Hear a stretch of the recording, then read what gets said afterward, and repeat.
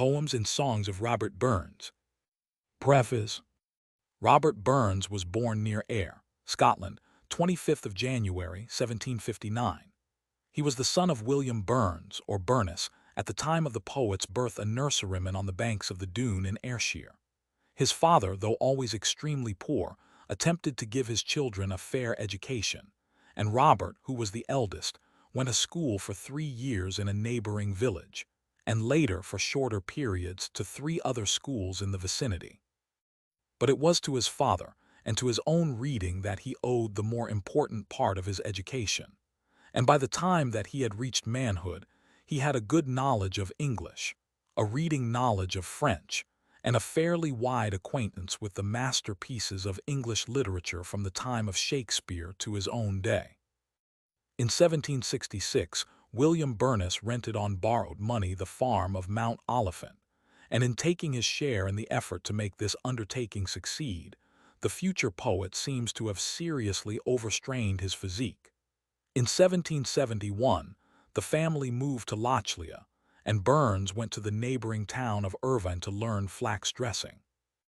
The only result of this experiment, however, was the formation of an acquaintance with a dissipated sailor, whom he afterward blamed as the prompter of his first licentious adventures. His father died in 1784, and with his brother Gilbert, the poet rented the farm of Mossgiel, but this venture was as unsuccessful as the others. He had meantime formed an irregular intimacy with Jean Armour, for which he was censured by the Kirk Session. As a result of his farming misfortunes, and the attempts of his father-in-law to overthrow his irregular marriage with Jean, he resolved to emigrate, and in order to raise money for the passage he published, Kilmarnock, 1786, a volume of the poems which he had been composing from time to time for some years. This volume was unexpectedly successful, so that, instead of sailing for the West Indies, he went up to Edinburgh, and during that winter he was the chief literary celebrity of the season. An enlarged edition of his poems was published there in 1787, and the money derived from this enabled him to aid his brother in Mossgiel, and to take and stock for himself the farm of Ellisland in Dumfriesshire. His fame as poet had reconciled the Armours to the connection, and having now regularly married Jean, he brought her to Ellisland and once more tried farming for 3 years. Continued ill success, however, led him, in 1791, to abandon Ellisland, and he moved to Dumfries, where he had obtained a position in the excise. But he was now thoroughly discouraged. His work was mere drudgery. His tendency to take his relaxation in debauchery increased the weakness of a constitution early undermined, and he died at Dumfries in his 38th year. See Burns' birthplace, the living room in the Burns birthplace cottage. It is not necessary here to attempt to disentangle or explain away the numerous amours in which he was engaged through the greater part of his life. It is evident that Burns was a man of extremely passionate nature and fond of conviviality, and the misfortunes of his lot combined with his natural tendencies to drive him to frequent excesses of self-indulgence. He was often remorseful, and he strove painfully, if intermittently, after better things. But the story of his life must be admitted to be, in its externals, a painful and somewhat sordid chronicle. That it contained, however, many moments of joy and exaltation is proved by the poems here printed. Burns' poetry falls into 2 main groups, English and Scottish. His English poems are, for the most part, inferior specimens of conventional 18th-century verse, but in Scottish poetry he achieved triumphs of a quite extraordinary kind. Since the time of the Reformation and the union of the crowns of England and Scotland, the Scots dialect had largely fallen into disuse as a medium for dignified writing. Shortly before Burns' time, however, Allan Ramsay and Robert Fergusson had been the leading figures in a revival of the vernacular, and Burns received from them a national tradition which he succeeded in carrying to its highest pitch, becoming thereby, to an almost unique degree, the poet of his people. He first showed complete mastery of verse in the field of satire. In the Twa Herds, Holy Willie's Prayer, addressed to the Unco Guid, the Holy Fair, and others, he manifested sympathy with the protest of the so-called New Light Party, which had sprung up in opposition to the extreme Calvinism and intolerance of the dominant Auld Lichts. The fact that Burns had personally suffered from the discipline of the Kirk probably added fire to his attacks, but the satires show more than personal animus. The force of the invective, the keenness of the wit, and the fervor of the imagination which they displayed rendered them an important force in the theological liberation of Scotland. The Kilmarnock volume contained, besides satire, a number of poems like The Twa Dogs and the Cotter's Saturday Night, which are vividly descriptive of the Scots peasant life with which he was most familiar, and a group like Pure Mealy and To a Mouse, which, in the tenderness of their treatment of animals, revealed one of the most attractive sides of Burns' personality. Many of his poems were never printed during his lifetime, the most remarkable of these being The Jolly Beggars, a piece in which, by the intensity of his imaginative sympathy and the brilliance of his technique, he renders a picture of the lowest dregs of society in such a way as to raise it into the realm of great poetry. But the real national importance of Burns is due chiefly to his songs. The Puritan austerity of the centuries following the Reformation had discouraged secular music, like other forms of art, in Scotland, and as a result Scottish song had become hopelessly degraded in point both of decency and literary quality. From youth Burns had been interested in collecting the fragments he had heard sung or found printed, and he came to regard the rescuing of this almost lost national inheritance in the light of a vocation. About his song-making, 2 points are especially noteworthy. First, that the greater number of his lyrics sprang from actual emotional experiences. Second, that almost all were composed to old melodies. While in Edinburgh, he undertook to supply material for Johnson's musical museum, and as few of the traditional songs could appear in a respectable collection, Burns found it necessary to make them over. Sometimes he kept a stanza or two, sometimes only a line or chorus, sometimes merely the name of the air. The rest was his own. His method, as he has told us himself, was to become familiar with the traditional melody, to catch a suggestion from some fragment of the old song, to fix upon an idea or situation for the new poem. Then, humming or whistling the tune as he went about his work, he wrought out the new verses, going into the house to write them down when the inspiration began to flag. In this process is to be found the explanation of much of the peculiar quality of the songs of Burns. Scarcely any known author has succeeded so brilliantly in combining his work with folk material, or in carrying on with such continuity of spirit the tradition of popular song. For George Thomson's collection of Scottish airs, he performed a function similar to that which he had had in the museum, and his poetical activity during the last 8 or 9 years of his life was chiefly devoted to these 2 publications. In spite of the fact that he was constantly in severe financial straits, he refused to accept any recompense for this work, preferring to regard it as a patriotic service. And it was, indeed, a patriotic service of no small magnitude. By birth and temperament he was singularly fitted for the task, and this fitness is proved by the unique extent to which his productions were accepted by his countrymen, and have passed into the life and feeling of his race. 1779. Song Handsome Nell 1. Tune, I am a man unmarried. Once I loved a bonny lass and I love her still, and whilst that virtue warms my breast, I'll love my handsome Nell. As bonny lasses I hae seen, and money full as braw, but for a modest graceful mane, the like I never saw. A bonny lass, I will confess, is pleasant to the eye, but without some better qualities she's no a lass for me. But Nelly's looks are blithe and sweet, and what is best of her reputation is complete and fair without a flaw. She dresses isae clean and neat, both decent and genteel, and then there's something in her gait gars ony dress look weel. A gaudy dress and gentle air may slightly touch the heart, but it's innocence and modesty that polishes the dart. 'Tis this in Nelly pleases me, 'tis this enchants my soul, for absolutely in my breast she reigns without control. Song o' Tibby, I hae seen the day. Tune, Invercald's Reel or Strathspey. Choir, O Tibby, I hae seen the day ye wadna been sae shy for Lake O gear ye lightly me, but troth I care na by. Yestreen I met you on the moor ye spak na but geed by like store, ye geck at me because I'm poor, but fiend a hair care one. O Tibby, I hae seen the day and see. When coming hame on Sunday last, upon the road as I cam past ye snuffed and ga your head a cast, but troth I caret na by. O Tibby, I hae seen the day and see.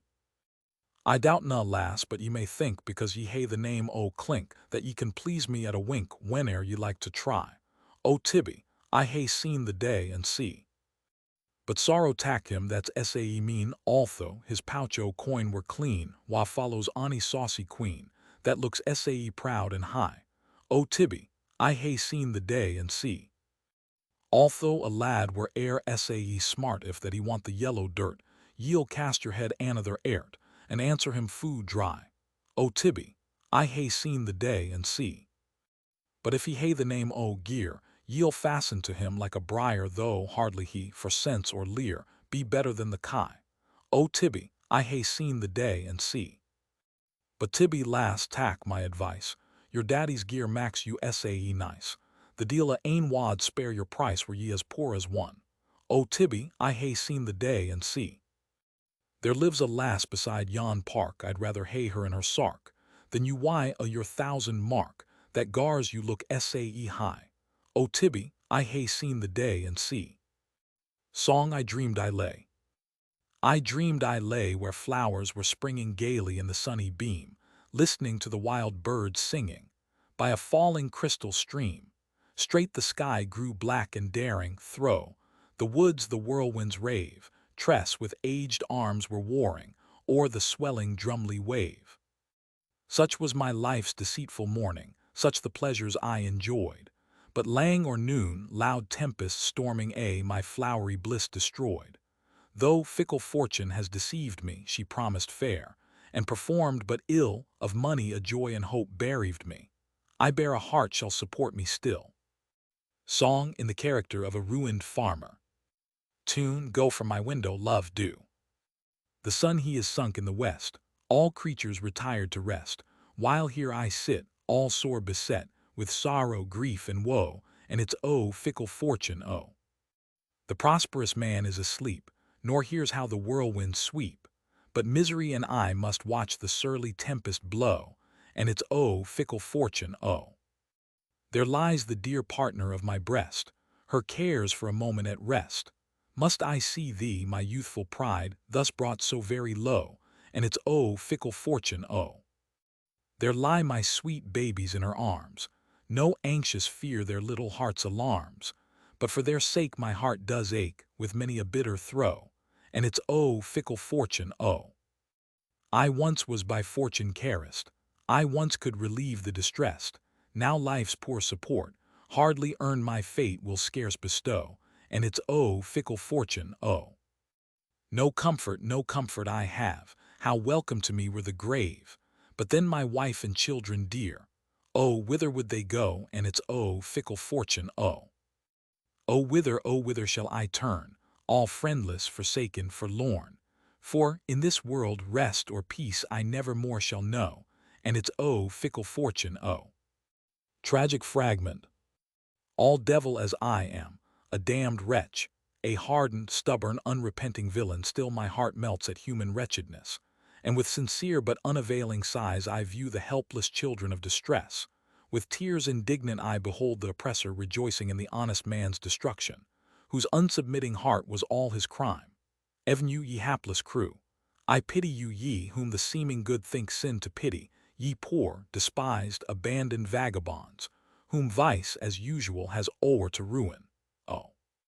But for friends and interposing heaven, I had been driven forth like you forlorn, the most detested, worthless wretch among you. O injured God!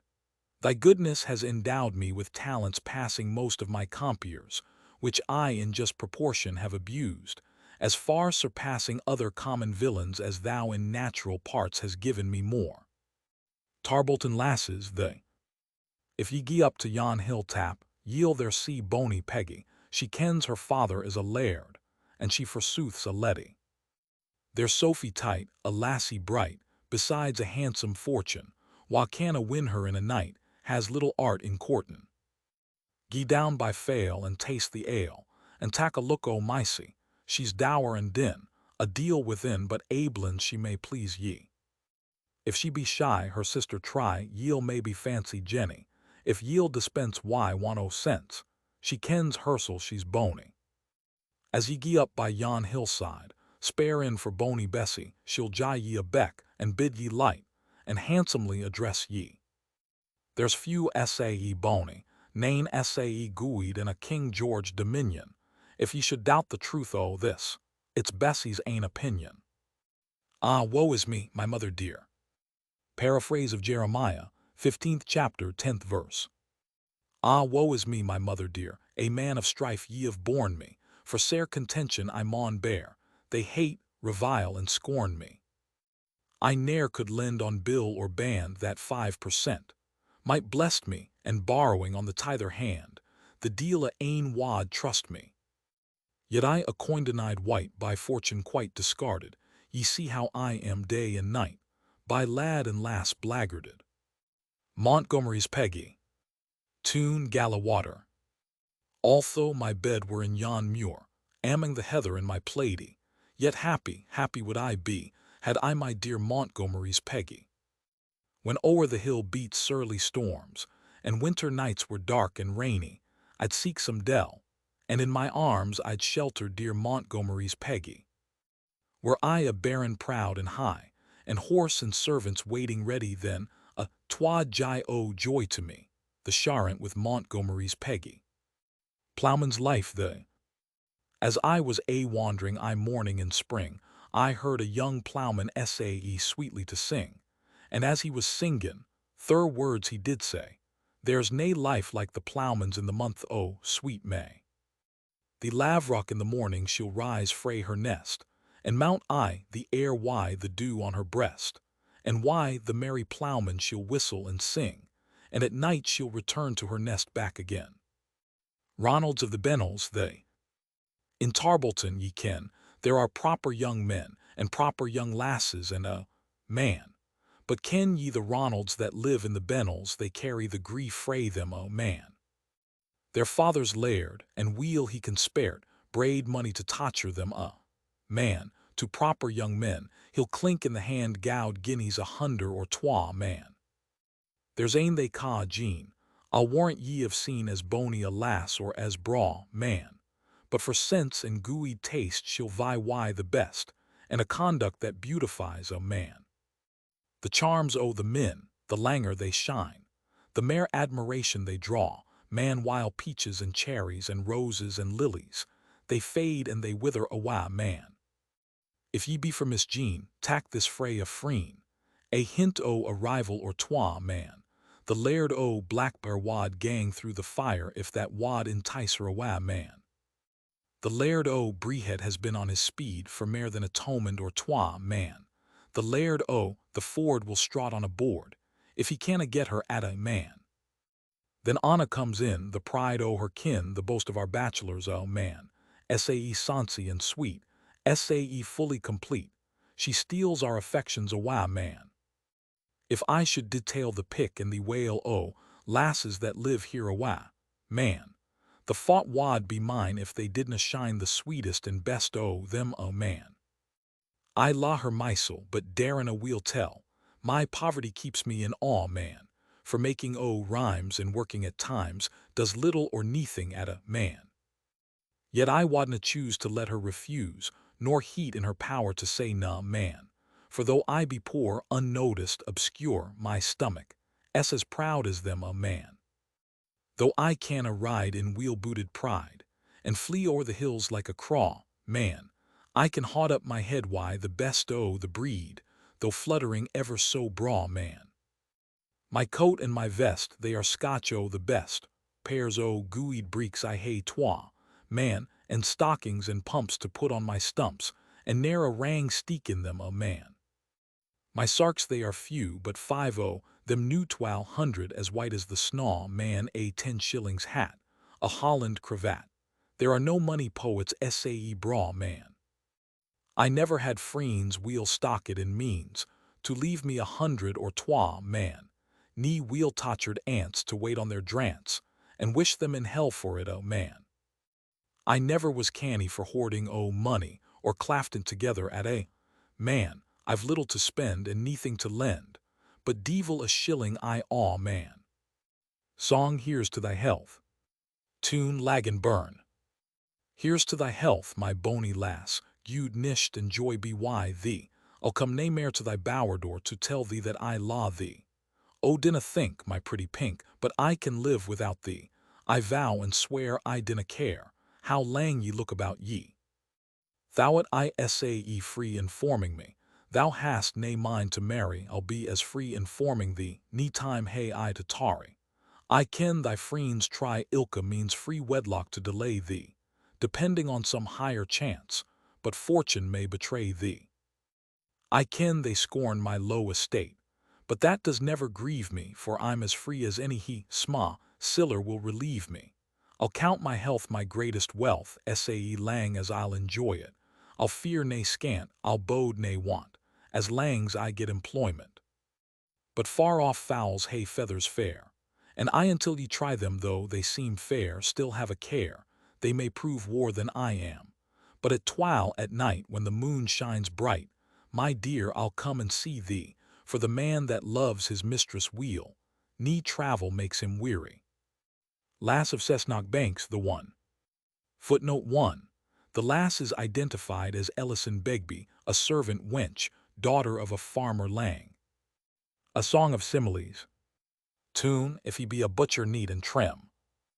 On Cessnock Banks a lassie dwells, could I describe her shape and mane, our lasses as she far excels, and she has twa sparkling roguish een.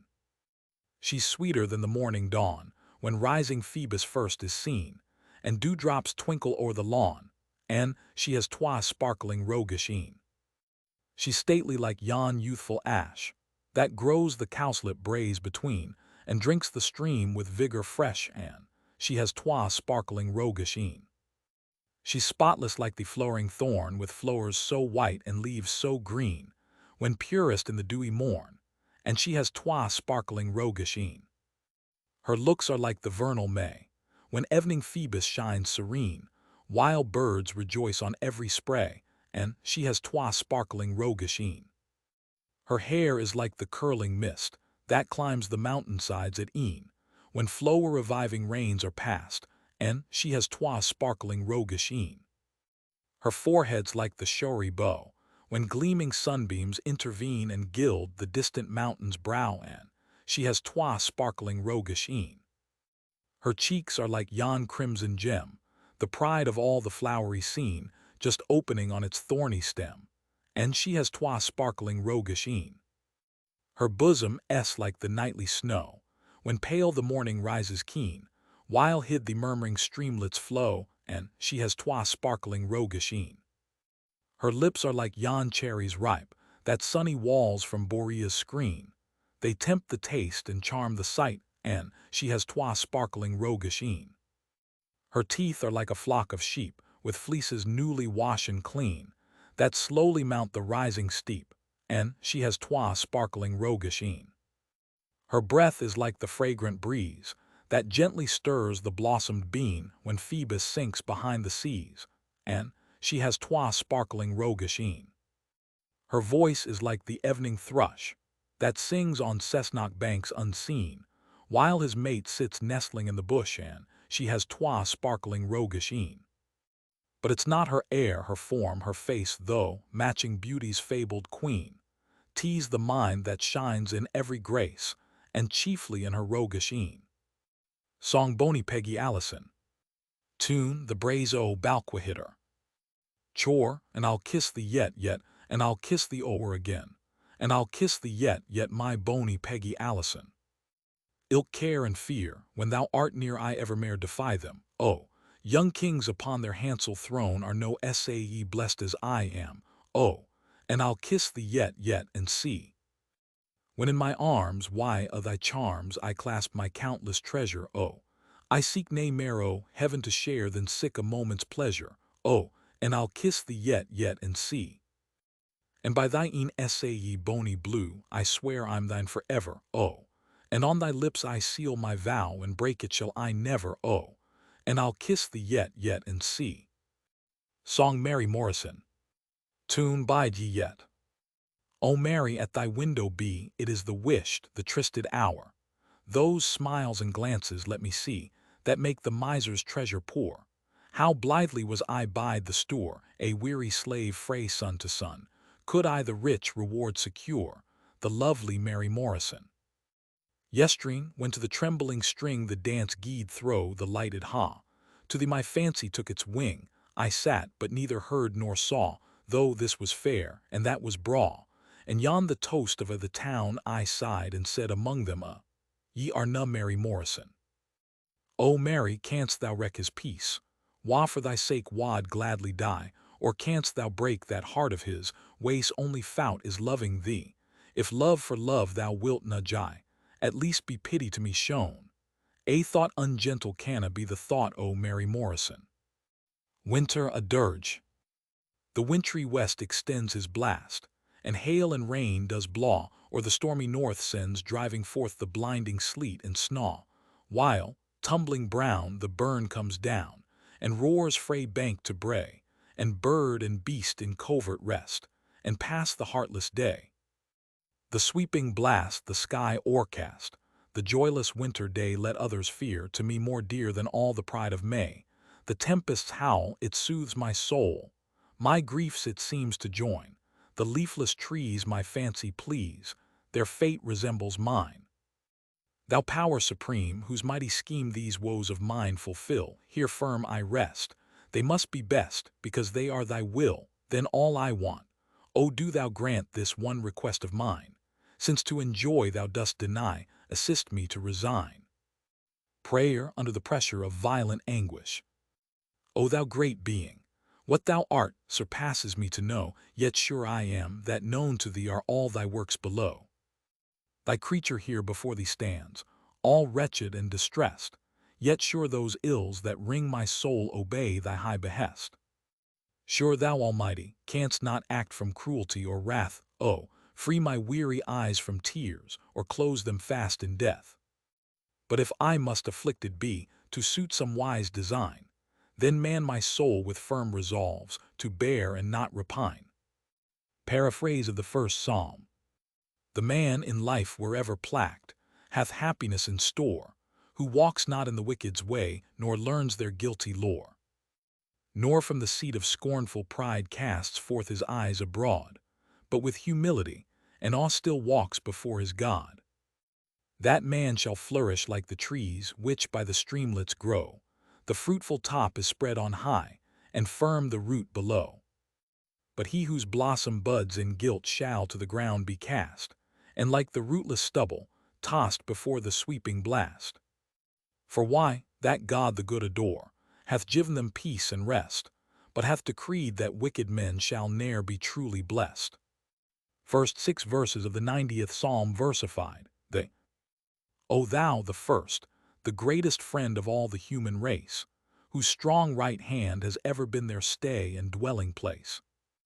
Before the mountains heaved their heads beneath thy forming hand, before this ponderous globe itself arose at thy command. That power which raised and still upholds this universal frame, from countless, unbeginning time was ever still the same. Those mighty periods of years which seem to us so vast, appear no more before thy sight than yesterday that's past. Thou giv'st the word, thy creature man is to existence brought, again thou say'st, ye sons of men, return ye into naught. Thou layest them, with all their cares in everlasting sleep, as with a flood thou tackst them off with overwhelming sweep. They flourish like the morning flower, in beauty's pride arrayed, but long ere night cut down it lies all withered and decayed. Prayer in the prospect of death. O thou unknown, almighty cause of all my hope and fear, in whose dread presence, ere an hour perhaps I must appear. If I have wandered in those paths of life I ought to shun, as something loudly in my breast remonstrates I have done. Thou know'st that thou hast formed me with passions wild and strong, and listening to their witching voice has often led me wrong. Where human weakness has come short, or frailty stepped aside, do thou, all good, for such thou art, in shades of darkness hide. Where with intention I have erred, no other plea I have, but thou art good, and goodness still delighteth to forgive. Stanzas on the same occasion. Why am I loth to leave this earthly scene? Have I so found it full of pleasing charms, some drops of joy with draughts of ill between, some gleams of sunshine mid renewing storms? Is it departing pangs my soul alarms, or death? Unlovely, dreary, dark abode, for guilt, my terrors are in arms. I tremble to approach an angry God, and justly smart beneath his sin-avenging rod. Fain would I say, forgive my foul offense, fain promise never more to disobey. But should my author health again dispense, again I might desert fair virtue's way, again in folly's part might go astray, again exalt the brute and sink the man. Then how should I for heavenly mercy pray, who act so counter heavenly mercy's plan, whose sins so oft have mourned, yet to temptation ran?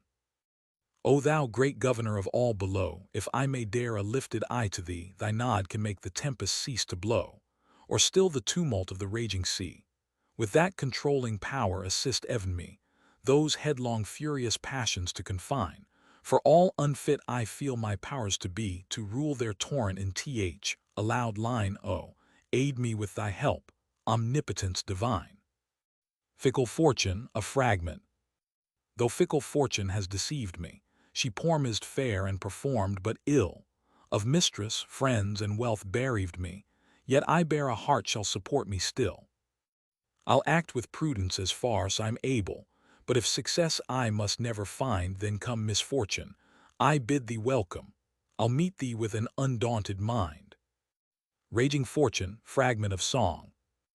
O raging fortune's withering blast has laid my leaf full low, O raging fortune's withering blast has laid my leaf full low, O.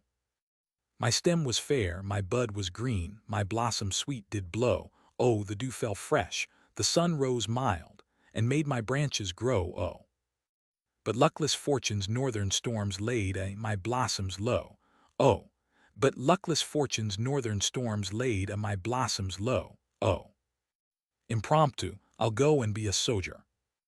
Oh, why the deuce should I repine, and be an ill foreboder? I'm 23, and 5'9". I'll go and be a sojer. I gat some gear, why mickle care? I held it weel thegither, but now it's gain, and something mair. I'll go and be a sojer. Song, no churchman am I. Tune, prepare, my dear brethren, to the tavern let's fly. No churchman am I for to rail and to write, no statesman nor soldier to plot or to fight, no sly man of business contriving a snare, for a big-bellied bottle's the whole of my care. The peer I don't envy, I give him his bow, I scorn not the peasant though ever so low, but a club of good fellows like those that are here, and a bottle like this, are my glory and care. Here passes the squire on his brother, his horse, there centum per centum, the cit with his purse, but see you the crown how it waves in the air. There, a big-bellied bottle still eases my care. The wife of my bosom, alas, she did die, for sweet consolation to church I did fly. I found that old Solomon proved it fair, that a big-bellied bottle's a cure for all care. I once was persuaded a venture to make. A letter informed me that all was to wreck, but the pursy old landlord just waddled upstairs, with a glorious bottle that ended my cares. Life's cares they are comforts, a maxim laid down by the bard, what d'ye call him that wore the black gown, and faith I agree with old prig to a hair, for a big-bellied bottle a heav'n of a care. A stanza added in a mason lodge. Then fill up a bumper and make it o'erflow, and honors Masonic prepare for to throw. may every true brother of the compass and square have a big-bellied bottle when harassed with care. My father was a farmer. Tune, the weaver and his shuttle, oh. My father was a farmer upon the Carrick border. Oh, and carefully he bred me in decency and order. Oh, he bade me act a manly part, though I had ne'er a farthing. Oh, for without an honest manly heart, no man was worth regarding, oh. Then out into the world my course I did determine. Oh, though to be rich was not my wish, yet to be great was charming. Oh, my talents they were not the worst, nor yet my education, oh. Resolved was I at least to try to mend my situation, oh. In many a way and vain essay, I courted fortune's favor. Oh, some cause unseen still stepped between to frustrate each endeavor. Oh, sometimes by foes I was o'erpoured, sometimes by friends forsaken. Oh, and when my hope was at the top, I still was worst mistaken, oh. Then sore harassed and turred at last, with fortune's vain delusion, oh, I dropped my schemes like idle dreams and came to this conclusion. Oh, the past was bad and the future hid, its good or ill untried. Oh, but the present hour was in my power, and so I would enjoy it, oh. No help nor hope, nor view had I, nor person to befriend me. Oh, so I must toil and sweat and moil and labor to sustain me. Oh, to plow and sow, to reap and mow, my father bred me early. Oh, for one, he said, to labor bread was a match for fortune fairly. Oh. Thus all obscure, unknown, and poor, through life I'm doomed to wander. Oh, till down my weary bones I lay in everlasting slumber. Oh, no view nor care, but shun whate'er might breed me pain or sorrow. Oh, I live today as well's I may, regardless of tomorrow. But cheerful still, I am as well as a monarch in his palace, oh, though fortune's frown still hunts me down with all her wonted malice, oh. I make indeed my daily bread, but ne'er can make it farther, oh. But as daily bread is all I need, I do not much regard her, oh. When sometimes by my labor I earn a little money, oh, some unforeseen misfortune comes generally upon me. Oh, mischance, mistake, or by neglect or my good-natured folly. Oh, but come what will, I've sworn it still, I'll ne'er be melancholy, oh. All you who follow wealth and power with unremitting ardor, oh, the more in this you look for bliss, you leave your view the farther. Oh, had you the wealth Potosi boasts, or nations to adore you, oh, a cheerful, honest-hearted clown I will prefer before you, oh. John Barleycorn, a ballad. There was 3 kings into the east, 3 kings both great and high, and they hae sworn a solemn oath John Barleycorn should die. They took a plough and ploughed him down, put clods upon his head, and they hae sworn a solemn oath John Barleycorn was dead. But the cheerful spring came kindly on, and showers began to fall. John Barleycorn got up again, and sore surprised them all. The sultry suns of summer came, and he grew thick and strong, his head wheel armed pointed spears, that no one should him wrong. The sober autumn entered mild, when he grew wan and pale, his bending joints and drooping head showed he began to fail. His color sickened more and more, he faded into age, and then his enemies began to show their deadly rage. They've ta'en a weapon, long and sharp, and cut him by the knee, then tied him fast upon a cart like a rogue for forgery. They laid him down upon his back, and cudgelled him full sore. They hung him up before the storm, and turned him o'er and o'er. They filled up a darksome pit with water to the brim. They heaved in John Barleycorn, there let him sink or swim. They laid him out upon the floor, to work him farther woe, and still, as signs of life appeared, they tossed him to and fro. They wasted, o'er a scorching flame, the marrow of his bones, but a miller used him worst of all, for he crushed him between 2 stones. And they hae ta'en his very heart's blood, and drank it round and round, and still the more and more they drank, their joy did more abound. John Barleycorn was a hero bold of noble enterprise, for if you do but taste his blood, 'twill make your courage rise. 'Twill make a man forget his woe, 'twill heighten all his joy, 'twill make the widow's heart to sing though the tear were in her eye. Then let us toast John Barleycorn, each man a glass in hand, and may his great posterity ne'er fail in old Scotland. Death and dying words of poor Maely, the author's only pet yow, an unco mournfu tale. As Maely and her lambs the gither, was I day nibbling on the tether, upon her clute she coosed a hitch, and o'er she warsled in the ditch, there, groaning, dying, she did lie, when Huoch he cam doitin by. Why glorin e'en and lifted hands poor Huoch like a statue stan, he saw her days were near hand ended, but wheeze my heart, he could na mend it, he gaped wide, but neathing spak, at length poor Maely silence brack. O thou, waste lamentable face appears to mourn my woeful case, my dying words attentive hear, and bear them to my master dear. Tell him if e'er again he keep as muckle gear as by a sheep, oh, bid him never tie them mair, why wicked strings o' hemp or hair, but caw them out to park or hill, and let them wander at their will, so may his flock increase, and grow to scores o' lambs, and packs o' woo. Tell him he was a master kin, and I was gooey to me and mine, and now my dying charge I jye him, my helpless lambs, I trust them why him. Oh, bid him save their harmless lives, free dogs and tods and butchers' knives, but jye them gooeyed cow milk their fill, till they be fit to fend themsel, and tent them duly, e'en and morn, why teats o' hay and rips o' corn. And may they never learn the geats of ither vile wanrest foo pets to slink throw slaps, and reeve and steal at stacks o' peas or stalks o' kyle, so may they, like their great forbears, for money a year come throw the shears, so wives will jye them bits o' bread, and bairns greet for them when they're dead. My poor Tuplam, my son and heir, oh, bid him breed him up why care, and, if he live to be a beast, to pit some havens in his breast. And warn him, what I win a name, to stay content why yows at hame, and know to rin and wear his clutes like ither menseless, graceless brutes. And neast my yowie, silly thing, you'd keep thee frae a tether string. Oh, may thou ne'er forgather up, why Ani blast it moorland toop, but I keep mine to moop and mell, why sheep o' credit like thistle. And now, my bairns, why my last breath, I lee my blessin' why you baith, and when you think you po your mither, mind to be kind to ane another. Now honest Huoch dinna fail, to tell my master o' my tale, and bid him burn this cursed tether, and for thy pains thou'se get my blather.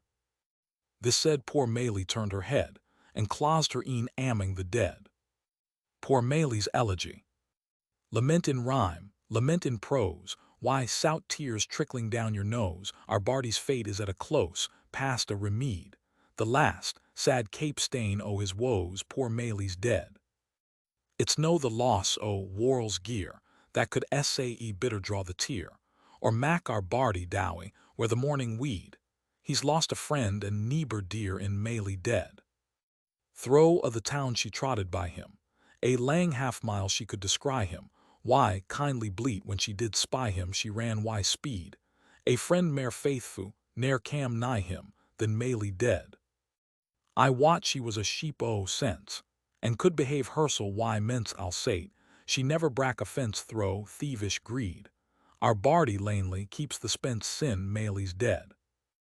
Or if he wanders up the how, her living image in her yow comes bleeding till him, o'er the no, for bits o' bread, and down the briny pearls row for Maely dead.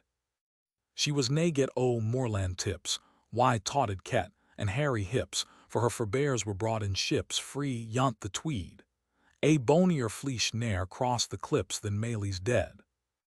We worth the man wha first did shape that vile wanchancy thing, a rape bit max gooeyed fellows gurn and gape, why chalk in dread, and Robin's bonnet wave why crape for Maely dead. O, a ye bards on Bonie Doon, and wha on air your chanter's tune, come join the melancholious croon o' Robin's reed, his heart will never get a boon, his Maely's dead. Song the rigs o' barley.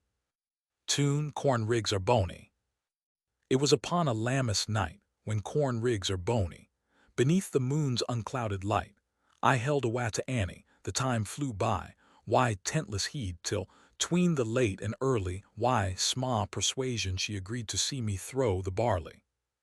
Corn rigs and barley rigs, and corn rigs are bony. I'll ne'er forget that happy night, amming the rigs, why, Annie.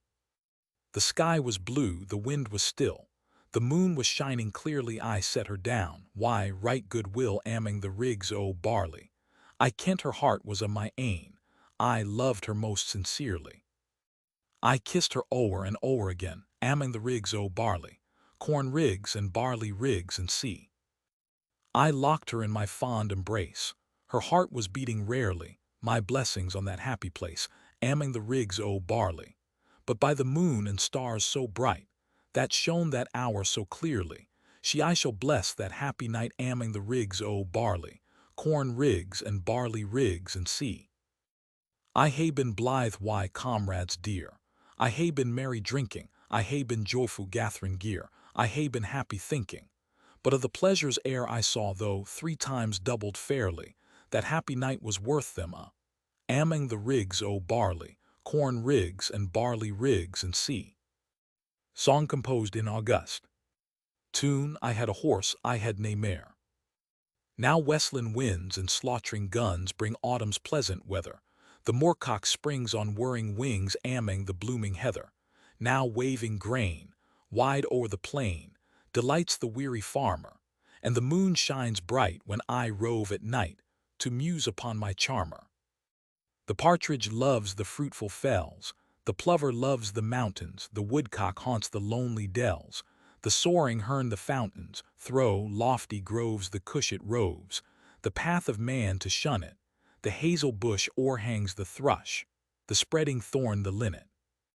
Thus every kind their pleasure find, the savage and the tender some social join, and leagues combine some solitary wander, avant away.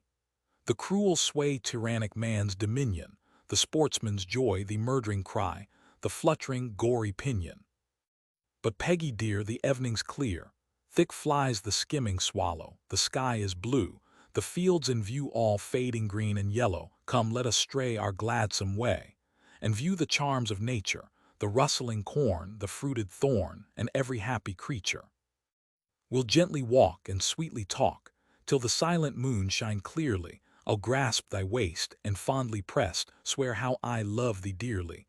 Not vernal shores to budding floors, not autumn to the farmer, so dear can be as thou to me, my fair, my lovely charmer. Song. Tune, my Nanny, O.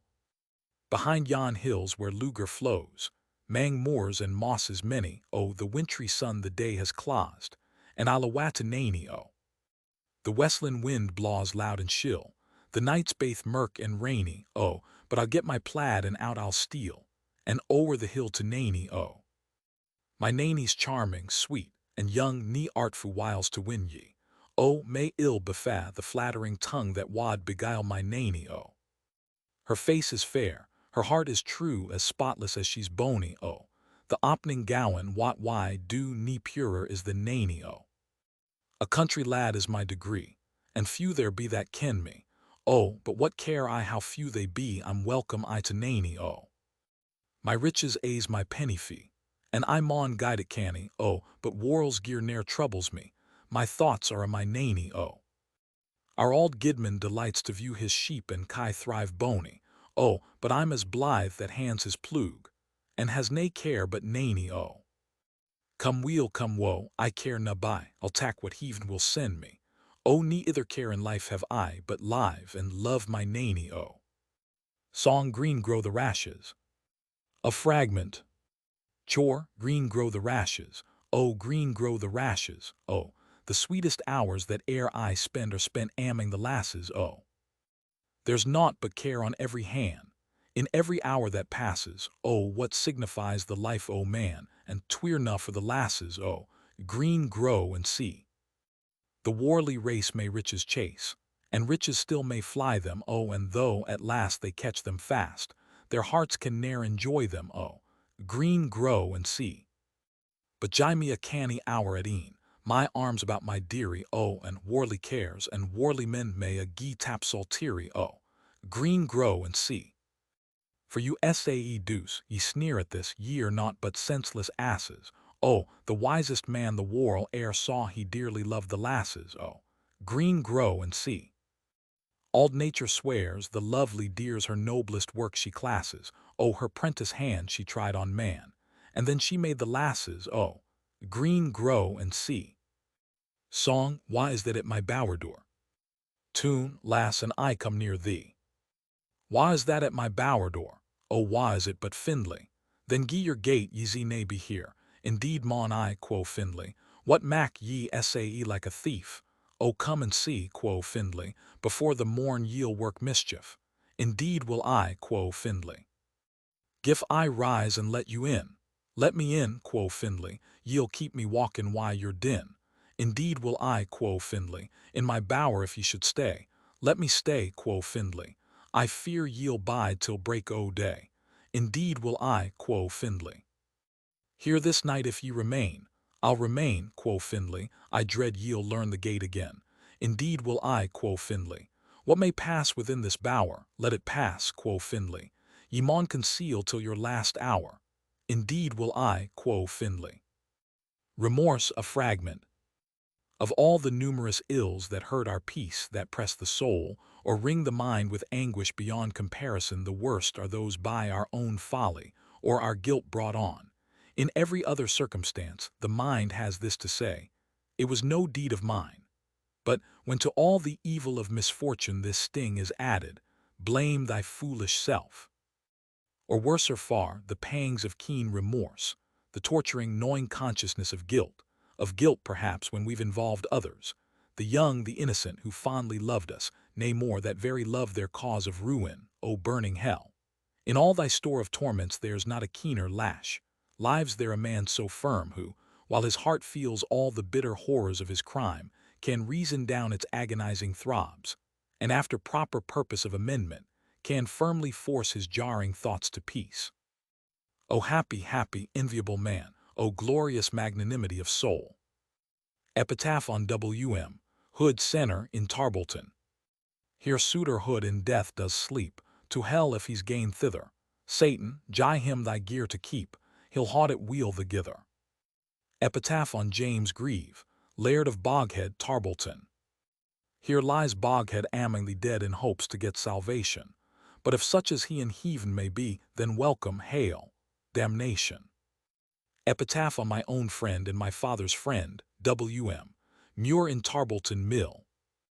An honest man here lies at rest as ere God with his image blessed, the friend of man, the friend of truth, the friend of age and guide of youth. Few hearts like his, with virtue warmed, few heads with knowledge so informed. If there's another world, he lives in bliss. If there is none, he made the best of this. Epitaph on my ever-honored father. O ye whose cheek the tear of pity stains, draw near with pious reverence, and attend, here lie the loving husband's dear remains, the tender father and the generous friend, the pitying heart that felt for human woe, the dauntless heart that feared no human pride, the friend of man, to vice alone a foe, for even his failings leaned to virtue's side. 1. Ballad on the American War. Tune Killicranky. When Guilford good our pilot stood and did our helm thraw, man, a night at tea began a plea within America, man. Then up they gat the maskin pat, and in the sea did jaw, man, and did nae less in full Congress than quite refuse our law, man. Then throw the lakes Montgomery takes, I wot he was na slaw, man, down Lowry's burn he took a turn, and Carleton did ca, man. But yet Wutrecht he at Quebec Montgomery like did fa, man, why sword in hand before his band amming his enmise, o man. Poor Tammy Gage within a cage was kept at Boston, man, till Willie Howe took o'er the know for Philadelphia, man, why sword and gun he thought a sin gooeyed Christian bluid to draw, man. But at New York, why knife and fork, sirloin he hacked sma, man. Bergen geed up like spur and whip, till Fraser brave did fa, man, then lost his way, I misty day, in Saratoga Shaw, man, Cornwallis fought as Langs he doubt, and did the buckskins claw, man, but Clinton's glaive fray rust to save, he hung it to the wa, man. Then Montague and Guilford too began to fear a fa, man, and Sackville Dower wa stood the store, the German chief to thraw, man, for Paddy Burke like Ani Turk, ne mercy had at a man, and Charlie Fox threw by the box, and losed his tinkler jaw, man. Then Rockingham took up the game, till death did on him caw, man, when Shelburne meek held up his cheek, conformed to gospel law, man. St. Stephen's boys, why jarring noise they did his measures thraw, man, for North and Fox united stocks, and bore him to the Wa, man. Then clubs and hearts were Charlie's carts, he swept the stakes away, man, till the diamond's ace of Indian race led him a sair faux pas, man. The Saxon lads, why loud placards, on Chatham's boy did caw, man, and Scotland drew her pipe and blew up Willie wore them, oh, man. Behind the throne then Granville's gone a secret word or twa, man, while Slee Dundas aroused the class benorth the Roman wa, man, and Chatham's wraith in heavenly graith inspired Bardi saw, man. Why kindling eyes cried, Willie rise, would I hae feared them, a man. But word and blow North, Fox and co. Goufed Willie like a ba, man, till Suthron raise and coosed their clays behind him in a raw, man. And Caledon threw by the drone, and did her whittle draw, man, and swore foo rude, throw dirt and blewed, to mak it gooeyed in law, man. Reply to an announcement by J. Rankin on his writing to the poet, that a girl in that part of the country was with a child to him. I am a keeper of the law in some sma points, although not some people tell me gin I fa, a way or ither, the breaking of I point though sma, breaks of the gither.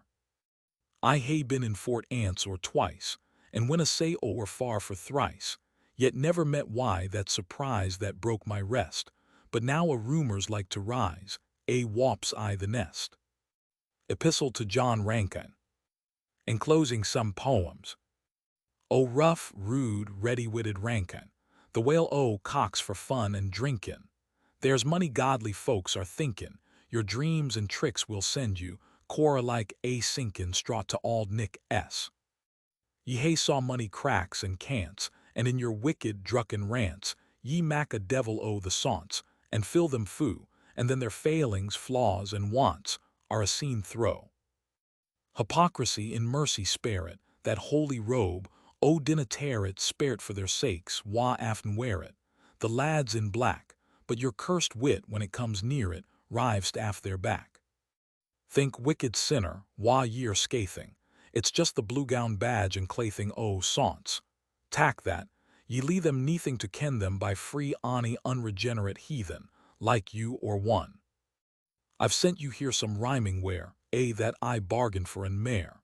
Sae when ye hae an hour to spare, I will expect, yon sang ye'll sent, why canny care and no neglect.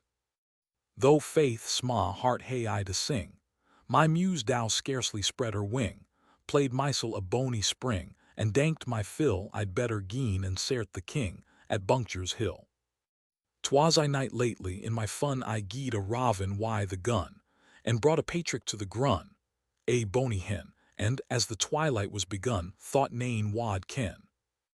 The poor wee thing was little hurt, I straked it a wee for sport, ne'er thinkin' they wad fash me fort, but deal ma care. Somebody tells the poacher court the hale affair.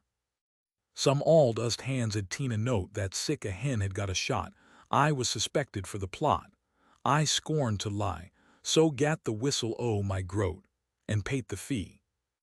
But by my gun, o gun's the whale, and by my powder and my hail, and by my hen and by her tail, I vow and swear, the game shall pay o'er muir and dale for this next year. As soon's the clock in time is by, and the wee pouts begun to cry, Lord, I'se hae sporting by and by for my gowd guinea, though I should heard the buckskin kai fort in Virginia. Troth, they had muckle for to blame. 'Twas neither broken wing nor limb, but twa three draps about the wame scarce throw the feathers, and baith a yellow George to claim, and thole their blethers. It pits me I as mad's a hare, so I can rhyme nor write nae mair, but pennyworths again is fair, when time's expedient, meanwhile I am, respected sir, your most obedient. A poet's welcome to his love-begotten daughter, 1. The first instance that entitled him to the venerable appellation of father. Thou's welcome, ween, mishanter fa me, if thoughts o thee, or yet thy mamie shall ever Daunton me or awe me, my Bonie lady, or if I blush when thou shalt ca me tita or daddy. Though now they ca me fornicator, and tease my name in country clatter, the mair they talk, I'm kent the better, and let them clash, and auld wife's tongues of feckless matter to jie ain fash. Welcome, my Bonie, sweet wee dochter, though ye come here a wee unsought for, and though you're common I hae fought for baith kirk and quare, yet by my faith, ye're no unwrought for that I shall swear.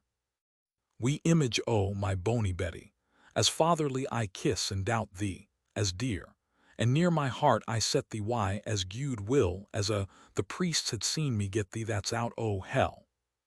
Sweet fruit o' money a merry dint, my funny toil is now a tint sin, thou came to the warl asklant, which fools may scoff at, in my last plaque thy parts be int the better half o' tea.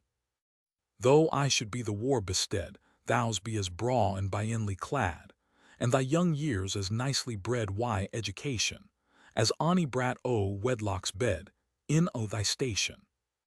Lord grant that thou may I inherit thy mither's person, grace, and merit, and thy poor worthless daddy's spirit, without his failings. 'Twill please me mair to see thee heir it, than stock it mailins. For if thou be what I wad hae thee, and tak the counsel I shall gibe thee, I'll never rue my trouble why thee, the cost nor shame o' tea, but be a loving father to thee, and brag the name o' tea. Song o' Leave Novels 1. O leave novels, ye Mauchline belles, ye are safer at your spinning wheel. Such witching books are baited hooks for rakish rooks like Rob Mostiel. Your fine Tom Jones and Grandisons, they make your youthful fancies reel. They heat your brains and fire your veins, and then you're prey for Rob Mostiel. Beware a tongue that's smoothly hung, a heart that warmly seems to feel that feeling heart but acts apart. Tease rakish art in Rob Mostiel. The frank address, the soft caress are worse than poisoned darts of steel. The frank address and politesse are all finesse in Rob Mostiel. Fragment, the Mauchline Lady. Tune, I had a horse, I had nae mare. When first I came to Stuart Kyle, my mind it was na steady, where'er I gied, where'er I rade, a mistress still I had I. But when I came round by Mauchline town, not dreading anybody, my heart was caught before I thought, and by a Mauchline lady. Fragment, my girl she's airy. Tune, Black Jock. My girl she's airy, she's buxom and gay, her breath is as sweet as the blossoms in May. A touch of her lips it ravishes quite, she's always good-natured, good-humored, and free she dances, she glances, she smiles upon me. I never am happy when out of her sight. The Belles of Mauchline. In Mauchline there dwells 6 proper young belles, the pride of the place and its neighborhood their carriage and dress. A stranger would guess in London or Paris they'd gotten it a. Miss Miller is fine, Miss Markland's divine, Miss Smith she is wit, and Miss Betty is braw. There's beauty and fortune to get why, Miss Morton. But armor's the jewel for me, oh them a. Epitaph on a noisy polemic. Below thir stands lie Jamie's banes. O death, it's my opinion, thou ne'er took such a blethering bitch into thy dark dominion. Epitaph on a henpecked country squire. As Father Adam first was fooled, a case that's still too common, here lies man a woman ruled, the devil ruled the woman. Epigram on the said occasion. O death, hadst thou but sparred his life, whom we this day lament, we freely wad exchanged the wife, and have been weal content. Even as he is, called in his graph, the swap we yet will dot, tack thou the carlin's carcase aft thous get the Saul o' boot. Another. One Queen Artemisia, as old stories tell, when deprived of her husband she loved so well, in respect for the love and affection he showed her, she reduced him to dust and she drank up the powder. But Queen Netherplace of a different complexion, when called on to order the funeral direction, would have eat her dead lord on a slender pretense, not to show her respect, but to save the expense.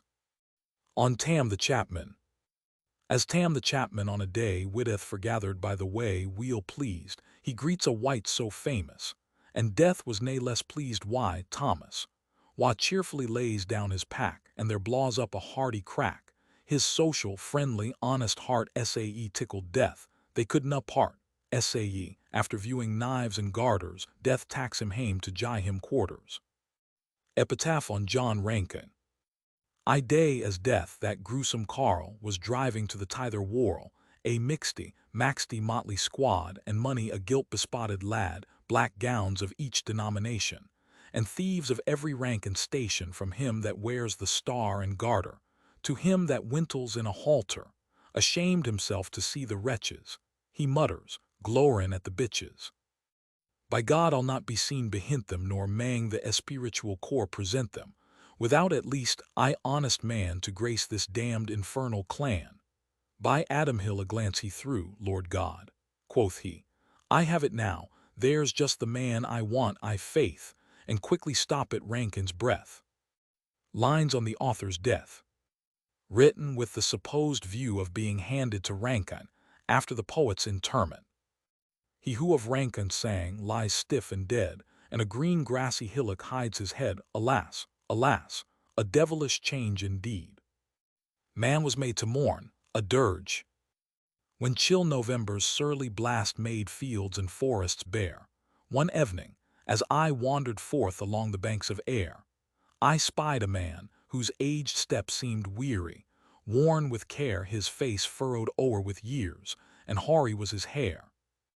Young stranger, whither wanderest thou? Began the reverend sage.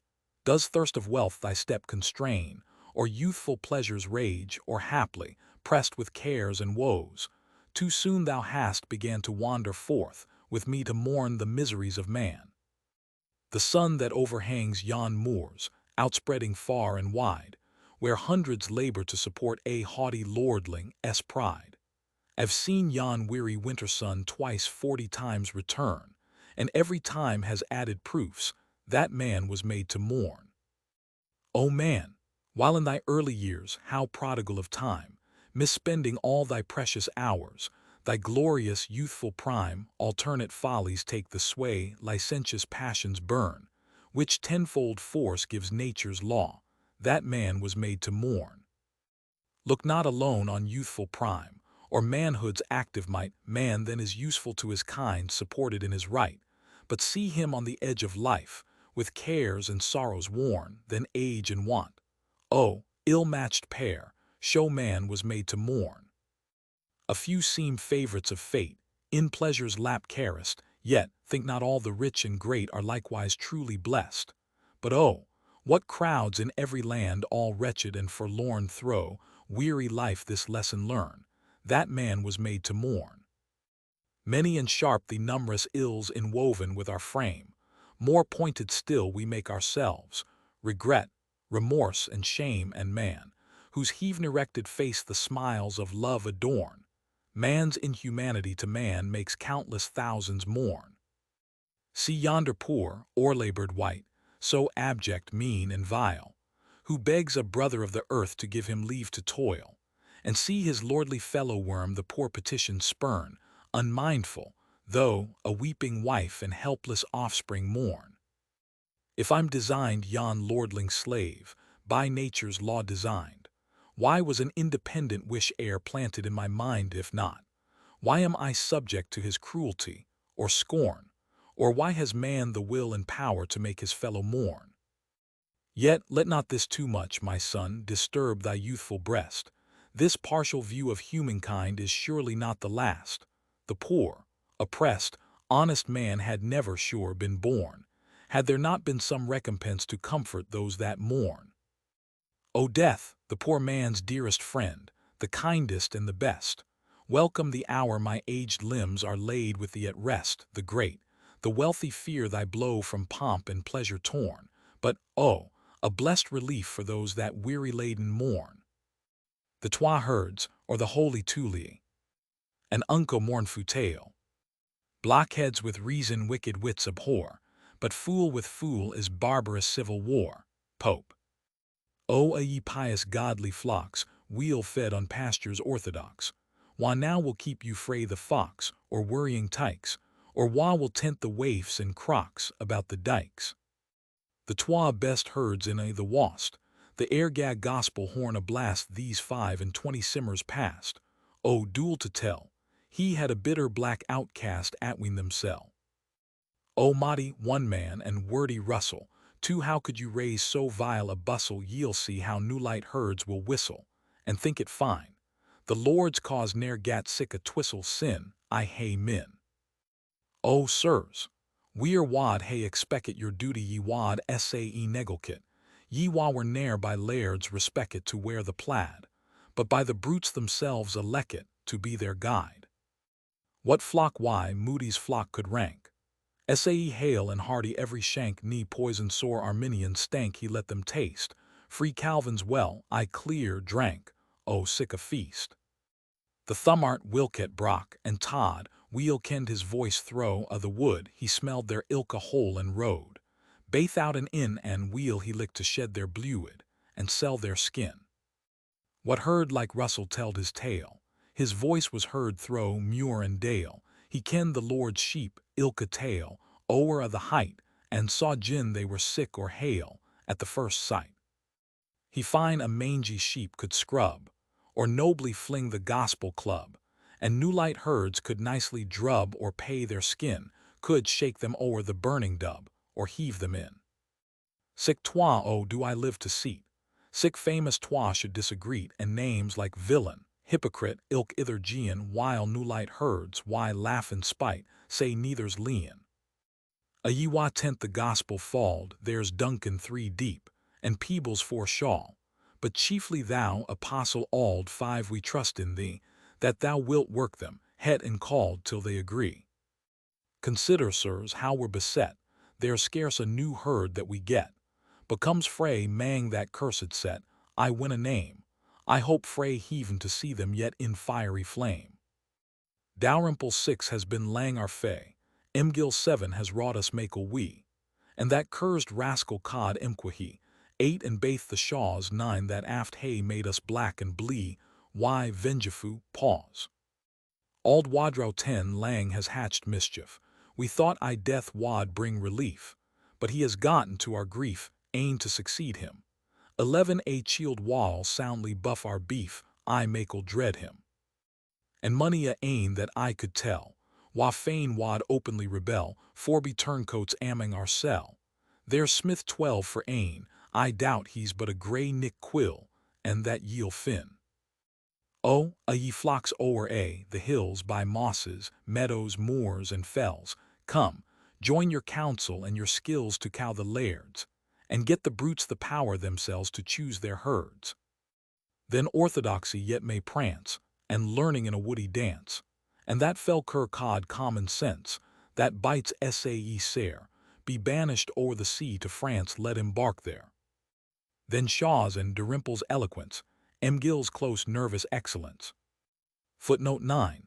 Dr. Andrew Shaw of Craigie and Dr. David Shaw of Colton. Footnote 11. Reverend John M. Math, a young assistant and successor to Wadrow. Imquahi's pathetic manly sense, and Guid M. Math Y. Smith, wa throw the heart can glance, may a pack af. Epistle to Davy, a brother poet. January. While winds fray aft Benlam and Blaw and bar the doors wide driving snaw and hing us o'er the ingle, I set me down to pass the time, and spin a verse or twa o' rhyme, in hamely Westland jingle, while frosty winds blaw in the drift bend to the chimla lug. I grudge a wee the great folks' gift that live sae byen and snug, tent less, and want less their roomy fireside, but hanker and canker to see their cursed pride. It's hardly in a body's power to keep at times, Frey being sour to see how things are shard, how best cheels are whiles in want, while coofs on countless thousands rant, and ken na how to wear't. But Davy, lad, ne'er fash your head though we hae little gear, we're fit to win our daily bread, as langs were hail and fear, mair spear na nor fear na. One old age ne'er mind a feg, the last OT, the worst OT is only but to beg. To lie in kilns and barns at e'en, when banes are crased and bluid is thin, is doubtless great distress. Yet then content could make us blessed, even then sometimes we'd snatch a taste of truest happiness, The honest heart that's free frae intended fraud or guile, however fortune kick the ba, has I some cause to smile, and mind still you'll find still, a comfort this nae sma. Ni mair then will care then, ni farther can we fa. What though, like commoners of air, we wander out, we know not where but either house or how, yet nature's charms, the hills and woods, the sweeping vales and foaming floods are free alike to all. In days when daisies deck the ground and blackbirds whistle clear, with honest joy our hearts will bound to see the coming year. On braes when we please then, we'll sit and soth a tune, sign rhyme tilt will time tilt, and sink when we hae done. It's no in titles nor in rank, it's no in wealth like lawn on bank to purchase peace and rest, it's no in mac and muckle, mair it's no in books, it's no in lear to make us truly blessed. If happiness hae not her seat and centre in the breast, we may be wise or rich or great, but never can be blessed, ni treasures nor pleasures could make us happy lang. The heart eye's the part eye that makes us right or wrang. Think ye that sick as you and I wa drudge and drive thro', wet and dry why never ceasing toil, think ye, are we less blessed than they, wa scarcely tent us in their way as hardly worth their while, alas. How aft in haughty mood, God's creatures they oppress, or else, neglecting of that's gooid they riot in excess, baith careless and fearless of either heaven or hell, esteeming and deeming it's an idle tale. Then let us cheerful acquiesce, nor make our scanty pleasures less by pining at our state, and even should misfortunes come I here wa sit, hae met why some and's thankful for them yet. They gie the wit of age to youth, they let us ken oursel, they make us see the naked truth, the real gooid and ill, though losses and crosses be lessons right severe, there's wit there, ye'll get there, ye'll find nae otherwhere. But tent me Davy ace o' hearts, to say aught less wad rang the carts, and flattery I detest. This life has joys for you and I, and joys that riches ne'er could buy, and joys the very best. Theirs are the pleasures o' the heart, the lover and the freen. Ye hae your Meg, your dearest part, and I my darling Jean. It warms me, it charms me to mention but her name. It heats me, it beats me, and sets me on flame. O all ye powers who rule above, O thou whose very self art love, thou know'st my words sincere, the lifeblood streaming thro' my heart, or my more dear immortal part, is not more fondly dear, when heart-corroding care and grief deprive my soul of rest, her dear idea brings relief, and solace to my breast. Thou being all-seeing, O hear my fervent prayer, still take her, and make her thy most peculiar care. All hail, ye tender feelings dear, the smile of love, the friendly tear, the sympathetic glow. Long since this world's thorny ways had numbered out my weary days, had it not been for you. Fate still has blessed me with a friend, in every care and ill, and oft a more endearing band, a tie more tender still. It lightens, it brightens the tenebrific scene to meet with and greet with my Davy or my Jean. Oh, how that name inspires my style! The words come skelpin, rank and file, amust before I can. The ready measure rins as fine, as Phoebus and the famous nine were glorin' o'er my pen. My spaviot Pegasus will limp, till Ancy's fairly het, and then he'll hilch and stilt and jimp and rin an unco fit. But least then the beast then should rue this hasty ride. I'll light now and dight now his sweaty, wizened hide. Holy Willie's prayer. And send the godly in a pet to pray. Pope. Argument. Holy Willie was a rather oldish bachelor elder in the parish of Mauchline, and much and justly famed for that polemical chattering, which ends in tippling orthodoxy, and for that spiritualized bawdry which refines to liquorish devotion. In a sessional process with a gentleman in Mauchline, a Mr. Gavin Hamilton, Holy Willie and his priest, Father Auld, after full hearing in the presbytery of Ayr, came off but second best, owing partly to the oratorical powers of Mr. Robert Aiken, Mr. Hamilton's counsel, but chiefly to Mr. Hamilton, being one of the most irreproachable and truly respectable characters in the county. On losing the process, the muse overheard him at his devotions as follows. O thou who in the heavens does dwell, who, as it pleases best thyself, sends ane to heaven and 10 to hell, for thy glory, and no for ony gude or ill they've done afore thee. I bless and praise thy matchless might, when thousands thou hast left in night, that I am here afore thy sight, for gifts and grace a burning, and a shining light to this place. What was I, or my generation, that I should get sick exaltation? I deserve most just damnation for broken laws, 5,000 years ere my creation throw, Adam's cause. When frae my mither's womb I fell, thou might hae plunged me in hell to gnash my gums, to weep and wail, in burnin' lakes, where damned devils roar and yell, chained to their stakes. Yet I am here a chosen sample, to show thy grace is great and ample. I'm here a pillar o' thy temple, strong as a rock, a guide, a buckler, an example, to thy flock. O Lord, thou kens what zeal I bear, when drinkers drink and swearers swear, and singin' there, and dancin' here, why, great and sma', for I am keepit by thy fear free frae them a'. But yet, O Lord, confess I must, at times I'm fashed why fleshly lust, and sometimes, too, in wardly trust vile self gets in, but thou remembers we are dust, defilled why sin. O Lord, yestreen thou kens why meg, thy pardon I sincerely beg, oh, may't ne'er be a livin' plague to my dishonor, and I'll ne'er lift a lawless leg again upon her. Besides, I farther maun allow why Leesy's lass, 3 times I trow, but Lord, that Friday I was fou when I cam near her, or else, thou kens, thy servant true wad never steer her. Maybe thou let's this fleshly thorn buffet thy servant e'en and mourn, lest he o'er proud and high-shoed turn, that he's sae gifted, if sae, thy hand maun e'en be borne, until thou lift it. Lord, bless thy chosen in this place, for here thou hast a chosen race, but God confound their stubborn face, and blast their name, while bring thy elders to disgrace and public shame. Lord, mind gone Hamilton's deserts, he drinks and swears and plays at carts, yet has sae money talkin' arts, why, great and sma', free God's ain priest the people's hearts he steals awa'. And when we chastened him therefore, thou kens how he bred sick a splore and set the world in a roar o' laughing at us. Curse thou his basket and his store, kyle and potatoes. Lord, hear my earnest cry and prayer against that presbytery o' air. Thy strong right hand, Lord, make it bear Upo, their heads. Lord, visit them, and dinna spare for their misdeeds. O Lord, my God, that glib-tongued Aiken, my vera heart and flesh are quackin' to think how we stood sweatin', shackin', and peety why dread while he, why hingin' lip and snackin', held up his head. Lord, in thy day o' vengeance try him, Lord, visit them wha did employ him, and pass not in thy mercy by 'em, nor hear their prayer, but for thy people's sake destroy 'em, and dinna spare.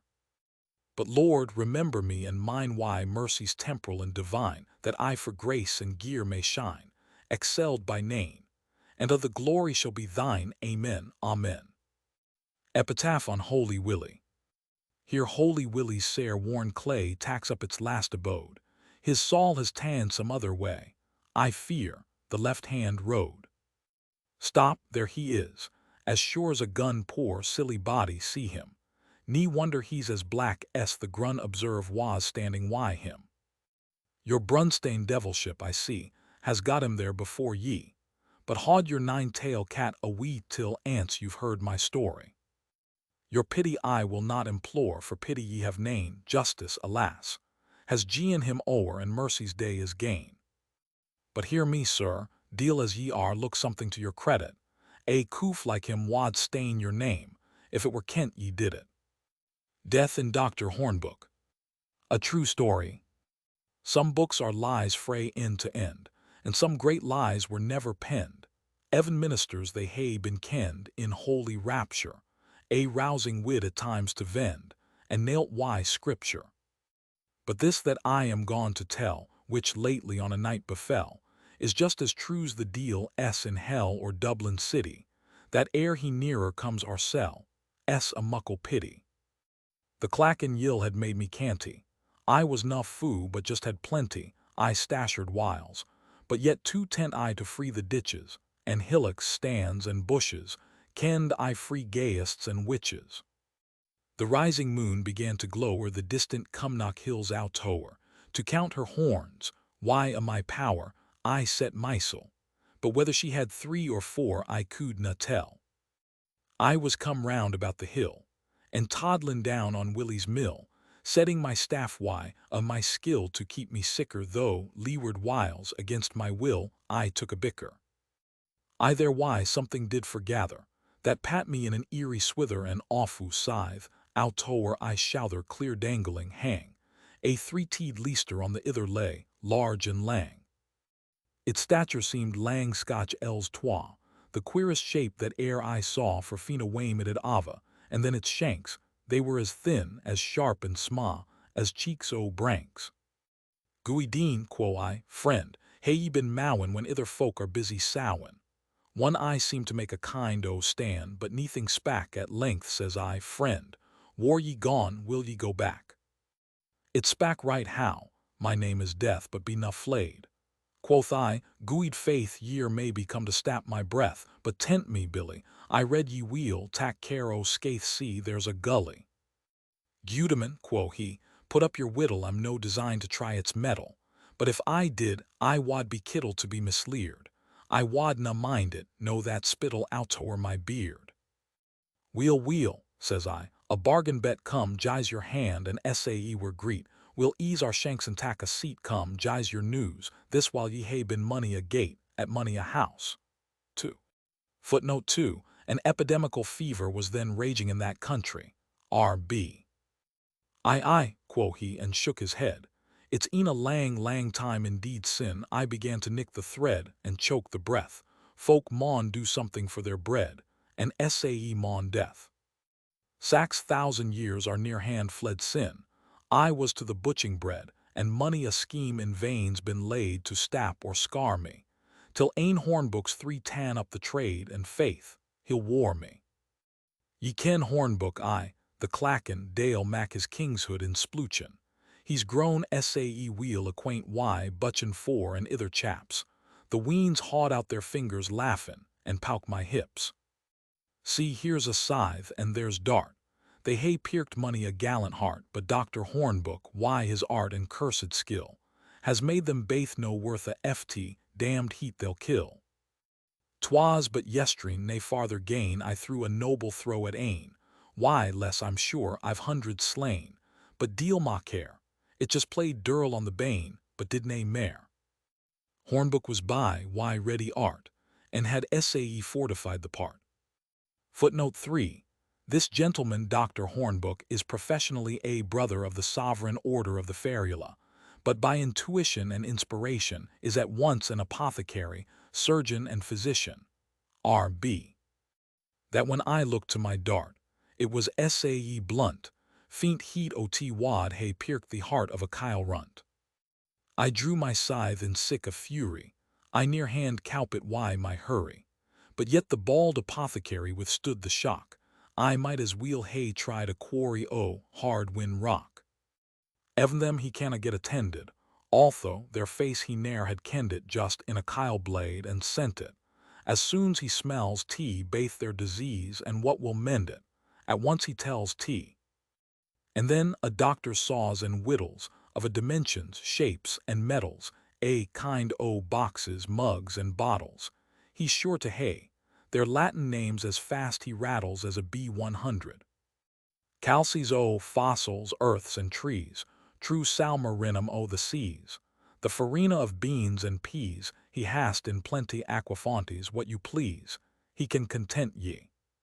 For by some new, uncommon weapons, urine spiritus of capons, or might horn shavings, filings, scrapings distilled per se, sal alkali o' midgetail clippings, and money me. Wheeze me for Johnny Jed's 5 hole now, quoth I. If that the news be true, his braw calf ward war gowans grew, sae white and bony, nee doubt they'll rive it why, the plew they'll ruin Johnny. The creature grained an eldritch laugh, and says, Ye needna yoke the plug, kirkyards will soon be tilled enug attack ye nae fear. They'll be trenched why money a shug in 2-3 year. War I killed ane, a fair streeteth, by loss o' blood or want of breath, this night I'm free to tack my 8th. That Hornbook's skill has clad a score I, their last claith, by drap and pill. An honest wobster to his trade, Waste wife's twa neves were scarce wheelbread gat tippence worth to mend her head when it was sere. The wife slayed canny to her bed, but ne'er spak mair. A country laird had tanned the bats, or some curmering in his guts, his only son for hornbook sets, and pays him well, the lad, for twa gooied gimmerpets was laird himsel. A bonny lass, ye kenned her name, some ill-brewn drink had haved her wame, she trusts hersel, to hide the shame. In Hornbook's care Horn sent her aft to her lang hame, to hide it there. That's just a swatch o' Hornbook's way, thus goes he on from day to day, thus does he poison, kill, and slay, and's weel paid for't, yet stops me o' my lawfu' prey, why his damned dirt. But hark, I'll tell you of a plot, though dinna ye be speakin' o' tea. I'll nail the self-conceited sot, as dead's a heron, neast time we meet I'll wad a groat, he gets his farin. But just as he began to tell, the auld kirkhammer strack the bell some wee short hour ayont the twile, which raised us baith. I took the way that pleased mysel, and sae did death. Epistle to J. Laprake, an old Scottish bard. April 1, 1785. While briars and woodbines budding green, and patricks screechin' loud at e'en and morning pousy widden seen, inspire my muse this freedom in an unknown freen, I pray excuse. Unfasten, e'en we had a rockin' to caw the crack and weave our stockin', and there was muckle fun and jockin', ye need na doubt. At length we had a hearty yockin' at sang about. There was I sang, amming the rest, aboon them it pleased me best, that some kind husband had addressed to some sweet wife, it thrilled the heartstrings thro' the breast, to the life. I've scarce heard aught described sae weel, what generous, manly bosoms feel, thought I, can this be Pope or Steele or Beattie's Wark? They told me 'twas an odd kind chiel about Muirkirk. It pat me fidgen fain to hear't, and sae about him there I spairt then, o' that kent him round declared he had in gin, that nane excelled it, few cam near't, it was sae fine. That set him to a pint of ale, and either douce or merry tale, or rhymes and sangs he'd made himsel, or witty catches, tween Inverness and Teviotdale, he had few matches. Then up I gat and swore an eighth, though I should pawn my plug and graith, or die a cadger pownie's death at some dikeback, a pint and gill I'd gie them baith to hear your crack. But first and foremost, I should tell, amyest as soon as I could spell, I to the crambo jingle fell, though rude and rough, yet crooning to a body's cell, does weel enug. I am nae poet in a sense, but just a rhymer like by chance, and hey to learning nae pretense, yet what the matter, whene'er my muse does on me glance, I jingle at her. Your critic folk may cock their nose and say, how can you e'er propose, you wha ken hardly verse frae prose, to mak a sang? But by your leaves, my learned foes, ye're may be rang. What's a your jargon o' your schools? Your Latin names for horns and stools? If honest nature made you fools, what sares your grammars? Ye'd better teen up spades and shules, or nappin' hammers. A set o' dull, conceited hashes confuse their brains in college classes. They gang in stirks, and come out asses, plain truth to speak, and sign they think to climb Parnassus by dint o' Greek. Jimmy I spark o' nature's fire, that's the learning I desire. Then though I drudge throw dub and mire at plug or cart, my muse, though hamely in attire, may touch the heart. O for a spunk o' Allen's glee, or Ferguson's the bald and slee, or bright Laprake my friend to be, if I can hit it, that would be lear enug for me if I could get it. Now, sir, if ye hae friends eno, though real friends I believe are few, yet if your catalogue be foo, I send no insist, but gif ye want I friend that's true I'm on your list. I win a blaw about mysel, as ill I like my fouts to tell, but friends, and folk that wish me well, they sometimes ruse me, though I maun own, as money still as far abuse me.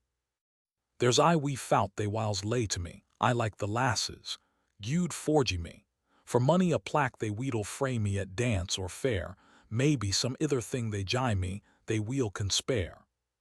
But Mauchline race, or Mauchline fair, I should be proud to meet you there. West Jai I night's discharge to care if we forgather, and hey a swap o rhymin where why ain another. The four-gill chap, we gar him clatter, and cursin' him why reekin water, sign we'll sit down and tack our witter, to cheer our heart, and faith, we be acquainted better before we part. O why ye selfish, warly race, why think that havin' sense and grace, even love and friendship should give place to catch the plaque, I dinna like to see your face nor hear your crack. But ye whom social pleasure charms, whose hearts the tide of kindness warms, who hold your being on the terms, each aid the others.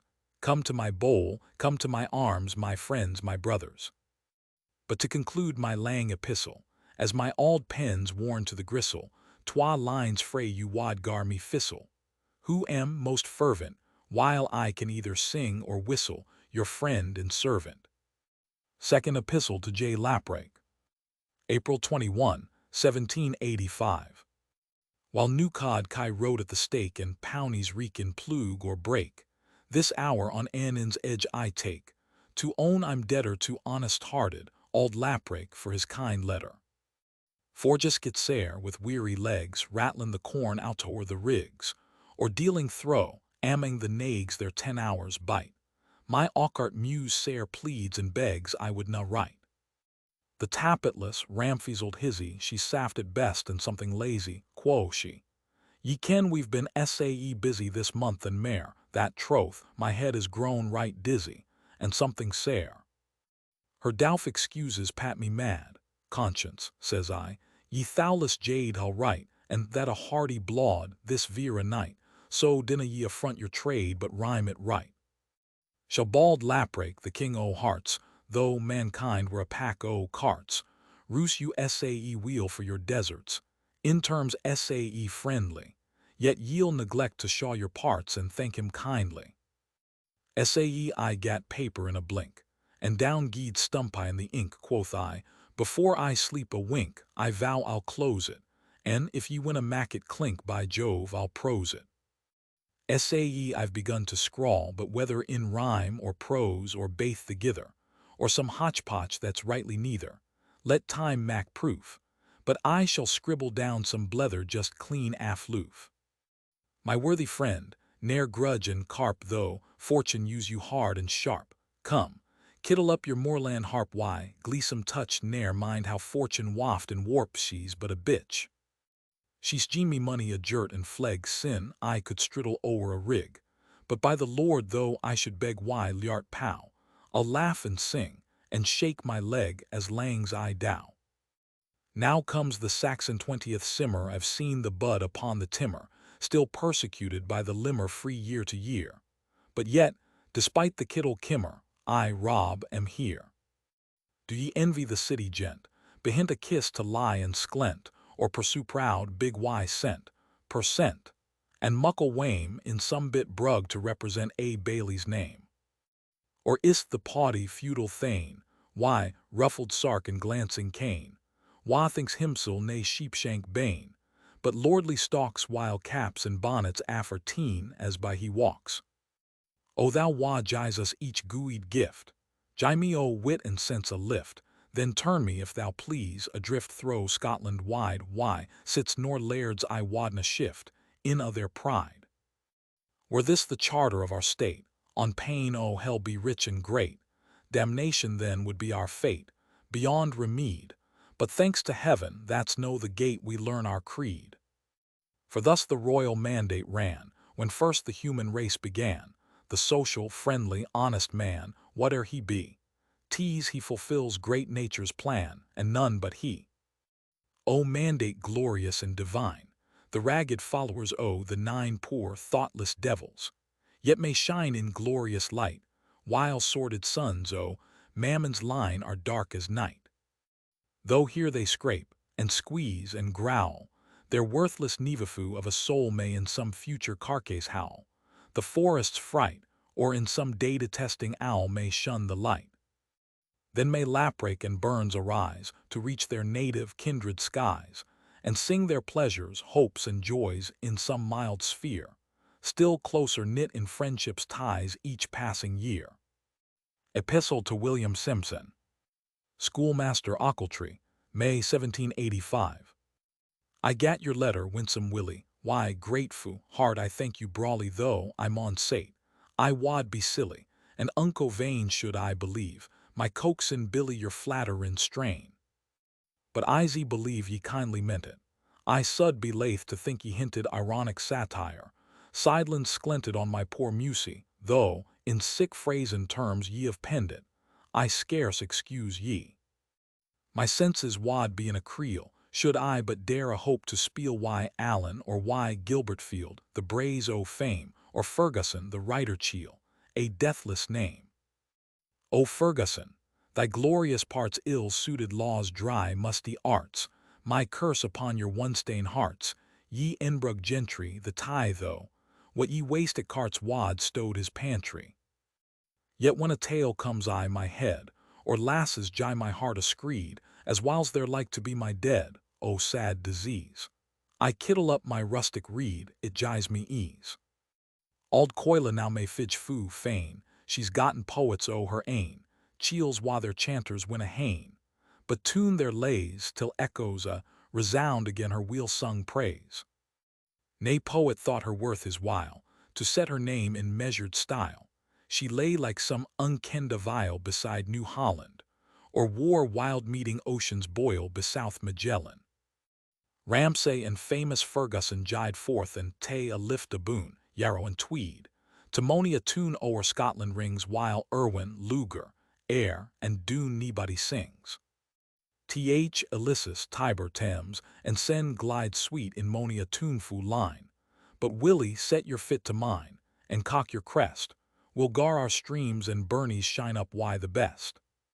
We'll sing Auld Coila's plains and fells, her moors red-brown why heather bells, her banks and braes, her dens and dells. War glorious Wallace aft beer the gree, as story tells, free Southron Billies. At Wallace name, what Scottish blood but boils up in a springtide flood? Oft have our fearless fathers strode by Wallace' side, still pressing onward, red watchshod, or glorious died. Oh, sweet are Coila's haws and woods when lintwites chant amming the buds, and jinkin hares and amorous wids, their loves enjoy, while throw the braes the cushat crudes with wailful cry. Even winter bleak has charms to me, when winds rave thro' the naked tree, or frosts on hills of Ochiltree are hoary gray, or blinding drifts wild furious flee, darkening the day. O nature, thy shows and forms to feeling pensive hearts hey charms, whether the summer kindly warms why life and light, or winter howls in gusty storms, the lang dark night. The muse, nay poet, ever fanned her, till by himsel he learned to wander, adown some trodden burn's meander, and no think lang, O sweet to stray, and pensive ponder a heartfelt sang. The warly race may drudge and drive, hog-shouther, jundy, stretch and strive. Let me fair nature's face descrive, and I why pleasure shall let the busy, grumbling hive bum o'er their treasure. Farewell, my rhyme-composing brither, we've been o'er lang unken to ither. Now let us lay our heads thegither. In love fraternal, may envy wallop in a tether, black fiend infernal. While Highlandmen hate tools and taxes, while moorlands herds like gooeyed fat braxies, while terra firma on her axis, diurnal turns count on a friend in faith and practice, in Robert Burns. Postscript. My memory's no worth a preen, I had amyst forgotten clean, ye bade me write you what they mean by this new light, bout which our herds essay aft hae been mayest like to fight. In days when mankind were but callants at grammar, logic, and sick talents, they took nae pains their speech to balance, or rules to gie, but spak their thoughts in plain, braid Lollands like you or me. In the auld times they thought the moon, just like a sark, or pair o' shoon wore by degrees, till her last rune gied past their viewin', and shortly after she was done they gat a new ain. This passed for certain, undisputed, it ne'er cam I their heads to doubt it, till Cheels gat up and wad confute it, and caught it rang and muckle din there was about it baith loud and lang. Some herds weel learned Upo the buke, wad threep auld folk the thing mistook. For 'twas the auld moon turned a nuke and out of sight, and Backlands common to the luke she grew mair bright. This was denied, it was affirmed. The herds and histles were alarmed the reverend greybeards, and stormed that beardless laddies should think they better were informed than their auld daddies. Frae less to mair, it gied to sticks, free words and eighths to clurs and nicks, and mony a fallow gat his licks, why hearty crunt, and some, to learn them for their tricks, were hanged and brunt. This game was played in money lands, and auld light caddies bure sick hands that faith, the youngsters took the sands why nimble shanks, till lairds forbade by strict commands sick bluety pranks. But new light herds gat sick a cow, folk thought them ruined stick and stow, till now, amyest on every no ye'll find ane placked, and some their new light fair avow, just quite bare fact. Nae doubt the auld light flocks are bleatin', their zealous herds are vexed and sweatin' mysel. I've even seen them greetin' why girn in spite, to hear the moon sadly lied on by word and right. But shortly they will cow the lownds. Some auld light herds in neebor towns are mind, in things they ca' balloons to tak a flight, and stay I month amming the moons and see them right. Gooied observation they will jye them, and when the auld moon's gone to lee them, the hindmayest shared, they'll fetch it why, them just eye their pouch, and when the new light billies see them, I think they'll crouch. Ye observe that this clatter is neathing but a moonshine matter. But though dull prose folk Latin splatter in logic toolie, I hope we bardies ken some better than mind's sick brewly. One night as I did wander. Tune, John Anderson, my Joe. One night as I did wander, when corn begins to shoot, I sat me down to ponder upon an auld tree root. Auld air ran by before me, and bickered to the seas.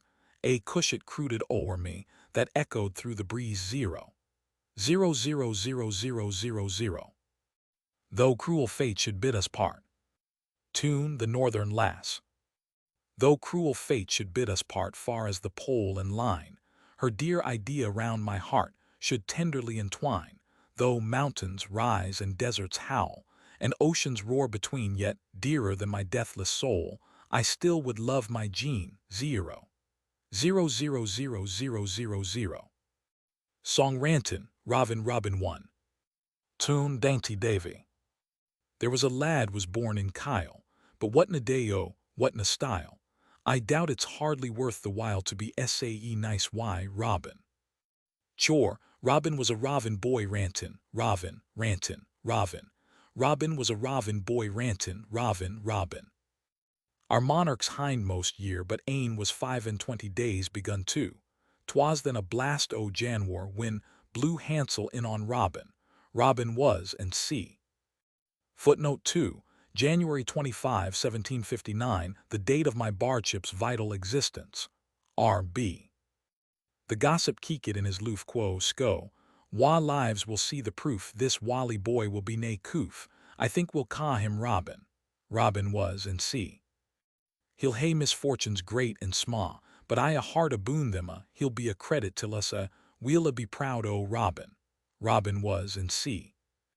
But sure as 3 times 3 mak 9, I see by ilka score and line, this chap will dearly like our kin, so lees me on thee. Robin. Robin was and see. Gooied faith, quo sco, I doubt you gar the bony lasses lie a spar, but 20 fouts ye may hae war so blessings on thee. Robin. Robin was and see. Elegy on the Death of Robert Rousseau 1.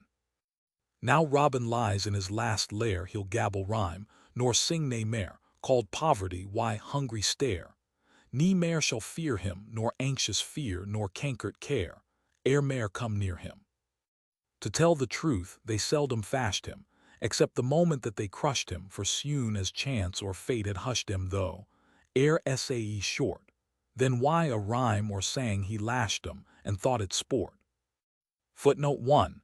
Rousseau is French for rivulets or burns, a translation of his name. Tha he was bred to Kintrawark, and counted was baith white and stark, yet that was never Robin's mark to mak a man, But tell him he was learned and Clark, ye rused him then.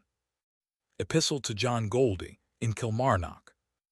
Author of the Gospel recovered, August 1785. O gouty, terror o' the Whigs, dread o' blackcoats and reverend Whigs, sour bigotry on her last legs gurns and looks back, wishing the 10 Egyptian plagues may seize you quick.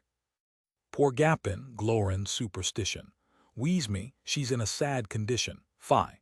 Bring Black Jock one her state physician to see her water, alas, there's ground for great suspicion she'll ne'er get better. Enthusiasms past redemption gain in a gallopin' consumption, not a her quacks, why o' their gumption can ever mend her, her feeble pulse jies strong presumption, she'll soon surrender. Auld orthodoxy lang did grapple, for every hole to get a stapple, but now she fetches at the thrapple, and fights for breath, haste, jie her name up in the chapel, too near unto death. It's you and Taylor 3 are the chief to blame for this black mischief. But could the Lord's ain folk get leave, a tomb tar barrel and twa red peats wad bring relief, and end the quarrel. For me my skill es but very sma', and skill in prose I've nane ava, but quietlands wise between us twa we'll may you speed, and though they sud your sair misca, ne'er fash your head. E'en swinge the dogs and thresh them sicker, the mair they squeal I chap the thicker, and still mang hands a hearty bicker o' something stout, it gars an oather's pulse beat quicker, and helps his wit. There's neathing like the honest nappy warrel ye e'er see men sae happy, or women soncy, saft and sappy, tween morn and morn, as them wha like to taste the drappy, in glass or horn. I've seen me dazed upon a time, I scarce could wink or see a stime, just I half muchkin does me prime, aught less is little, then back I rattle on the rhyme as glegs a whittle. The holy fair one. A robe of seeming truth and trust hid crafty observation, and secret hung, with poisoned crust, the dirk of defamation. Footnote 1. Holy fair is a common phrase in the west of Scotland for a sacramental occasion. R.B. A mask that like the gorget showed, dye varying on the pigeon, and for a mantle large and broad he wrapped him in religion. Hypocrisy a la mode. Upon a simmer Sunday morn when nature's face is fair, I walked forth to view the corn, and snuff the caller air. The rising sun o'er Galston muirs why glorious light was glintin', the hares were herplin' down the furze, the lavrocks they were chantin' foo sweet that day. As lightsomely I glowered abroad to see a scene sae gay, 3 hisses, early at the road, cam skelpin' up the way. Wha had mantials o' doleful black, but ane why liart lining, the third, that gied a wee aback, was in the fashion shining foo gay that day. The twa appeared like sisters twin in feature, form, and clees, their visage withered, lang and thin, and sour as only slees. The third cam up, hap stappen lope, as light as Annie Lambie, and wee a kirchy low did stoop, as soon as ere she saw me foo kind that day. Why bonnet aff, quoth I, sweet lass, I think ye seem to ken me, I'm sure I've seen that bony face, but yet I canna name ye. Quo she, and laughin' as she spak, and taks me by the hand ye for my sake, hey Jean the feck of the 10 commands a screed some day. My name is Fun, your crony dear, the nearest friend ye hae, and this is superstitution here, and that's hypocrisy. I'm gone to Mauchline Holy Fair to spend an hour in Daffin. Gin ye'll go there, yon runkled pair, we will get famous laughin' at them this day. Quoth I, why, o' my heart I'll get my Sunday's sark on, and meet you on the holy spot, faith, we ze hae fine remarkin'. Then I gied hame at crowdy time, and soon I made me ready, for roads were clad frae side to side, why mony a weary body in droves that day. Here farmers gash in ridin' graith, gied hodden by their cotters, their swankies young in braw braid claith, are springing o'er the gutters. The lasses, skelpin' barefoot, thrang in silks and scarlets glitter, why sweet milk cheese in money a wang, and farls backed why butter, foo, crump that day. When by the plate we set our nose, wheel heaped up why happens, a greedy glower black bonnet throws, and we maun draw our tippence. Then in we go to see the show. On every side they're gathering, some carrying dales, some chairs and stools, and some are busy blethering right loud that day.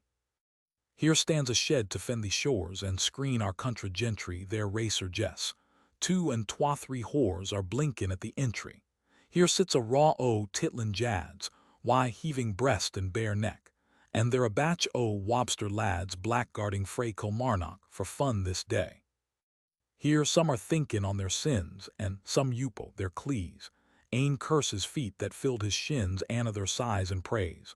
On this hand sits a chosen swatch, why screwed up grey-sprowed faces. On that a set chaps at watch, thrang winking on the lasses to chairs that day. Happy is that man, and blessed, nee wonder that it pride him. Wace ane dear lass that he likes best comes clinking down beside him. Why, arms reposed on the chair back, he sweetly does compose him, which by degrees slips round her neck, and's loof upon her bosom, unkenned that day. Now of the congregation is silent expectation, for moody 3 spiels the holy door, why, tidings damnation.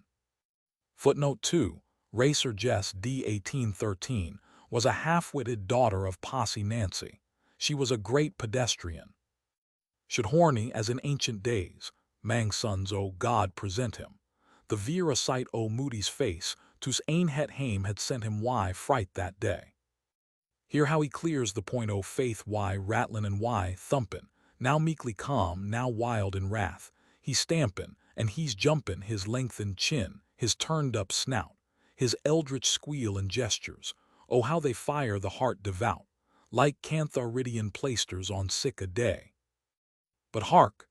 The tent has changed its voice, there's peace and rest nae langer, for the real judges rise, they canna sit for anger. Smith 4 opens out his called harangues, on practice and on morals, and the godly pour in thrangs to gie the jars and barrels a lift that day.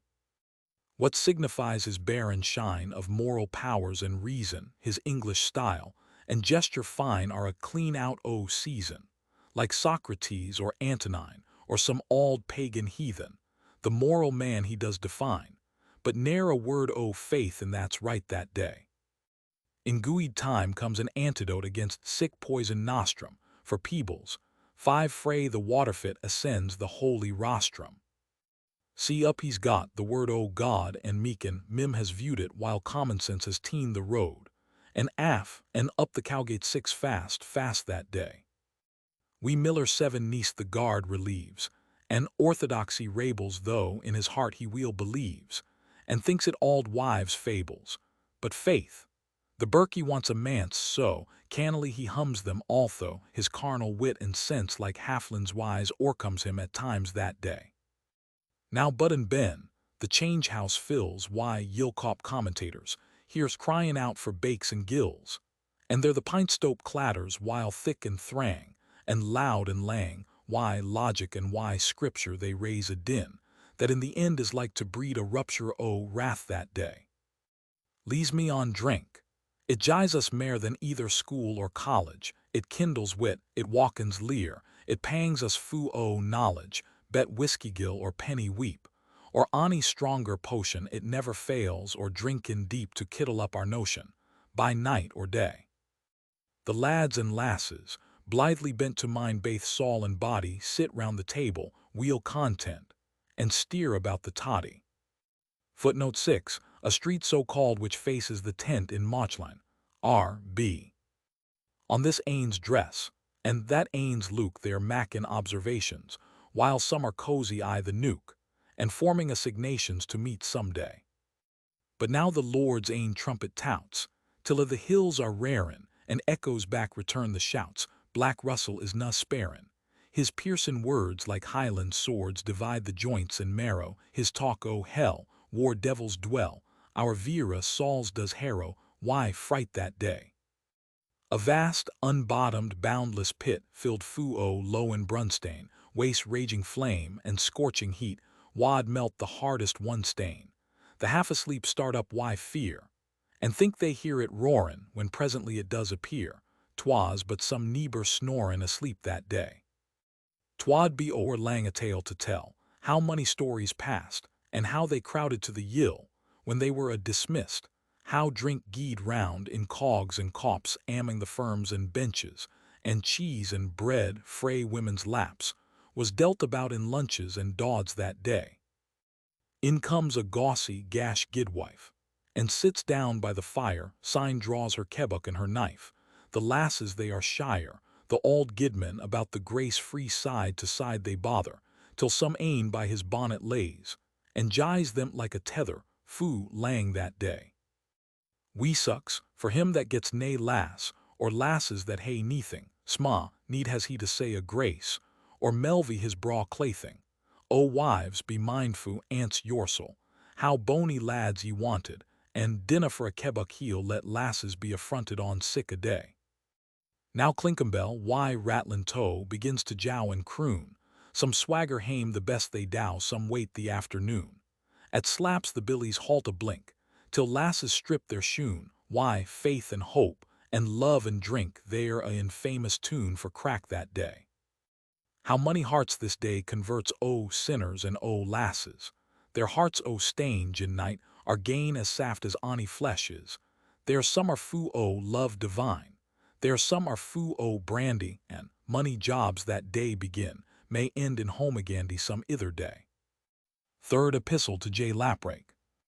Gooid speed and furder to you, Johnny, gooid health, hail hands and weather bony. Now, when ye are nickin down foo, canny the staff o bread, may ye ne'er want a stoop o branny to clear your head. May boreas never thresh your rigs, nor kick your rickles aft their legs, send in the stuff o'er muirs and hags like driven rack, but may the tapmost grain that wags come to the sack. I'm busy too, and skelpin at it, but bitter dawdin showers hae wadded, sae my auld stumpy pen I gat it why muckle work, and took my jock to leg and wut it like Ony Clark.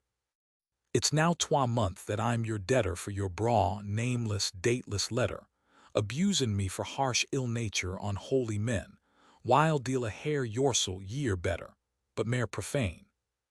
But let the kirkfolk ring their bells, let's sing about our noble Sel S. We'll cry nae jads frae heathen hills to help, or roose us, but browster wives and whiskey stills, they are the muses. Your friendship, sir, I winna quat it, and if ye mak objections at it, then hand and kneve some day will knot it, and witness take, and when why usquaby we've wadded it winna break. But if the beast and branks be sparred till Kai be gone without the herd, and o' the victual in the yard, and theek it right, I mean your Ingleside to guard a winter night. Then Musinspirin aquavity shall make us baith sae blithe and witty, till ye forget ye are auld and gatty, and be as canty as ye were 9 years less than thready, sweet ain 20. But stooks are cowpit why the blast, and now the sin keeks in the west, then I maun rin amming the rest, and quat my chanter, sae I subscribe myself in haste yours, Rab the Ranter. Epistle to the Reverend John M. Math. Sep. 13, 1785. Enclosing a copy of Holy Willie's Prayer, which he had requested, Sep. 17, 1785.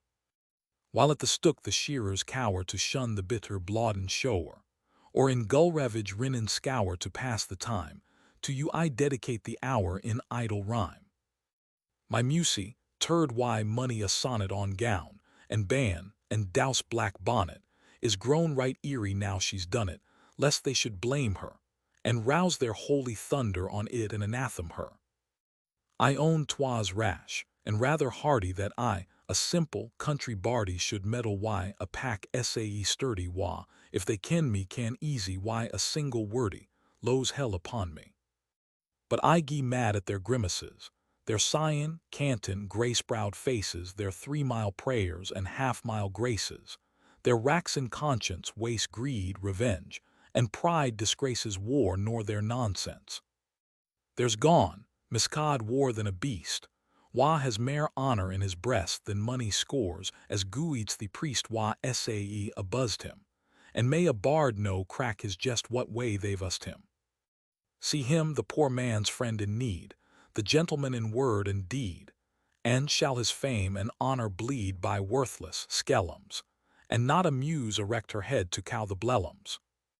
O Pope, had I thy satire's darts to gie the rascals their deserts, I'd rip their rotten, hollow hearts, and tell aloud their jugglin' hocus-pocus arts to cheat the crowd. God knows, I'm no the thing I should be, nor am I even the thing I could be, but 20 times I rather would be an atheist clean, than under gospel colors hid be just for a screen. An honest man may like a glass, an honest man may like a lass, but mean revenge, and malice faws he'll still disdain, and then cry zeal for gospel laws like some we ken. They take religion in their mouth, they talk o' mercy, grace, and truth for what? To gie their malice scouth on some pure white, and hunt him down o'er right and ruth to ruin straight. All hail religion, made divine, pardon a muse essay mean as mine, who in her rough imperfect line thus doors to name thee, to stigmatize false friends of thine can ne'er defame thee. Though blotched and foul why money a stain, and far unworthy of thy train, with trembling voice I tune my strain, to join with those who boldly dare thy cause maintain in spite of foes. In spite o' crowds, in spite o' mobs, in spite o' undermining jobs, in spite o' dark banditti stabs at worth and merit, by scoundrels, even why holy robes but hellish spirit. O air, my dear, my native ground, within thy presbyterial bound a candid liberal band is found of public teachers, as men, as Christians too, renowned, and manly preachers. Sir, in that circle you are nammed, sir, in that circle you are famed, and some, by whom your doctrine's blammed, which jies you honor even, sir, by them your heart's esteemed, and winning manner. Pardon this freedom I have ta'en, and if impertinent I've been, impute it not, good sir, in ane way's heart ne'er wranged ye, but to his utmost would befriend aught that belanged ye. Second Epistle to Davy. A brother poet. Auld neighbor, I'm 3 times doubly o'er your debtor for your auld farrant freenly letter, though I maun say't I doubt ye flatter. Ye speak essay fair, for my pure silly, rhymin' clatter some less maun sair. Hail be your heart, hail be your fiddle, lang may your elbuck jink diddle to cheer you thro' the weary whittle o' warly cares, till barons kindly cuddle your auld grey hairs. But Davy, lad, I'm red ye're glaikit, I'm told the muse ye hae neglekit, and gif it's essay ye sud by lickit until ye fike, sick haun, as you sud ne'er be fakit, be hain't walike. For me, I'm on Parnash's brink, riven the words to gar them clink, whiles dazed why love, whiles dazed why drink, why jads or masons, and whiles, but I o'er late, I think braw sober lessons. Of the thoughtless sons, O man, common to me the Bardi clan, except it be some idle plan, O rhymin' clink the devil heat, that I sud ban they ever think. Nae thought, nae view, nae scheme o' livin', nae cares to gie us joy or grievin', but just the pouchy put the neve in an while aught's there then hilty, skilty, we gie screevin', and fash nae mair. Lees me on rhyme. It's I a treasure my chief, amiest my only pleasure, at hame, a feel, at work or leisure. The muse, poor hizzy, though rough and raplock be her measure, she's seldom lazy. Haud to the muse, my dainty Davy, the world may play you money a shavey, but for the muse she'll never leave ye though, ere essay pure. Nah, even though limpin' why the spavey free door tea door. Song Young Peggy Blooms. Tune Loch Side. Young Peggy blooms our boniest lass, her blush is like the morning, the rosy dawn, the springing grass with early gems adorning. Her eyes outshine the radiant beams that gild the passing shower, and glitter o'er the crystal streams, and cheer each freshening flower. Her lips more than the cherries bright, a richer dye has graced them, they charm admiring gazer's sight, and sweetly tempt to taste them. Her smile is as the evening mild, when feathered pairs are courting, and little lambkins wanton wild, in playful bands disporting. Were fortune lovely Peggy's foe, such sweetness would relent her as blooming spring unbends the brow of surly, savage winter. Detractions I no aim can gain, her winning powers to lessen, and fretful envy grins in vain the poisoned tooth to fasten. Ye powers of honor, love, and truth, from every ill defend her. Inspire the highly favored youth the destinies intend her. Still fan the sweet connubial flame responsive in each bosom, and bless the dear parental name with many a filial blossom. Song Farewell to Ballochmyle. Tune Miss Forbes' Farewell to Banff. The Catrine woods were yellow seen, the flowers decayed on Catrine Lee, Nee Lavrock sang on hillock green, but nature sickened on the Ethro, faded groves Maria sang, Hersel in beauty's bloom the while, and I the wildwood echoes rang, farewell the braes o' Ballochmyle. Low in your wintry beds, ye flowers, again ye'll flourish fresh and fair, ye birdies dumb, in withering bowers again ye'll charm the vocal air.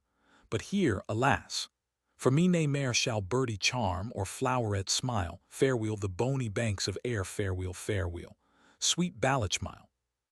Fragment her flowing locks. Her flowing locks, the raven's wing, adown her neck and bosom hing. How sweet unto that breast to cling, and round that neck entwine her. Her lips are roses what why do, oh what a feast her Bonie Moor. Her cheeks a mere celestial hue, a crimson still diviner. Halloween 1. Footnote 1 is thought to be a night when witches, devils, and other mischief-making beings are abroad on their baneful midnight errands. Particularly those aerial people, the fairies, are said on that night to hold a grand anniversary. R.B. The following poem will, by many readers, be well enough understood, but for the sake of those who are unacquainted with the manners and traditions of the country where the scene is cast, notes are added to give some account of the principal charms and spells of that night, so big with prophecy to the peasantry in the west of Scotland. The passion of prying into futurity makes a striking part of the history of human nature in its rude state, in all ages and nations, and it may be some entertainment to a philosophically mind, if any such honor the author with a perusal, to see the remains of it among the more unenlightened in our own. R.B. Yes, let the rich deride, the proud disdain, the simple pleasure of the lowly train to me more dear, congenial to my heart, one native charm than all the gloss of art. Goldsmith. Upon that night when fairies light on Castle's Downans to dance, or o'er the lays in splendid blaze, on sprightly coursers prance, or for Colleen the rout is tan, beneath the moon's pale beams there, up the cove three to stray and rove, among the rocks and streams to sport that night.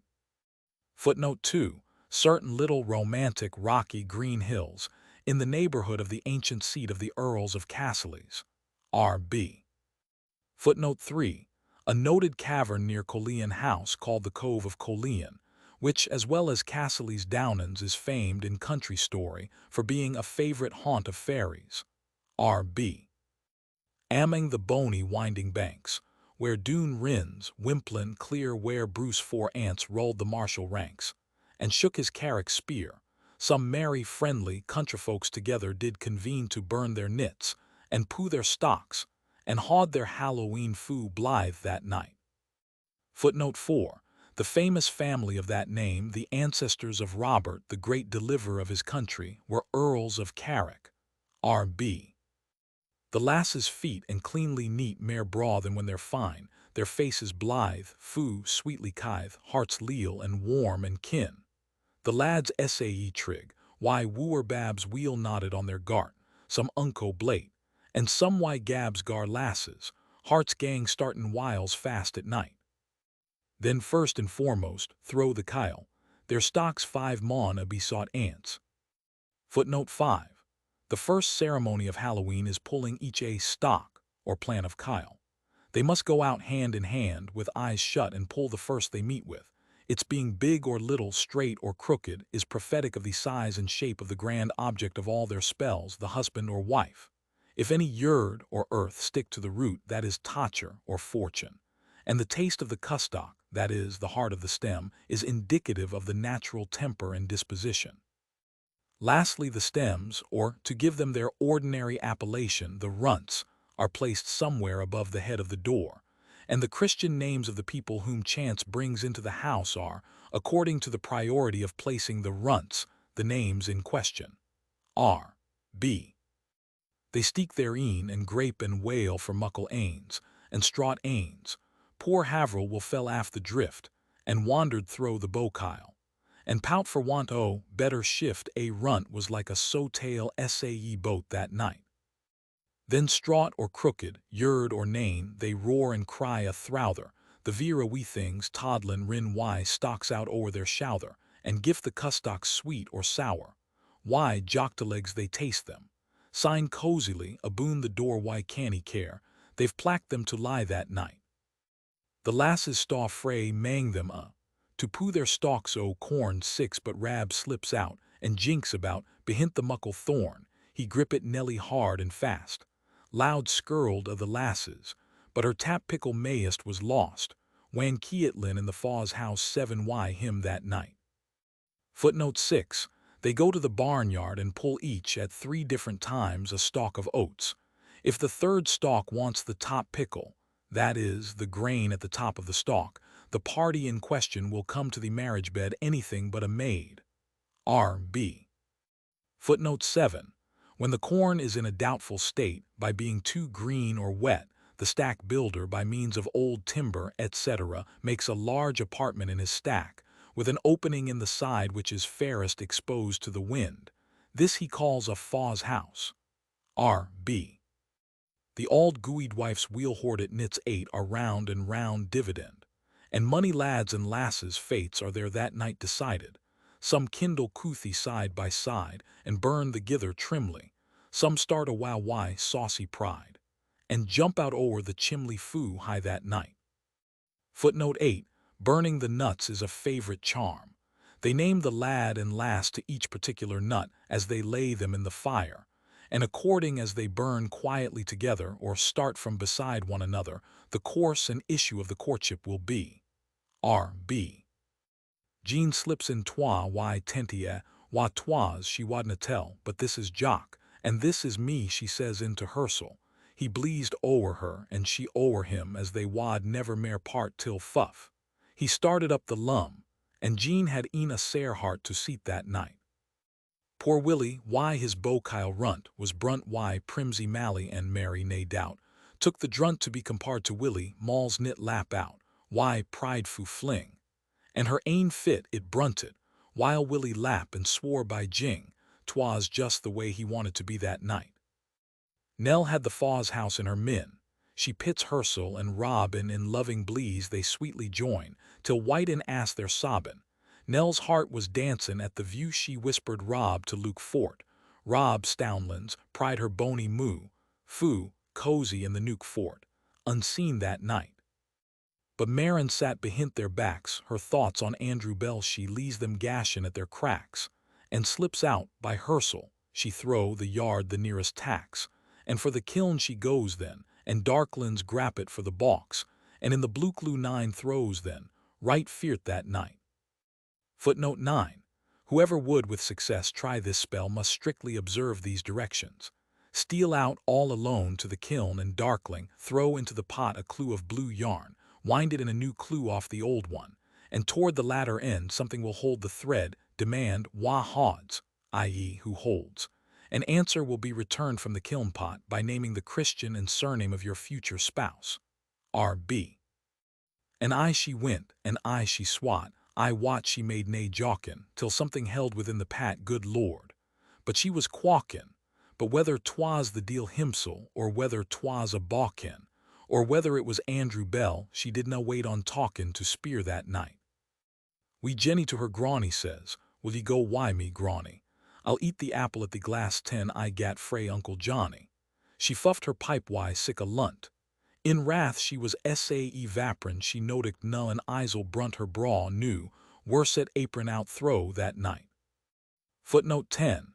Take a candle and go alone to a looking-glass, eat an apple before it, and some traditions say you should comb your hair all the time. The face of your conjugal companion will be seen in the glass, as if peeping over your shoulder. R. B. Ye little skelpelimer's face. I do you try sick sportin', as seek the foul thief ony place for him to spee your fortune. Nee doubt but ye may get a sight. Great cause ye hae to fear it, for mony a ane has gotten a fright, and lived and died delirate on sic a night. I hairst afore the share more, I mind as wheels yestreen. I was a gilpie then, I'm sure I was na past 15. The simmer had been called in Wat, and stuff was unco green, and I a rantin kern we gat, and just on Halloween it fell that night. Our stibble rig was Rab Green, a clever, sturdy fallow. His sin gat epi sim y ween that lived in a chmacalla. He gat hemp seed. 11 I mind at wheel and made unco light ot. But money a day was by himsel. He was sae sairly frighted that vera night. Footnote 11. Steal out unperceived and sow a handful of hemp seed, harrowing it with anything you can conveniently draw after you. Repeat now and then. Hemp seed I saw thee, hemp seed I saw thee, and him or her, that is to be my true love, come after me and poo thee. Look over your left shoulder and you will see the appearance of the person invoked in the attitude of pulling hemp. Some traditions say, come after me and shaw thee, that is, show thyself, in which case it simply appears. Others omit the harrowing and say, come after me and harrow thee, R.B. Then up gat fetched in Jamie Fleck, and he swore by his conscience that he could saw hempseed a peck, for it was but nonsense. The auld Gidman wrought down the pock, and out a handfu gied him. Sign bade him slip fray mang the folk, sometime when nae ane seed him, and trite that night. He marches thro' amming the stacks, though he was something sturton, the grape he for a harrow tax and hauls at his kirpin, and every now and then he says, hempseed I saw thee, and her that is to be my lass come after me, and draw thee as fast this night. He whistled up Lord Lennox march to keep his courage chary although. His hair began to arch, he was sae flayed and eerie, till presently he hears a squeak, and then a grain and gruntle, he by his shouther gie a keek, and tumbled a wintle out tower that night. He roared a horrid murder shout in dreadful desperation, and young and auld come rinnin' out, and hear the sad narration. He swore 'twas Hilchin Jean Craw or Crouchy Marin Humphy, till stop. She trotted thro' them and wha was it but Grumphy a steer that night. Meg fain wad to the barn gien, to win 3 wecks o' neathing, 12, but for to meet the deal her lane she pat but little faith in. Footnote 12. This charm must likewise be performed unperceived and alone. You go to the barn and open both doors, taking them off the hinges if possible, for there is danger that the being about to appear may shut the doors, and do you some mischief. Then take that instrument used in winnowing the corn, which in our country dialect we call a wecht, and go through all the attitudes of letting down corn against the wind. Repeat it 3 times, and the 3rd time an apparition will pass through the barn, in at the windy door and out at the other, having both the figure in question and the appearance or retinue, marking the employment or station in life. R.B. She gies the herd a pickle nits, and 2 red-cheeked apples to watch, while for the barn she sets, in hopes to see tam kipples that vera night. She turns the key canny thraw and where the threshold ventures, but first on Sawney gies a ca. Sign bodly and she enters. A ratten rattled up the wa, and she cried Lord preserve her and ran thro' middenhole and prayed zeal and fervor, foo fast that night. They hoyt out Will, sair advice, they hecked him some fine brawine. It chanked the stack he fatump thrice 13 was timmerpropped for throwin'. He tacks a swirly auld moss oak for some black gruesome carlin, and luda winds, and drew a stroke, till skin in Blype's cam haulin af's neaves that night. Footnote 13. Take an opportunity of going unnoticed to a bare stack, and fathom it 3 times round. The last fathom of the last time you will catch in your arms the appearance of your future conjugal yoke fellow. R.B. A wanton widow Leasy was as canty as a kitlin, but that night amming the shaws she gat a fearfu settlin she thro' the winds and by the cairn, and o'er the hill geed screven wore 3 lairds lands met at a burn, 14 to dip her left sark sleeve in, was bent that night. Footnote 14. You go out 1 or more, for this is a social spell, to a south-running spring or rivulet where three lairds' lands meet, and dip your left shirt sleeve. Go to bed in sight of a fire and hang your wet sleeve before it to dry. Lie awake, and sometime near midnight an apparition having the exact figure of the grand object in question will come and turn the sleeve as if to dry the other side of it. R.B. Whiles o'er a linn the burnie plays, as thro' the glen it wimpled, whiles round a rocky scar it strays, whiles in a wheel it dimpled, whiles glittered to the nightly rays, why by Karen, dancin' dazzle, whiles cook it underneath the braes, below the spreading hazel, unseen that night. Amming the brashens on the brae between her and the moon the deal, or else an outlur quie gat up and ga a croon. Poor Leesy's heart mayest lap the hool near Lavrock height she jumpit, but missed a fit, and in the pool out-tower the lug she plumpit, why a plunge that night. In order on the clean hearthstane, the lugges 15 are ranged, and every time great care is ta'en to see them duly changed. Auld Uncle John, while wedlock's joys sin, Mars year did desire, because he gat the tomb dish thrice, he heaved them on the fire in wrath that night. Footnote 15. Take 3 dishes, put clean water in one, foul water in another, and leave the third empty. Blindfold a person and lead him to the hearth where the dishes are ranged. He or she dips the left hand. If by chance in the clean water, the future husband or wife will come to the bar of matrimony a maid. If in the foul, a widow. If in the empty dish, it foretells with equal certainty no marriage at all. It is repeated 3 times, and every time the arrangement of the dishes is altered. R.B. Why merry sangs and friendly cracks, I wot they did no weary, and unco tales and funny jokes. Their sports were cheap and cheery till buttered sowens. 16 Why fragrant lunt. Footnote 16. Sowens with butter instead of milk to them is always the Halloween supper. R.B. Said o' their gabs astier and sign, why a social glass o' strunt. They parted af careerin' foo Blythe that night. To a mouse, on turning her up in her nest with the plough, November, 1785. Wee sleekit cowrin' timorous beastie, oh what a panic in thy breastie. Thou need na start a why sae hasty, why bickering brattle. I wad be laith to rin and chase thee, why murdering paddle. I'm truly sorry man's dominion has broken nature's social union, and justifies that ill opinion, which makes thee startle at me, thy poor earth-born companion, and fellow mortal. I doubt na whiles but thou may thieve, what then? Poor beastie, thou maun live. A Damon Iker in a thrave a sma request, I'll get a blessin' why the lave and never missed. Thy wee bit housey too, in ruin, its silly was the winds are strewin' and, neathing now, to big a new ain o' foggage green and bleak December's winds ensuin', baith snell and keen. Thou saw the fields laid bare and waste, and weary winter common fast, and cozy here beneath the blast, thou thought to dwell till crash. The cruel coulter passed out thro' thy cell. That wee bit heap o' leaves and stibble has cost thee money a weary nibble. Now thou's turned out for thy trouble but house or hald, to thole the winter's sleety dribble, and Cranrooch called. But Mousie, thou art no thy lane, improving foresight may be vain. The best laid schemes o' mice and men gang after gley anly us naught but grief and pain for promised joy. Still thou art blessed compared why me the present only toucheth thee. But och, I backward cast my on prospects drear, and forward though I canna see, I guess and fear. Epitaph on John Dove, innkeeper. Here lies Johnny Pigeon.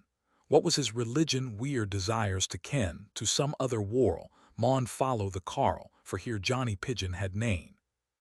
Strong ale was ablution, small beer persecution, a dram was memento mori, but a full-flowing bowl was the saving his soul, and port was celestial glory.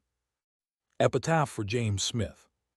Lament him, Mauchline husbands, he aften did assist ye, for had ye stayed hale weeks awa, your wives they ne'er had missed ye. Ye Mauchline bairns, as on ye pressed to school in bands the gither, O tread ye lightly on his grass, perhaps he was your father. Adam Armour's Prayer. You'd pity me because I'm little, for though I am an elf o' metal, and can, like Annie Wobster's shuttle, jink there or here, yet, scarce as Lang's a gude Kyle whittle, I'm unco queer. And now thou kens our weefu case, for Geordie's jur were in disgrace, because we stanged her through the place, and hurt her spluchin, for whilk we dauna show our face within the clackin. And now we're durned in dens and hollows, and hunted, as was William Wallace, why constables thee blackguard fallows, and soldiers baith, but gude preserve us frae the gallows that shameful death. Auld grim black-bearded Geordie sell, O shake him o'er the mouth o' hell, there let him hing and roar and yell why hideous din, and if he offers to rebel, then heave him in. When death comes in why glimmer in blink, and tips all drucken Nance the wink, may Saughton jye her dupe a clink within his yet, and fill her up why brimstone drink, red reekin het. Though Jock and Haverel Jean are merry, some devil seize them in a hurry, and waft them in infernal wary straught through the lake, and jye there hides a noble curry why oil of ache. As for the jur pure worthless body, she's got mischief enough already, why, stanged hips and buttocks bluity she's suffered sair, but may she wintle in a woody, if she whe mare. The Jolly Beggars, a cantata 1. Recitativo. When l'art leaves bestrow the yard, or wavering like the balky bird bedim called Boreas blast, when hailstones drive why bitter skite, and infant frosts begin to bite, in hoary Cranridge dressed, a night at e'en a merry core o' randy gangrel bodies. In Pussy Nancy's held the splore to drink their ora duddies, why quaffing and laughing, they ranted and they sang why jumping and thumping, the Vera girdle rang. First, neath the fire in auld red rags, ane sat, wheel bracked why mealy bags, and knapsack in order, his doxy lay within his arm why, usqueby and blankets warm she blinked on her sojer and, he jies the toesy drab the tither skelpin kiss, while she held up her greedy gab, just like an almost dish, ilk smack still, did crack still, just like a cadger's whip, then staggering and swaggering he roared this ditty up. Air, tune, soldier's joy. I am a son of Mars who have been in many wars, and show my cuts and scars wherever I come. This here was for a wench, and that other in a trench when welcoming the French at the sound of the drum, loud to dawdle and see. My prenticeship I passed where my leader breathed his last, when the bloody die was cast on the heights of Abraham, and I served out my trade when the gallant game was played, and the morrow low was laid at the sound of the drum. I lastly was with Curtis among the floating batteries, and there I left for witness an arm and a limb. Yet let my country need me, with Eliot to head me, I'd clatter on my stumps at the sound of a drum. And now though I must beg, with a wooden arm and leg, and many a tattered rag hanging over my bum, I'm as happy with my wallet, my bottle, and my callet, as when I used in scarlet to follow a drum. What though with hoary locks I must stand the winter shocks, beneath the woods and rocks oftentimes for a home, when the t'other bag I sell, and the t'other bottle tell, I could meet a troop of hell at the sound of a drum. Recitativo. He ended, and the kebars shook, aboon the chorus roar while frighted rattins backward luke, and seek the benmost bore, a fairy fiddler frae the nuke, he skirled out encore. But up arose the martial chuck, and laid the loud uproar. Air, tune, sodger laddie. I once was a maid, though I cannot tell when, and still my delight is in proper young men. Some one of a troop of dragoons was my daddy. No wonder I'm fond of a soger laddie. Sing, loud de lal and see. The first of my loves was a swaggering blade. To rattle the thundering drum was his trade.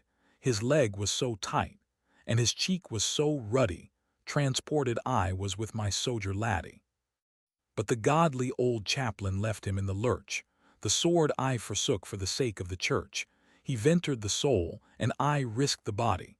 'Twas then I proved false to my soger laddie. Full soon I grew sick of my sanctified sot. The regiment at large for a husband I got. From the gilded spontoon to the fife I was ready. I asked no more but a sojer laddie. But the piece it reduced me to beg in despair, till I met old boy in a Cunningham fair, his rags regimental, they fluttered so gaudy, my heart it rejoiced at a sojer laddie. And now I have lived, I know not how long, and still I can join in a cup and a song. But whilst with both hands I can hold the glass steady, here's to thee, my hero, my sojer laddie. Recitativo. Poor Mary Andrew and the Nuke sat guzzling why, a tinkler hizzy. They might know why the chorus chuke. Between themselves they were sae busy. At length, why drink and courting dizzy. He stoitered up and made a face then and laid a smack on Grizzy. Sign tunned his pipes why grave grimace. Air. Tune Auld Sir Simon. Sir Wisdom's a fool when he's fou. Sir Knave is a fool in a session. He's there but a prentice I trow, but I am a fool by profession. My granny she bought me a buke, and I held awa to the school. I fear I my talent mistook, but what will ye hae of a fool? For drink I would venture my neck, hizzy's the half of my craft, but what could ye other expect of ane that's avowedly daft? I ance was tied up like a stirk, for civilly swearing and quaffin'. I ance was a buzzed I the kirk, for tosing a lass I my daffin'. Poor Andrew that tumbles for sport, let nobody name why a jeer. There's even I'm told, I, the court a tumbler cod the premier. Observed ye yon reverend lad Mac faces to tickle the mob. He rails at our mountebank squad. It's rivalship just I the job. And now my conclusion I'll tell, for faith I'm confoundedly dry. The cheel that's a fool for himself, gooeyed lord. He's far dafter than one. Recitativo. Then neast outspak a rockle Carlin, wha Kent foo wheeled to cleek the sterlin, for money a Percy she had hooked, and had in money a well been doubt. Her love had been a Highland laddie, but weary fa the weefoo woody. Why sighs and sobs she thus began to wail her broad John Highlandman. Air. Tune, oh, and you were dead, Gidman. A Highland lad my love was born, the Lowland laws he held in scorn, but he still was faithful to his clan, my gallant, broad John Highlandman. Chorus. Sing hey, my broad John Highlandman, sing ho, my broad John Highlandman. There's not a lad in the land was match for my John Highlandman. With his philabug and tartan plaid, and gooeyed claymore down by his side, the ladies' hearts he did trepan. My gallant, broad John Highlandman, sing hey and see. We ranged from Tweed to Spey, and lived like lords and ladies gay. For a Lowland face he feared none. My gallant, broad John Highlandman, sing hey and see. They banished him beyond the sea. But ere the bud was on the tree adown, my cheeks the pearls ran, embracing my John Highlandman, sing hey and see. But och, they catched him at the last, and bound him in a dungeon fast. My curse upon them every one. They've hanged my broad John Highlandman, sing hey and see. And now a widow, I must mourn the pleasures that will ne'er return, the comfort but a hearty can, when I think on John Highlandman, sing hey and see. Recitativo. A pygmy scraper why his fiddle, wah us at trysts and fairs to driddle. Her strappin' limb and gousie middle, he reached nae higher, had hauled his hardy like a riddle, and blawin' on fire. Why hand on hainch, and upward he crooned his gamut 1, 2, 3, then in an arioso key. The wee Apal set off why allegretto glee his giga solo. Air. Tune, whistle o'er the lave ot. Let me rike up to dite that tear, and go why me and be my dear hen, then your every care and fear may whistle o'er the lave ot. Chorus. I am a fiddler to my trade, and the tunes that ere I played, the sweetest still to wife or maid was whistle o'er the lave ot. At kerns and weddins we ze be there, and sae nicely's we will fare, we'll bows about till daddy care sing whistle o'er the lave ot. I am and see. Sae merrily's the banes will pike, and sun ourselves about the dike, and at our leisure when ye like, we'll whistle o'er the lave ot. I am and see. But bless me why your heave no charms, And while I kittle hair on times hunger called and a sick harms may whistle o'er the lave ot, I am and see. Recitativo. Her charms had struck a sturdy caird, as weel as poor gut scraper. He tacks the fiddler by the beard, and draws a roosty rapier. He swore, by a was swearing worth, to speed him like a pliver, unless he would from that time forth relinquish her for ever. Why ghastly a poor Tweedledee upon his hunkers bended, and prayed for grace why rueful face, and so the quarrel ended. But though his little heart did grieve when round the tinkler pressed her, he feigned to snurtle in his sleeve, when thus the caird addressed her. Air, tune, clout the cauldron. My bonny lass, I work in brass, a tinkler is my station. I've travelled round all Christian ground in this my occupation. I've teened the gold, and been enrolled in many a noble squadron. But vain they searched when off I marched to go and clout the cauldron. I've teened the gold, and see. Despise that shrimp, that withered imp with his noise and capron, and take a share with those that bear the budget and the apron, and by that stope. My faith and hoop, and by that dear kilbagy, one if e'er ye want or meat wise scant, may I ne'er weet my cragy, and by that stope and see. Footnote 1. A peculiar sort of whiskey so called, a great favorite with Pussy Nancy's clubs. R.B. Recitativo. The caird prevailed, unblushing fair in his embraces sunk, partly why love orcum essaye ser, and partly she was drunk, Sir Violino, with an air that showed a man spunk, wished unison between the pair, and made the bottle clunk to their health that night. But Hurchin Cupid shot a shaft that played a dame a shavey. The fiddler racked her fore and aft, behint the chicken cavey, her lord, a wight of Homer's craft too, though limpin' why the spavey. He herpled up and lapped like daft, and shored them dainty Davy. Oh, boot that night. He was a care-defying blade as ever Bacchus listed. Though fortune sair upon him laid his heart, she ever missed it. He had no wish but to be glad, nor want but, when he thirsted, he hated naught but to be sad. And thus the muse suggested his sang that night. Air, tune for a that and a that. I am a bard of no regard, why gentle folks and a that. But Homer-like the glorin bike, free town to town I draw that. Chorus, for a that, and twice as muckles o' that. I've lost but ane, I've twa behin, I've wife inug for a that. Footnote 2. Homer is allowed to be the oldest ballad singer on record. R.B. I never drank the muses stank, Castalia's burn, and o' that. But there it streams and richly reams my helicon I caw that, for a that and see. Great love I'd bear to a the fair, their humble slave, and a that. But lordly will, I hold it still a mortal sin to thraw that, for a that and see. In raptures sweet this hour we meet, why mutual love and a that. But for how lang the fly may sting, let inclination law that, for a that and see. Their tricks and craft hey put me daft, they've teened me in and o' that, but clear your decks and here's the sex. I like the jads for a that. Chorus, for a that and o' that, and twice as muckles o' that. My dearest bluid to do them gooid their welcome tilt for a that. Recitativo. So sang the bard, and Nancy's was shook with a thunder of applause re-echoed from each mouth. They tombed their pocks, they pawned their duds, they scarcely left to core their fuds to quench their low and druth. Then o'er again, the jovial thrang the poet did request to lose his pack and wail a sang, a ballad o' the best. He rising, rejoicing between his twa Deborahs looks round him, and found them impatient for the chorus. Air, tune, jolly mortals, fill your glasses.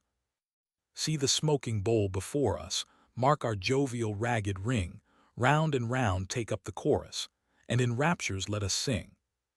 Chorus, a fig for those by law protected, liberty's a glorious feast, courts for cowards were erected, churches built to please the priest. What is title, what is treasure, what is reputation's cared if we lead a life of pleasure, tease no matter how or where, a fig for and see. With the ready trick and fable, round we wander all the day, and at night in barn or stable hug our doxies on the hay. A fig for and see. Does the train-attended carriage throw, the country lighter rove? Does the sober bed of marriage witness brighter scenes of love? A fig for and see. Life is alla variorum, we regard not how it goes, let them cant about decorum, who have character to lose, a fig for and see. Here est to budgets, bags, and wallets, here's to all the wandering train, here's our ragged brats and callets, one and all cry out, Amen. Chorus. A fig for those by law protected, liberty's a glorious feast, courts for cowards were erected, churches built to please the priest. Song for a that one. Tune for a that. Though women's minds like winter winds may shift and turn, and a that, the noblest breast adores them mayest, a consequence I draw that. Chorus. For a that, and twice as makels o' that, the bony lass that I loe best she'll be my ain for a that. Great love I bear to a the fair, their humble slave, and a that, but lordly will, I hold it still a mortal sin to thraw that, for a that and see. But there is ane aboon the lave, has wit and sense and a that, a bony lass I like her best, and wha crime dare caw that, for a that and see. In rapture sweet this hour we meet, why mutual love and a that. Footnote 1. A later version of I am a bard of no regard in the Jolly Beggars. But for how lang the fly may stang, let inclination law that, for a that and see. Their tricks and craft hey put me daft, they've teen me in and a that, but clear your decks and here's the sex. I like the jads for a that and see. Song Mary Hey I been teeth in a heckle. Tune the Bob O. Dumling. O Mary Hey I been teeth in a heckle, and Mary Hey I been shappin' a spoon.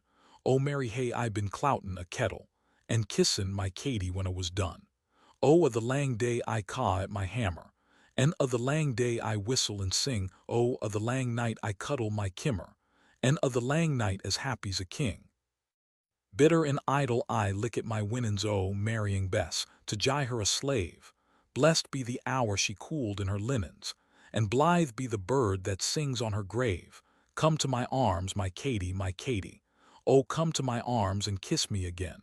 Drucken or sober, here's to thee, Katy, and blessed be the day I did it again. The Cotter's Saturday Night. Inscribed to R. Aiken, Esquire of Ayr. Let not ambition mock their useful toil, their homely joys and destiny obscure, nor grandeur here, with a disdainful smile, the short and simple annals of the poor Gray. My loved, my honored, much respected friend, no mercenary bard his homage pays, with honest pride I scorn each selfish end. My dearest meed, a friend's esteem and praise, to you I sing in simple Scottish lays, the lowly train in life's sequestered scene, the native feelings strong, the guileless ways, what Aiken in a cottage would have been, though his worth unknown, far happier there I ween.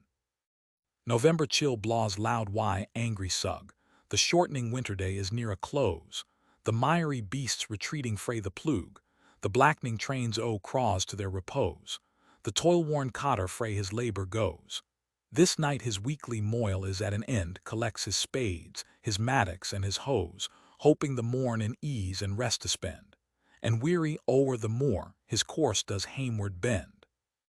At length his lonely cot appears in view beneath the shelter of an aged tree, expectant we things, toddlin' stasher through to meet their dead, why flitchter in noise and glee, his wee bit ingle blinkin' bonnily, his clean hearth stain, his thrifty whiffy smile, the lisping infant, prattling on his knee, does his weary kyog and care beguile, and makes him quite forget his labor and his toil. Belive the elder bairns come drapping in, at service out, amming the farmers round. Some caw the plug, some herd, some tenty rin a canny errand to a neebor town. Their eldest hope, their Jenny, woman grown in youthful bloom love sparkling in her comes hame, perhaps to show a braw new gown, or deposit her sair one penny fee, to help her parents dear if they in hardship be. With joy unfeigned, brothers and sisters meet, and each for others' welfare kindly spares. The social hours, swift-winged, unnautic fleet, each tells the uncost that he sees or hears. The parents, partial their hopeful years, Anticipation forward points the view, the mother, why her needle and her shears gars auld clees look amiest as wheels the new, the father mixes a why admonition do. Their master S and their mistress command, the younkers are warned to obey, and mind their labors why an ident hand, and ne'er though out o' sight to jock or play. And oh, be sure to fear the Lord alway, and mind your duty duly morn and night, lest in temptation's path ye gang astray. Implore his counsel and assisting might. They never sought in vain that sought the Lord aright. But hark! A rap comes gently to the door, Jenny, wha kens the meaning o' the same, tells how a neebor lad came o'er the moor, to do some errands and convoy her hame. The wily mother sees the conscious flame sparkle in Jenny's and flush her cheek, with heart-struck anxious care enquires his name, while Jenny Halflands is afraid to speak. Weel pleased the mother hears, it's nae wild, worthless rake. Why kindly welcome, Jenny brings him Ben, a strappin' youth. He takes the mother's eye blithe. Jenny sees the visit's no ill tan, the father cracks of horses, plugs, and kye. The youngster's artless heart o'erflows wide joy, but blate and laithfu, scarce can weel behave the mother, why a woman's wiles can spy what makes the youth sae bashfu, and sae grave, weel pleased to think her bairns respected like the lave. O happy love, where love like this is found, O heartfelt raptures, bliss beyond compare, I've paced much this weary mortal round, and sage experience bids me this declare. If heaven a draught of heavenly pleasure spare, one cordial in this melancholy vale, tease when a youthful, loving, modest pair in others' arms breathe out the tender tale, beneath the milk-white thorn that scents the evening gale. Is there in human form that bears a heart, a wretch, a villain, lost to love and truth, that can with studied sly ensnaring art betray sweet Jenny's unsuspecting youth, curse on his perjured arts? Dissembling smooth, our honor, virtue, conscience all exiled, is there no pity, no relenting ruth, points to the parents fondling o'er their child, then paints the ruined maid and their distraction wild. But now the supper crowns their simple board, the halesome parritch, chief of Scotia's food, the soap their only hawkie does afford that, yont the Halland snugly chows her cood. The dame brings forth in complimental mood to grace the lad her wheel-haned kebbuck fell, and aft he's pressed, and aft he caused it gooeyed. The frugal wiffy, garrulous, will tell how tea was a tome and ald, sin lint was I the bell. The cheerful supper done, why serious face they round the ingle form a circle wide, the sire turns o'er with patriarchal grace. The big habable ants his father's pride.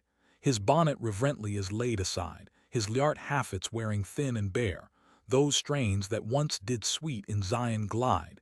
He wails a portion with judicious care. And let us worship God, he says with solemn air. They chant their artless notes in simple guise, they tune their hearts, by far the noblest aim. Perhaps Dundee's wild warbling measures rise, or plaintive martyrs worthy of the name, or noble Elgin beats the heavenward flame. The sweetest far of Scotia's holy lays, compared with these, Italian trills are tame. The tickled ears no heartfelt raptures raise, ne unison hey they with our Creator's praise. The priest-like father reads the sacred page, how Abram was the friend of God on high, or Moses bade eternal warfare wage with Amalek's ungracious progeny, or how the royal bard did groaning lie beneath the stroke of heaven's avenging ire, or Job's pathetic plaint and wailing cry, or rapt Isaiah's wild, seraphic fire, or other holy seers that tune the sacred lyre. Perhaps the Christian volume is the theme, how guiltless blood for guilty man was shed, how he, who bore in heaven the second name, had not on earth whereon to lay his head, how his first followers and servants sped. The precepts sage they wrote to many a land, how he, who lone in Patmos banished, saw in the sun a mighty angel stand, and heard great Babylon's doom pronounced by heaven's command. Then kneeling down to heaven's eternal King, the saint, the father, and the husband praise, hope springs exulting on triumphant wing, one that thus they all shall meet in future days there, ever bask in uncreated rays, no more to sigh or shed the bitter tear, together hymning their Creator's praise in such society, yet still more dear, while circling time moves round in an eternal sphere. Compared with this, how poor religion's pride in all the pomp of method and of art, when men display to congregations wide devotion's every grace except the heart, the power incensed, the pageant will desert, the pompous strain, the sacerdotal stole, but haply in some cottage far apart, may hear, well pleased, the language of the soul, and in his book of life the inmates poor enroll. Then homeward all take off their several way, the youngling cottagers retire to rest, the parent pair their secret homage pay, and proffer up to heaven the warm request, that he who stills the raven's clamorous nest, and decks the lily fair in flowery pride, would, in the way his wisdom sees the best for them, and for their little ones provide, but chiefly, in their hearts with grace divine preside. From scenes like these, old Scotia's grandeur springs that makes her loved at home, revered abroad, princes and lords are but the breath of kings, an honest man's the noblest work of God, and certes, in fair virtue's heavenly road, the cottage leaves the palace far behind. What is a lordling's pomp? A cumbrous load disguising oft the wretch of humankind, studied in arts of hell, in wickedness refined. O Scotia, my dear, my native soil, for whom my warmest wish to heaven is sent, long may thy hardy sons of rustic toil be blessed with health, and peace, and sweet content, and, oh, may heaven their simple lives prevent from luxury's contagion, weak and vile. Then, howe'er crowns and coronets be rent, a virtuous populace may rise the while, and stand a wall of fire around their much-loved isle. O thou, who poured the patriotic tide that streamed through Wallace's undaunted heart, who dared to nobly stem tyrannic pride, or nobly die the second glorious part, the patriot's god peculiarly thou art, his friend, inspirer, guardian, and reward. O never, never Scotia's realm desert, but still the patriot and the patriot bard in bright succession raise her ornament and guard. Address to the Deal. O Prince, O chief of many throned powers that led Th. embattled seraphim to war Milton.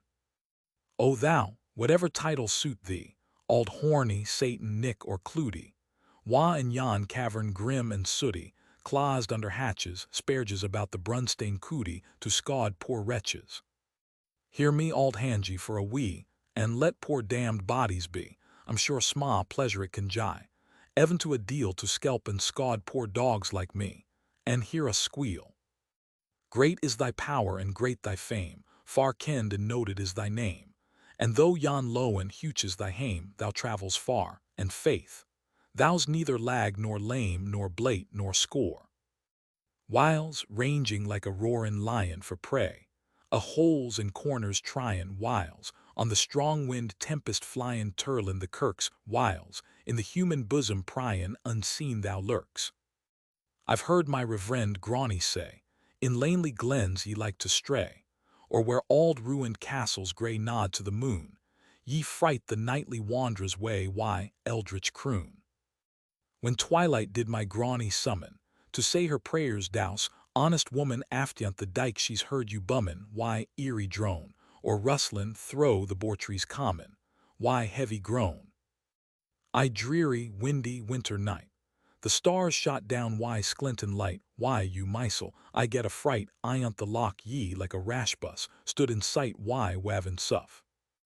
The cudgel in my neve did shake, each bristled hair stood like a stake, when why an eldritch store quake, among the springs, a while ye squattered like a drake on whistlin' wings. Let warlocks grim and withered hags tell how why you, on ragweed nags, they skim the muirs and dizzy crags, why, wicked speed, and in kirkyards renew their leagues o'er Howket dead. Thence country wives, why toil and pain may plunge and plunge the kern in vain, for oh, the yellow treasures tan by witchin' skill, and dotted, 12-pint hawkies gain as yells the bill. Thence mystic knots mak great abuse on young gidmen, fond, keen, and crouse, when the best war-clume I the house, by cantrip wit, is instant made no worth a louse just at the bit. When thous dissolve the snowy hoard, and float the jinglin' icy board, then water kelpies haunt the ford by your direction, and nighted travelers are allured to their destruction. And after Moss Traversin spunkies deco the white that late and drunk is, the bleasin, cursed, mischievous monkeys delude his eyes, till in some miry slough he sunk is, ne'er more to rise. When masons, mystic word and grip in storms and tempests raise you up, some cock or cat your rage maun stop, or strange to tell, the youngest brither ye wad whip aft straught to hell. Lang syne in Eden's bony yard, when youthful lovers first were paired, and all the soul of love they shard, the raptured hour, sweet on the fragrant flowery sward, in shady bower one. Then you ye auld, snick-drawing dog, ye cam to paradise in cog. Footnote 1. The verse originally ran, Lang syne in Eden's happy scene when strappin' Adam's days were green, and Eve was like my Bonie Jean, my dearest part, a dancin', sweet young handsome queen, O guileless heart. And played on man accursed brogue, black be your fa, and jied the infant world a shog, mayest ruida. D'ye mind that day when in a biz why reek it duds, and riest it giz, ye did present your smouty fizz, mang better folk, and sklented on the man of us your spiteful joke. And how ye gad him your thrall, and brack him out o house and hale, while scabs and botches did him gall, why bitter claw in, losed his ill-tongued wicked skull, was worst of a. But your doings to rehearse, your wily snares and fetched in fierce sin, that day Michael too did you pierce, down to this time, wad ding a lallen townge or erse, in prose or rhyme. And now, auld cloots, I ken ye're thinkin', a certain Bardy's rantin', drinkin', some luckless hour will send him linkin' to your black pit, but faith, he'll turn a corner jinkin', and cheat you yet. But fare you weel, auld Nicky Ben. O wad ye tak a thought in men, ye ablins might, I dinna ken, still hae a stake, I'm wee to think up yon den even for your sake. Scotch drink. Jie him strong drink until he wink, that's sinking in despair, and liquor gooey to fire his bluid, that's pressed why grief and care. There let him bouse, and deep carouse why bumpers flowing o'er, till he forgets his loves or debts, and minds his griefs no more. Solomon's Proverbs 31:6-7. Let other poets raise a fracas bout vines, and wines and drucken Bacchus, and crabbit names and stories rack us, and grate our lug. I sing the juice Scotch bear can mack us, in glass or jug. O thou my muse, gooeyed auld Scotch drink, whether throw wimplin worms thou jink, or richly brown ream o'er the brink in glorious theme, inspire me till I lisp and wink to sing thy name. Let husky wheat the haws adorn, and aits set up their awny horn, and peas and beans at e'en or morn perfume the plain. Lees me on thee, John Barleycorn, thou king o' grain. On the aft Scotland chows her cood, in souple scones the whale o' food, or tumblin' in the boiling flood why kyle and beef.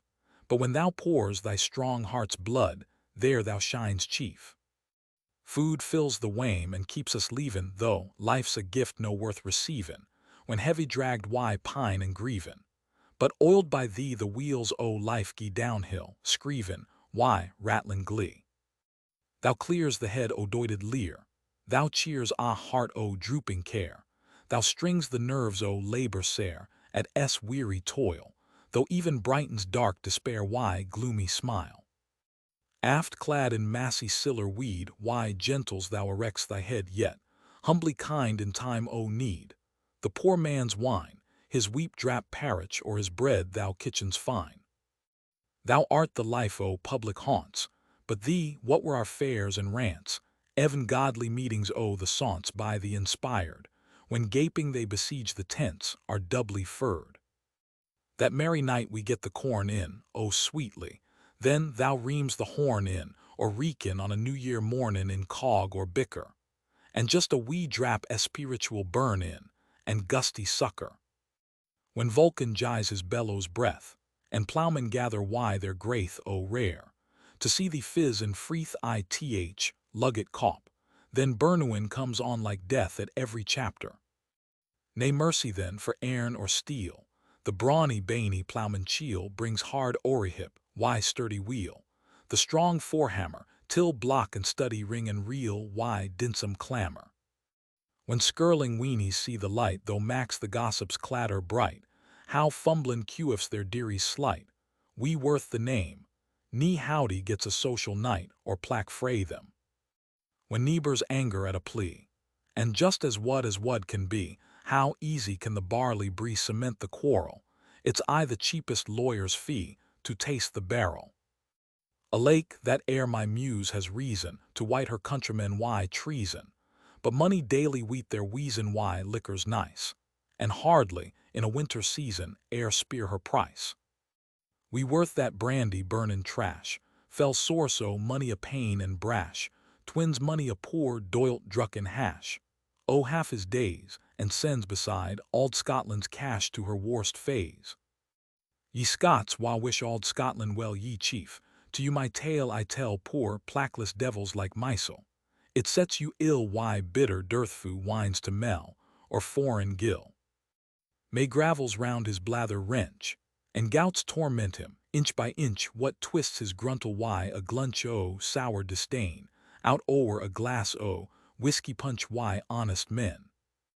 O whiskey, soul o' plays and pranks, accept a bardie's grateful thanks, when wanting thee what tuneless cranks are my poor verses, thou comes, they rattle in their ranks at ithers as. Thee Farintosh, O sadly lost, Scotland lament fray coast to coast, now colic grips, and bark in host may kill us for loyal Forbes' chartered boast is tan awa. Thee cursed horse leeches o' the excise, while Mac the whiskey stells their prize, haud up thy hand, deal. Ants twice, thrice. There seize the blinkers and bake them up in brunstein pies for poor damned drinkers. Fortune, if thou'll but gie me still hail breeks, a scone and whiskey gill, and wroth o' rhyme to rave at will tack o' the rest, and dealt about as thy blind skill directs thee best. The auld farmer's New Year morning salutation to his auld mare, Maggie. On giving her the accustomed rip of corn, to hansel in the new year. A gooid new year I wish thee, Maggie. There's a rip to thy auld baggie, though thou's how back it now, and naggy, I've seen the day thou could hae gien like ony staggy, out o'er the lay. Though now thou's dowie stiff and crazy, and thy auld hide as white's a daisy, I've seen thee dappled, sleek and glazy, a bony grey. He should been tight that dort to raise thee, ants in a day. Thou ants was I the foremost rank, a filly bewardly Steve, and swank, and set wheel down a shapely shank, as air tread yerd, and could hae flown out o'er a stank like ony bird. It's now some 29 years sin thou was my gooid father's mere, he gied me thee, o totcher clear, and 50 mark though it was sma, 'twas wheel one gear, and thou was stark. When first I gied to woo my Jenny, ye then was trotting why your minnie, though ye was tricky slee, and funny, ye ne'er was dauncy, but hamely tawy quiet and canny and unco soncy. That day ye pranked why muckle pride when ye bure hame my bonny bride, and sweet and graceful she did ride why maiden air. Kyle Stewart I could bragged wide for sick a pair. Though now ye dow but hoit and hobble, and wintle like a Saumont cobble that day, ye was a jinker noble for heels and win, and ran them till they did wobble far, far behin. When thou and I were young and skeeth, and stable meals at fairs were dray, how thou wad prance, and snore, and scray, and tack the road, town's bodies ran, and stood a bay, and cat thee mad. When thou was corrant, and I was mellow, we took the road I like a swallow. At Bruce's thou had ne'er a fellow for pith and speed, but every tale thou pate them hollom warrior thou gied. The sma, drew prumplet hunter cattle might Ablin's wart thee for a brattle, but Sax Scotch mile, thou trite their metal, and gart them wazel knee whip nor spur, but just a wattle o' saw or hazel. Thou was a noble fitty land, as ere in tug or tow was drawn aft the N.I., in aught hours gone, in gooid March weather, he turned Sax rude beside our hand, for days the gither. Thou never braint and fetched and flisket, but thy auld tail thou wad hae whisket, and spread abreed thy wheel-filled brisket, why pith and power, till spritty nose wad rare it and risk it and slipe it o'er. when frosts lay lang, and snaws were deep, and threatened labor back to keep, I jied thy cog a wee bit heap aboon the timmer. I kenned my Maggie wad na sleep for that or simmer. In cart or car thou never reest it, the stayest bray thou wad hae fact it. Thou never lap and stent and breast it, then stood to blaw, but just thy step a wee thing hasted, thou snooved awa. My plug is now thy bairn time four gallant brutes as e'er did draw, for by sacks me I've selt awa that thou hast nursed. They drew me threatening pund and twa, the vera worst. Mony a sair dog we twa hae wrought, and why the weary world fought, and mony an anxious day, I thought we wad be beat. Yet here to crazy age we're brought why something yet. And think na, my all trusty servant, that now perhaps thou's less deservin', and thy all days may end in starvin', for my last fowl a heap it stim part, I'll reserve ane laid by for you. We've worn to crazy years the gither, we'll toit about why ane another why, tenty care I'll flit thy tether to some hained rig, war ye may nobly rax your leather, why sma fatigue. The twa dogs won. A tale. 'Twas in that place o' Scotland's Isle that bears the name o' Auld King Coil upon a bonny day in June, when wherein thro' the afternoon twa dogs that were na thrang at hame forgathered ants upon a time. The first I'll name, they ca'd him Caesar, was keep it for his honour's pleasure. His hair, his size, his mouth, his lugs, showed he was nane o' Scotland's dogs, but whalpit some place far abroad, war sailors gang to fish for cod. His locked, lettered, braw brass collar showed him the gentleman and scholar, but though he was o' high degree, the feint o' pride, nae pride had he, but wad hae spent an hour carsin, even why Al Tinkler gypsies messin, at kirk or market, mill or smithy, ne taughted tyke, though ere sae duddy, but he wad stand as glad to see him, and stront on stands and hillocks why him. The tither was a ploughman's collie, a rhyming, ranting, raving billy, wha for his friend and comrade had him, and in freak had Luath caught him. After some dog in Highlands sang, too was made lang sign, Lord knows how lang. He was a gash and faithfu' tyke, as ever lap a shug or dyke. His honest, sonsie, bossant face I gat him friends in ilka place, his breast was white, his toozy back wheel clad why coat o' glossy black, his gauzy tail, why upward curl, hung o'er his hurdies why a swirl. Nae doubt but they were fain o' ither, and unco packin' thick the gither why social nose while snuffed and snokit, whiles mice and moudiworts they howkit, whiles scoured awa in lang excursion, and worried ither in diversion, until why daffin weary grown upon a no they set them down, and there began a lang digression about the lords o' the creation. Caesar. I've aften wondered, honest Luath, what sort o' life poor dogs like you have, an, when the gentry's life I saw, what way poor bodies lived ava. Our laird gets in his racked rents, his coals, his cane, and his stents, he rises when he likes himsel. His flunkies answer at the bell, he ca's his coach, he ca's his horse, he draws a bony silken purse as langs my tail where throw the steeks, the yellow-lettered Geordie keeks. Frae morn to e'en, it's naught but toiling at baking, roasting, frying, boiling, and though the gentry first are steckin', yet even the ha folk fill their petchin why sauce, ragouts, and sick like trashtry, that's little short o' downright wastry. Our whipper-in wee blasted oneer, poor worthless elf, it eats a dinner, better than ony tenant man his honour has in the land. And what poor cot folk pit their painch in, I own it's past my comprehension. Luath. Troth Caesar, whiles they're fashed enog, a cotter howkin in a shug wide dirty stands big in a dyke, bearing a quarry and sick like himsel, a wife he thus sustains a smitry o' wee duddy weens, and naught but his hand-dog to keep them right and tight in thack and rape.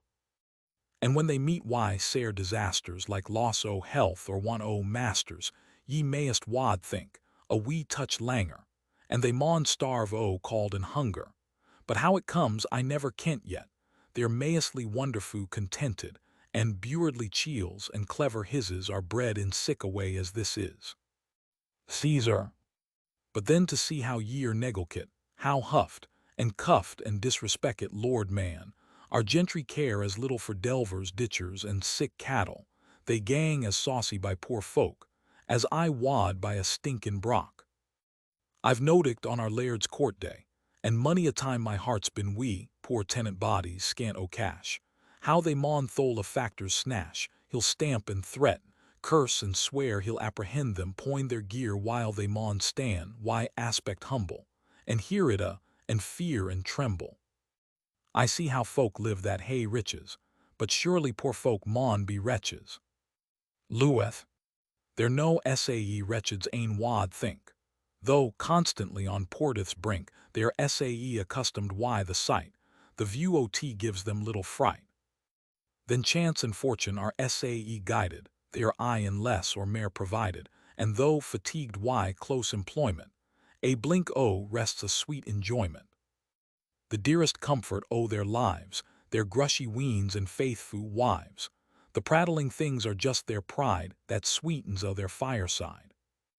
And whiles twalpenny worth nappy can mak the body's unco happy, they lay aside their private cares to mind the kirk and state affairs. They'll talk patronage and priests, why kindling fury their breasts, or tell what new taxations common, and furly at the folk in Lonon. As bleak fact Hallowmas returns, they get the jovial rantin' kerns, when rural life of every station unite in common recreation. Love blinks, wit slaps, and social mirth forgets there's care upo the earth. That merry day the year begins, they bar the door on frosty wind, the nappy reeks why mantling ream, and sheds a heart-inspiring steam. The lunton pipe and sneeshin' mill are handed round why right gooeyed will, the canty auld folks crackin' crouse, the young ains rant and throw the house. My heart has been sae fain to see them that I for joy hae barket why them. Still it's o'er true that ye hae said, sick game is now o'er aften played. There's money a creditable stock decent, honest, faussant folk, are riven out baith root and branch, some rascals prideful greed to quench. Wha thinks to knit himsel the faster in favor why, some gentle master. Wha ablins thrang a parliamentin, for Britain's gooeyed his Saul indentin. Caesar. Hath lad ye little ken about it, for Britain's gooeyed. Gooeyed faith, I doubt it. Say rather gone as premiers lead him and saying aye or noes they bid him. At operas and plays parading, mortgaging, gambling, masquerading, or maybe in a frolic daft, to Hague or Calais takes a waft to mak a tour and tack a whirl, to learn bon ton and see the whirl. There at Vienna or Versailles, he rives his father's Alden tales, or by Madrid he takes the route to thrum guitars and fecht why nout, or down Italian vista startles, whore hunting among groves myrtles, then bows his drumly German water, to mak himsel look fair and fatter, and clear the consequential sorrows, love gifts of carnival signoras. For Britain's gooeyed, for her destruction, why dissipation, feud, and faction. Lueth. Hech man, dear sirs, is that the gate they waste sae money a braw estate, are we sae foughten and harassed for gear to gang that gate at last. Would they stay aback frae courts, and please themselves why country sports, it wad for every ain be better, the laird, the tenant, and the cotter, for thief Frank rantin' ramblin' Billy's faint heat them's ill-hearted fellows, except for breakin' their timmer, or speakin' lightly their limmer, or shootin' of a hare or more cock, the ne'er a bit they're ill to poor folk. But will ye tell me, Master Caesar, sure great folks' life's a life pleasure, ne called nor hunger e'er can steer them, the very thought need na fear them. Caesar. Lord man, were ye but whiles war I am the gentles, ye wad ne'er envy them. It's true, they need na starve or sweat through winter's cold or simmer's heat. They've nae sair work to craze their banes and fill auld age why grips and grands.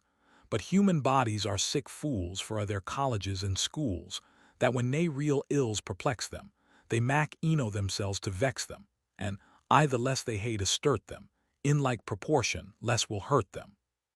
A country fellow at the plug his acres tilled, he's right enug, a country girl at her wheel, her dizzens doon, she's unco wheel, but gentlemen and ladies worst, why even down want o' work are cursed. They loiter lounging lank and lazy, though dale heat ails them, yet uneasy, their days insipid, dull and tasteless, their nights unquiet, lang and restless. And even their sports, their balls and races, their galloping through public places, their sick parade, sick pomp and art, the joy can scarcely reach the heart. The men cast out in party matches, then sother in deep debauches. A night their mad why drink and whoring, neast day their life is past enduring. The ladies arm in arm in clusters, as great and gracious as sisters, but here their absent thoughts ither there run deals and jads the gither whiles, o'er the wee bit cup and platy, they sip the scandal potion pretty, or lee lang nights, why crabbit lukes pour o'er the devil's pictured bukes, stake on a chance a farmer's stackyard, and cheat like any unhanged blackguard. There are some exceptions, man and woman, but this is gentry's life in common. By this the sun was out of sight, and darker gloamin' brought the night. The bum clock hummed why lazy drone. The kye stood roten the lone, when up they gat and shook their lugs, rejoic they were na men but dogs, and each took af his several way, resolved to meet some ither day. The author's earnest cry and prayer. To the Right Honourable and Honourable Scotch representatives in the House of Commons, 1. Dearest of distillation, last and best. How art thou lost? Parody on Milton. Ye Irish lords, ye knights and squires, wha represent our brugs and shires, and dousely manage our affairs in Parliament, to you a simple poet's prayers are humbly sent. Alas, my Rupert muse is hearse, your honours, heart's wide grief twad pierce, to see her sittin' on her arse low the dust, and scrychin' hout prosaic verse and like to brust. Footnote 1. This was written before the Act and at the Scotch distilleries of session 1786, for which Scotland and the author return their most grateful thanks. R.B. Tell them wha hae the chief direction, Scotland and me's in great affliction. Ere sin, they laid that cursed restriction on aquavity and roused them up to strong conviction, and move their pity. Stand forth and tell yon premier youth the honest, open, naked truth. Tell him, mine and Scotland's druth, his servants humble, the muckle deevil blaw you south if ye dissemble. Does ony great man glunch in gloom, speak out, and never fash your thumb, let posts and pensions sink or soom why? Them wha grant them, if honestly they canna come, far better want them. In gath'rin' votes you were na slack, now stand as tightly by your tack, ne'er claw your lug, and fidge your back and hum and haw, but raise your arm and tell your crack before them Paint Scotland greet in o'er her thistle, her muchkin stope as tombs a whistle, and damned excisemen in a bustle, season a stelled triumphant crushant like a mussel, or limpet shell. Then on the tither hand present her, a blackguard smuggler right behint her, and cheek for chow, a chuffy vintner colleaguing join, picking her pouch as bare as winter of a kind coin. Is there that bears the name o' Scott, but feels his heart's bluid rising hot, to see his poor auld mither's pot thus dung in staves, and plundered o' her hindmost groat by gallows knaves. Alas, I'm but a nameless wight, trode I the mire out o' sight, but could I like Montgomery's fight, or gab like Boswell, too there's some sark-necks I wad draw tight, and tie some hose well. God bless your honours, can ye seat, the kind auld canty Carlin greet, and no get warmly to your feet, and gar them hear it, and tell them we a patriot heat ye when a bear it. Some you nicely ken the laws to round the period and pause, and with rhetoric clause on clause to mack harangues, then echo throw, St. Stephen's was auld Scotland's rangs. Dempster 3 a true blue Scot Izzy Warren, the 8th detesting chaste Kilkerran 4 and that glibgabbet Highland Baron, the Laird o' Graham 5 and Ain, a chap that's damned all furrin, Dundas his name 6. Erskine a spunky Norland Billy, 7 true Campbells, Frederick and Illay 8. Footnote 5. The Marquis of Graham, eldest son of the Duke of Montrose. Footnote 8. Lord Frederick Campbell, second brother of the Duke of Argyll and Illay Campbell, Lord Advocate for Scotland, afterward President of the Court of Session. And Livingstone, the bald Sir Willie, 9 and money ithers, whom all Demosthenes or Tully might own for brithers.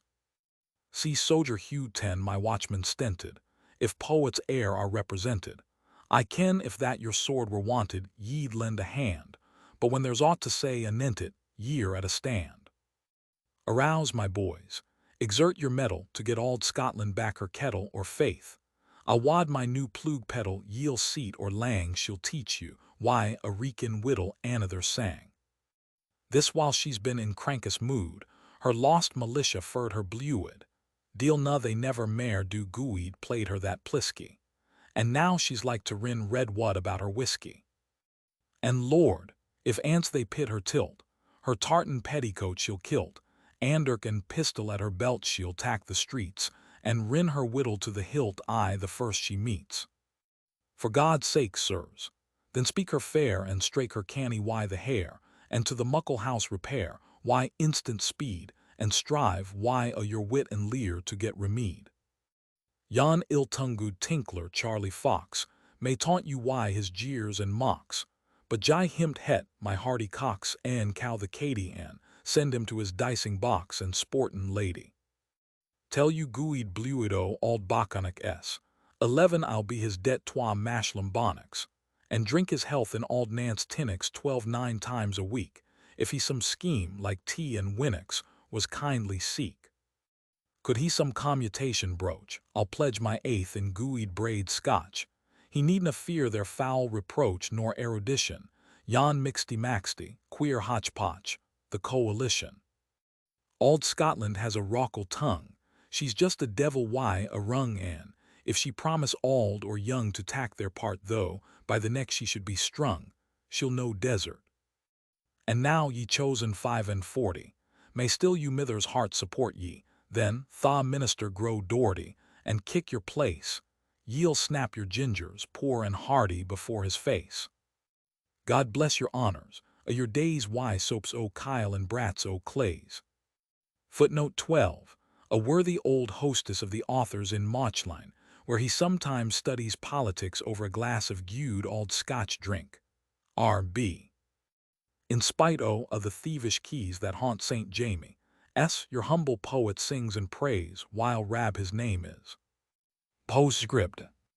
Let half-starved slaves in warmer skies see future wines, rich clustering, rise. Their lot auld Scotland near envies, but blithe and frisky, she eyes her freeborn martial boys tack aff their whiskey. What though their Phoebus kinder warms, while fragrance blooms and beauty charms, when wretches range in famished swarms, the scented groves, or hounded forth dishonor arms in hungry droves. Their guns a burden on their shouther, they down abide the stink o' powther, their baldest thoughts a hankering swither to stand, or rin till skelp, a shot, their aff a throther to save their skin. But bring a Scotchman frae his hill, clap in his cheek a Highland gill, say such is Royal George's will, and there's the foe, he has nae thought but how to kill twa at a blow. Nay called, faint-hearted doubtings tease him, death comes, why, fearless eye he sees him, wibluity hand a welcome gies him, and when he fa's his latest draught breathin lees him in faint huzzas. Sages their solemn in may steek, and raise a philosophically reek, and physically causes seek, in clime and season, but tell me whiskey's name in Greek I'll tell the reason. Scotland my auld respected mither, though, whiles ye moistify your leather till, war ye sit on craps o' heather ye tine your dam, freedom and whiskey gang the gither take aff your dram. The ordination. For since they little owe to frugal heavin, to please the mob, they hide the little jivin. Kilmarnock wobsters fidge and claw and pour your creasy nations, and ye wa leather racks and draw of a denominations, swith to the lig kirk, ain and there tack up your stations, then aft to Begbie, in a raw, and pour divine libations for joy this day. Cursed common sense, that imp o' hell cam in why Maggie Lauder, one but Oliphant 2 aft made her yell, and Russell 3 sair miscod her, this day Mackinlay 4 tax the flail, and he's the boy will blaud her, he'll clap a shangan on her tail, and set the bairns to dod her wide dirt this day. Footnote 1. Alluding to a scoffing ballad which was made on the admission of the late Reverend and worthy Mr. Lithsay to the Laig Kirk. R.B. Footnote 2. Reverend James Oliphant, Minister of Chapel of Ease, Kilmarnock. Mac haste and turn King David o'er, and lilt y holy clangor, o double verse come Gias 4, and skirl up the banger. This day the kirk kicks up a stour, ne mair the knave shall rang her, for heresy is in her power, and gloriously she'll wang her y pith this day. Come, let a proper text be read, and touch it af y vigor. How graceless Ham 5 lugat his dad which made Canaan a nigger, or Phineas 6 drove the murdering blade, why Horeb whoring rigor, or Zipporah 7 the scaldin jad was like a bluety tiger ith in that day. There try his mettle on the creed, and bind him down why caution. That stipend is a carnal weed he tax by for the fashion, and jie him o'er the flock to feed, and punish each transgression, especial rams that cross the breed, jie them sufficient threshin, spare them nae day. Now Auld Kilmarnock, cock thy tail, and toss thy horns fu canty, ne mair thou'lt rote out o'er the dale, because thy pasture's scanty, for Lapfu's large o gospel kyle shall fill thy crib in plenty, and runts o grace the pick and whale no gian by way o dainty, but ilka day. Nae mair by Babel's streams will weep to think upon our Zion, and hing our fiddles up to sleep like baby clouts a dryin'. Come, screw the pegs why tune fu cheap, and o'er the times be tryin'. Oh, rare to see our elbucks weep, and alike lamb tails flyin' fu fast this day. Lang patronage with rod o' Airn has shored the kirk's undoin' as lately Fenwick sair forfairn, has proven to its ruin aid our patron honest man. Glencairn, he saw mischief was brewin' and like a godly elect bairn, he's wailed us out a true ain and sound this day.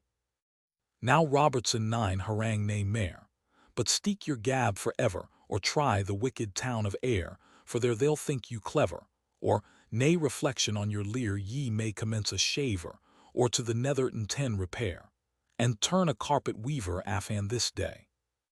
Muttry 11 and you were just a match, we never had sick twa drones, Auld Horny did the Laig Kirk watch, just like a winkin' baudrons, and he catched the tither wretch to fry them in his cauldrons, but now his honour maun detach why o' his brimstone squadrons fast this day. Footnote 11. The Reverend John Moultrie, a moderate, whom Mackinlay succeeded. See Auld Orthodoxy's phase she swinging thro' the city, hark, how the nine-tailed cat she plays. I vow it's unco pretty. There, learning with his Greekish face, grunts out some Latin ditty, and common sense is gone, she says, to Mac to Jamie beaty her plaint this day. But there's morality himsel, embracing all opinions, hear how he jies the tither yell between his twa companions, see how she peels the skin and fell, as ane were peelin' onions. Now they're packed aft to hell, and banished our dominions henceforth this day. O happy day! Rejoice, rejoice! Come bouse about the porter, morality's demure decoys shall here nae mair find quarter. Mackinlay, Russell, are the boys that heresy can torture, they'll jie her on a rape a hoise, and cow her measure shorter by head some day. Come, bring the tither muchkin in, and here's, for a conclusion, to every new light 12 mother's son from this time forth, confusion. If mair they deave us why their din, or patronage intrusion, we'll light a spunk, and every skin will rin them af infusion like oil some day. Footnote 12. New light is a cant phrase in the west of Scotland for those religious opinions which Dr. Taylor of Norwich has so strenuously defended. R.B. Epistle to James Smith. Friendship, mysterious cement of the soul, sweetener of life and solder of society, I owe thee much Blair. Dear Smith, the sleaze pawky thief, that e'er attempted stealth or reef, ye surely hae some warlock brief o'er human hearts, for ne'er a bosom yet was proof against your arts. For me, I swear by sun and moon, and every star that blinks a boon, ye have cost me 20 pair o' shoon, just gone to see you, and every ither pair that's done, mare teen I'm why you. That auld capricious carlin, nature, to mak amends for scrimpet stature she's turned you off, a human creature on her first plan, and in her freaks on every feature she's wrote the man. Just now I've tanned the fit o' rhyme, my barmy noddles working prime, my fancy yerk it up sublime. Why, hasty summon he ye a leisure moment's time to hear what's common. Some rhyme a neighbour's name to lash, some rhyme vain thought, for needful cash, some rhyme to court the contra clash, and raise a din for me, an aim I never fash, I rhyme for fun. The star that rules my luckless lot has faded me the russet coat, and damned my fortune to the groat, but, in requite, has blessed me with a random shot o' contra wit. This while my notions teen asclent to try my fate in gooeyed black print, but still the mare I'm that way bent, something cries hookly. I read you, honest man, tack tent ye'll shaw your folly. There's ither poets, much your betters, far seen in Greek deep men o' letters. He thought they had insured their debtors, future ages. Now moths deform in shapeless tatters their unknown pages. Then farewell hopes of laurel boughs to garland my poetic brows. Henceforth I'll rove where busy ploughs are whistling thrang, and teach the lanely heights and house my rustic sang. I'll wander on, why, tentless heed how never halting moments speed, till fate shall snap the brittle thread, then, all unknown, I'll lay me with th, inglorious dead forgot and gone. But why death being a tale? Just now we're living sound and hale, then top and maintop crowd the sail, heave care o'er side, and large before enjoyment's gale, let's tack the tide.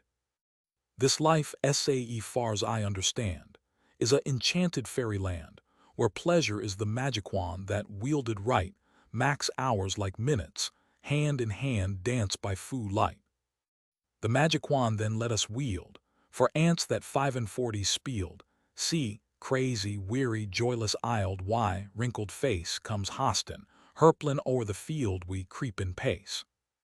When ants' life's day draws near the gloamin', then farewell vacant, careless roamin', and farewell cheerful tankards foamin', and social noise, and farewell dear deluding woman, the joy of joys. O life, how pleasant in thy morning young fancies raise the hills adorning, cold pausing cautions lessen scorning, we frisk away, like schoolboys at expected warning to joy and play. We wander there, we wander here, we eye the rose upon the briar, unmindful that the thorn is near among the leaves, and though the puny wound appear short while it grieves, some lucky find a flowery spot for which they never toiled nor swat, they drink the sweet and eat the fat, but care or pain, and haply eye the barren hut with high disdain. With steady aim some fortune chase, keen hope does every sinew brace, throw fair, throw foul they urge the race, and seize the prey, then canny in some cozy place they close the day.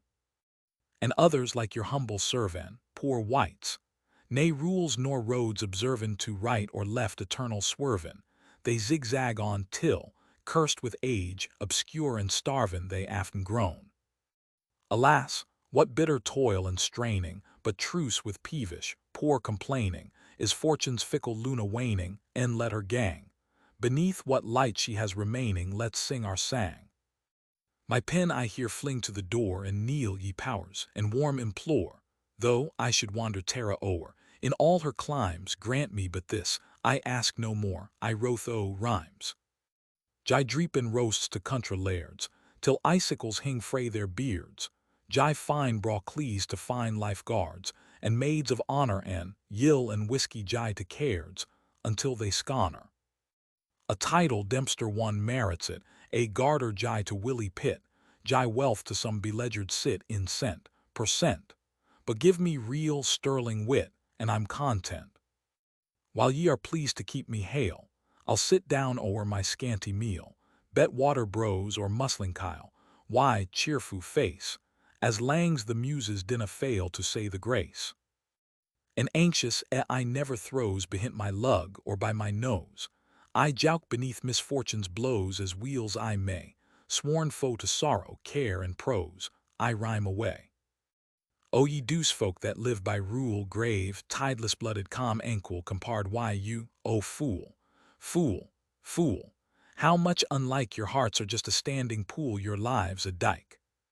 Nay, hair-brained, sentimental traces in your unlettered, nameless faces. In arioso trills and graces ye never stray, but gravissimo, solemn basses ye hum away. Ye are sae grave, nae doubt ye are wise, ne furly though, ye do despise the harum-scarum ramstam boys, the rattling squad, I see ye upward cast your eyes, ye ken the road. Whilst I shall haud me there, why you I'll scarce gang onywhere then Jamie, I shall say nae mair, but quat my sang, content why you to mak a pair, warrior I gang. The Vision. Doin' first one. The sun had closed the winter day, the curless quat their roarin' play, and hungered mawkin teen her way to Kyle-yard's green, while faithless snaws ilk step betray war she has been. The thresher's weary flingin' tree, the lee-lang day had tired me, and when the day had closed his far eye the west, ben I the spence, right pensively, I gied to rest. There lamely by the ingle cheek, I sat and eyed the spewing reek, that filled, why, host-provoking smeek, the auld clay biggin, and heard the restless ratten squeak about the riggin. All in this maudy misty clime, I backward must on wasted time, how I had spent my youthful prime, and done nae thing, but stringing blethers up in rhyme for fools to sing. Had I to gooed advice but hark it, I might by this, hey let a market, or strutted in a bank and clark it my cash account while here, half mad, half fed, half sarket, is a amount. Footnote 1. Doin' a term of Ossian's for the different divisions of a digressive poem. See his Cathloda, Volume 2 of M. Ferson's translation.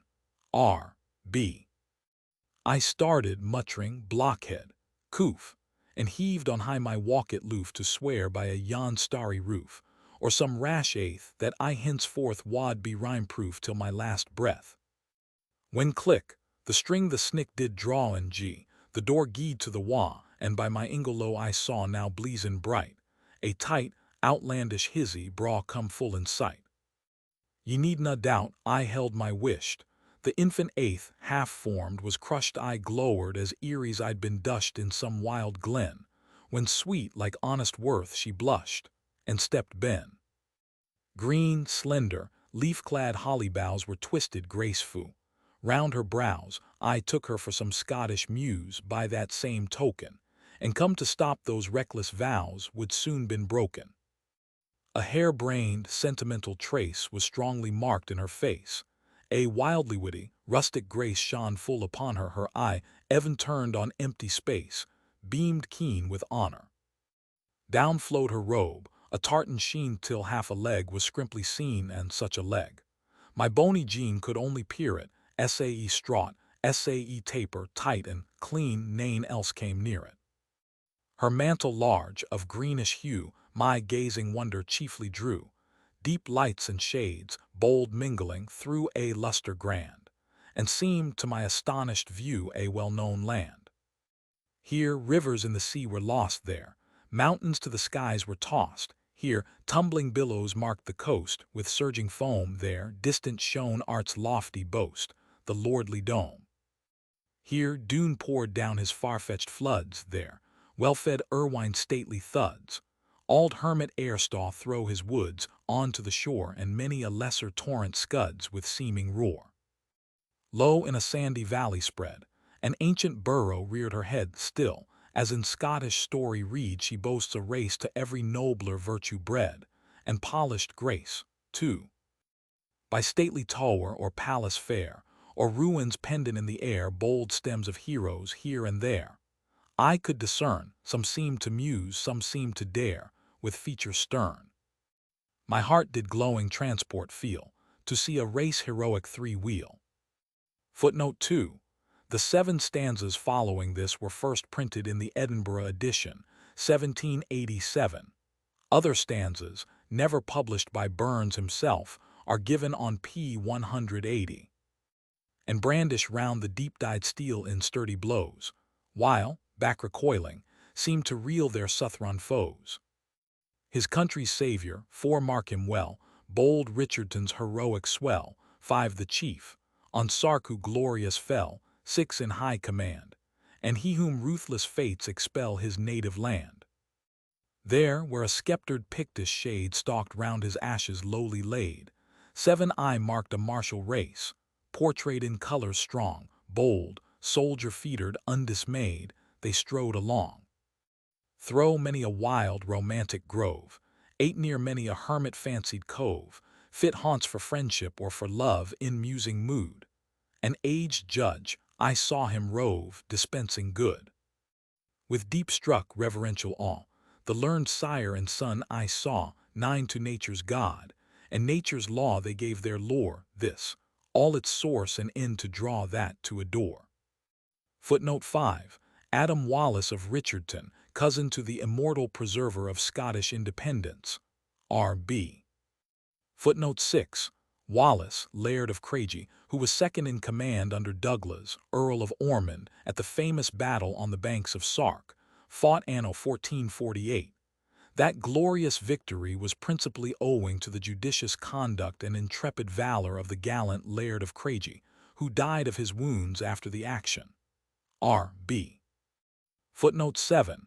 Coilus, king of the Picts, from whom the district of Kyle is said to take its name, lies buried, as tradition says, near the family seat of the Montgomerys of Coilsfield, where his burial place is still shown. R.B. Footnote 8. Barskimming, the seat of the Lord Justice Clerk, R.B. Footnote 9. Katrine, the seat of the late Dr. and present Professor Stewart, R.B. Brydon's brave Ward 10 I well could spy, beneath old Scotia's smiling eye, who called on fame, low standing by to hand him on, where many a patriot name on high and hero shone. Doon second. With musing deep, astonished stare, I viewed the heavenly seeming fair. A whispering throb did witness bear of kindred sweet, when with an elder sister's air she did me greet. All hail, my own inspired bard, in me thy native muse regard, nor longer mourn thy fate is hard thus poorly low. I come to give thee such reward as we bestow. Know the great genius of this land has many a light aerial band, who, all beneath his high command harmoniously, as arts or arms they understand, their labors ply. They Scotia's race among them share, some fire the soldier on to dare, some rouse the patriot up to bear corruption's heart, some teach the bard, a darling care, the tuneful art. 'Mong swelling floods of reeking gore they, ardent, kindling spirits pour. Footnote 10. Colonel Fullarton, R.B. This gentleman had travelled under the care of Patrick Brydon, author of a well-known tour through Sicily and Malta. Or mid the venal senate's roar they, sightless, stand, to mend the honest patriot lore and grace the hand.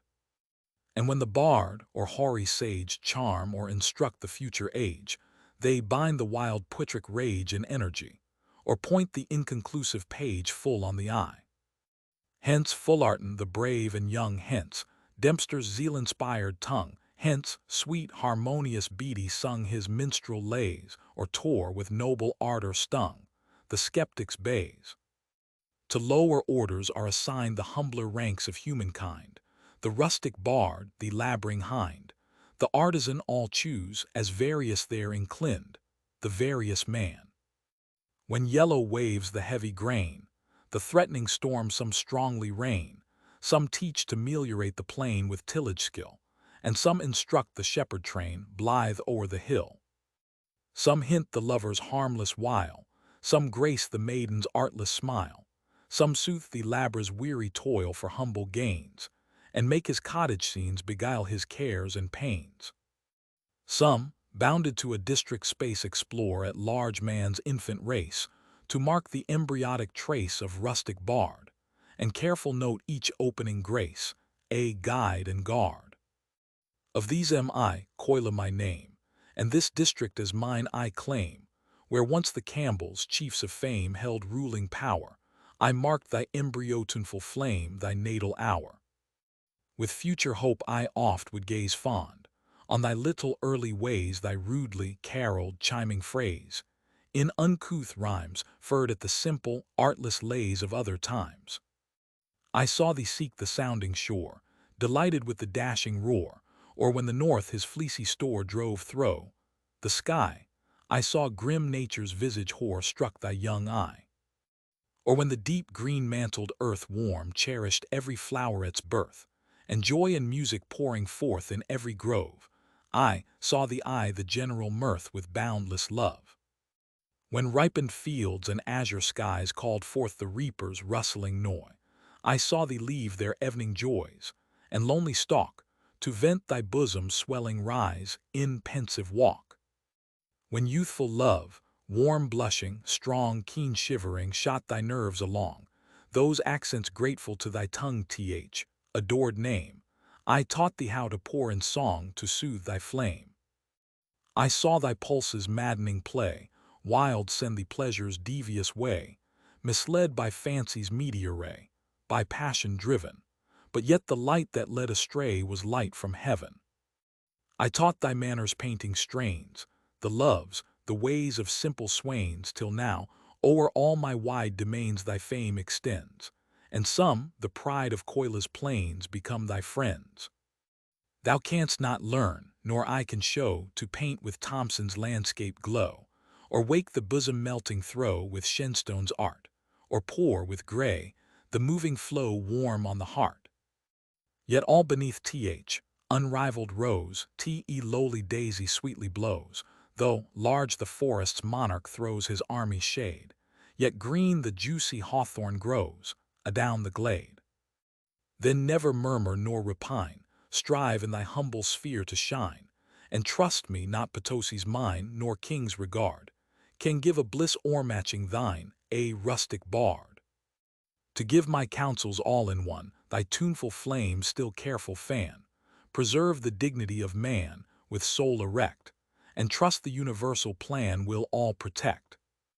And wear thou this, she solemn said, and bound the holly round my head, the polished leaves and berries red did rustling play, and like a passing thought she fled in light away. To Mrs. Stewart of Stair, Burns presented a manuscript copy of the vision. That copy embraces about 20 stanzas at the end of Doon First, which he cancelled when he came to print the price in his Kilmarnock volume. 7 of these he restored in printing his second edition, as noted on p. 174. The following are the verses which he left unpublished. Suppressed stanzas of the vision. After 18th stanza of the text, at his native land. With secret throes I marked that earth, that cottage, witness of my birth, and near I saw, bold issuing forth in youthful pride, a linsey race of noble worth, famed far and wide. Where hid behind a spreading wood, an ancient pick-built mansion stood, I spied among an angel brood, a female pair sweet shone their high maternal blood, and father's heir. An ancient tower too to memory brought how Dettingen's bold hero fought, still, far from sinking into naught, it owns a lord who far in western climates fought with trusty sword. Among the rest I well could spy one gallant, graceful, martial boy. The soldier sparkled in his eye a diamond water. I blessed that noble badge with joy that owned me freighter 3. After 20th stanza of the text, at dispensing good. Nearby arose a mansion fine for the seat of many a muse divine, not rustic muses such as mine with holly crowned, but ancient, tuneful, laureled 9 from classic ground. I mourned the card that fortune dealt, to see where Bonie Whitefords dwelt, 5 but other prospects made me melt, that village near, 6 their nature, friendship, love I felt, fond mingling dear. Hail, nature's pang, more strong than death, warm friendship's glow like kindling wrath, love, dearer than the parting breath of dying friend. Not even with life's wild devious path your force shall end. The power that gave the soft alarms in blooming Whiteford's rosy charms, still threats the tiny, feathered arms, the barbed dart, while lovely Wilhelmina warms the coldest heart. 7. After 21st stanza of the text, at that, to adore. where Luger leaves his moorland plaid, 8 where lately want was idly laid. Footnote 3. Captain James Montgomery, Master of St. James Lodge, Tarbleton, to which the author has the honor to belong. R.B. I marked busy, bustling trade, in fervid flame, beneath a patroness aid of noble name. Wild, countless hills I could survey, and countless flocks as wild as they. But other scenes did charms display that better please, where polished manners dwell with gray in rural ease 9. Where Cessnock pours with gurgling sound 10 and Irwine, marking out the bound. Enamored of the scenes around, slow runs his race. A name I doubly honored found, 11 with knightly grace. Brydon's brave ward, 12 I saw him stand, fame humbly offering her hand. And near, his kinsman's rustic band, 13 with one accord, lamenting their late blessed land must change its lord.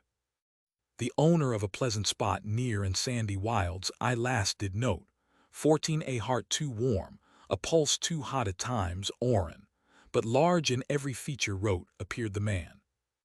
The rantin dog, the daddy-o-tea. Tune, Warrel our Gidman lie.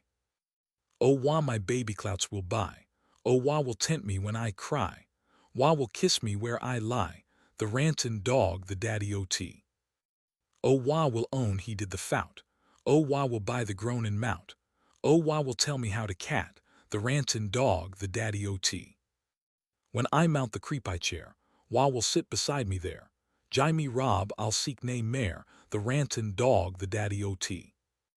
Wha will crack to me my lane, wha will mak me fidgeon fain, wha will kiss me o'er again, the rantin dog, the daddy-o-tea. Here's his health in water. Tune, the job of journey work. Although my back be at the wa, and though he be the fodder, although my back be at the wa, yet here's his health in water. O we gie by his wanton sides, sae brawlies he could flatter, till for his sake I'm slighted sair and dree the kintra clatter. But though my back be at the wa, and though he be the fodder, but though my back be at the wa, yet here's his health in water. Addressed to the unco guid, or the rigidly righteous. My son, these maxims make a rule, and lump them I thegither. The rigid righteous is a fool, the rigid wise another. The cleanest corn that e'er was dight may hae some piles o' calf in, so ne'er a fellow creature slight for random fits o' daffin. Solomon Eccles ch. 7 verse 16. O ye wa are sae guid yourself, sae pious and sae holy, ye have naught to do but mark and tell your neighbors fouts and folly. Waste life is like a wheel-gone mill, supplied wise store o' water, the heaped happers ebbing still, and still the clap plays clatter. Hear me, ye venerable core, as counsel for poor mortals that frequent past deuce wisdom's door for glaikit folly's portals. I, for their thoughtless, careless sakes, would here propone defenses, their doncy tricks, their black mistakes, their failings and mischances. Ye see your state why there's compared and shudder at the niffer, but cast a moment's fair regard. What macks the mighty differ, discount what scant occasion gave, that purity ye pride in, and what's aft mair than o' the lave, your better art o' hidden. Think when your castigated pulse gies now and then a wallop, what ragings must his veins convulse, that still eternal gallop, why, wind and tide fair eye your tail, right on ye scud your seaway. But in the teeth o' baith to sail, it macks a unco leeway. See social life and glee sit down, all joyous and unthinking till, quite transmogrified, their grown debauchery and drinking. Oh, would they stay to calculate eternal consequences, or your more dreaded hell to state, damnation of expenses. Ye high, exalted, virtuous dames tied up in godly laces, before ye jie poor frailty names, suppose a change o' cases. A dear-loved lad convenience snug a treacherous inclination. But let me whisper I your lug, ye're Abelins nae temptation. Then gently scan your brother man, still gentler sister woman, though they may gang a kennin rang, to step aside is human. One point must still be greatly dark, the moving why they do it, and just as lamely can ye mark, how far perhaps they rue it. Who made the heart, tease he alone decidedly can try us. He knows each chord, its various tone, each spring, its various bias. Then at the balance let's be mute, we never can adjust it, what's done we partly may compute, but know not what's resisted. The Inventory 1. In answer to a mandate, by the Surveyor of the Taxes. Sir, as your mandate did request, I send you here a faithful list, o gudes and gear, and my graith to which I'm clear to G my eighth. Imprimis then for carriage cattle, I hae 4 brutes o gallant metal as ever drew afore a pedal. My hand aforce a gooid auld has been, and white and wilfu a his days been my hand ahin so weel gone filly, that aft has borne me hame frae killy, to and your auld borough money a time in days when riding was nae crime.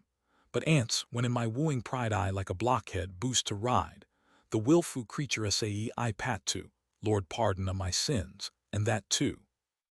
I played my filly sick a shavey, she's a bedevilled why the spavey. My fur, ahence a wordy beast, as ere in tug or toe was traced.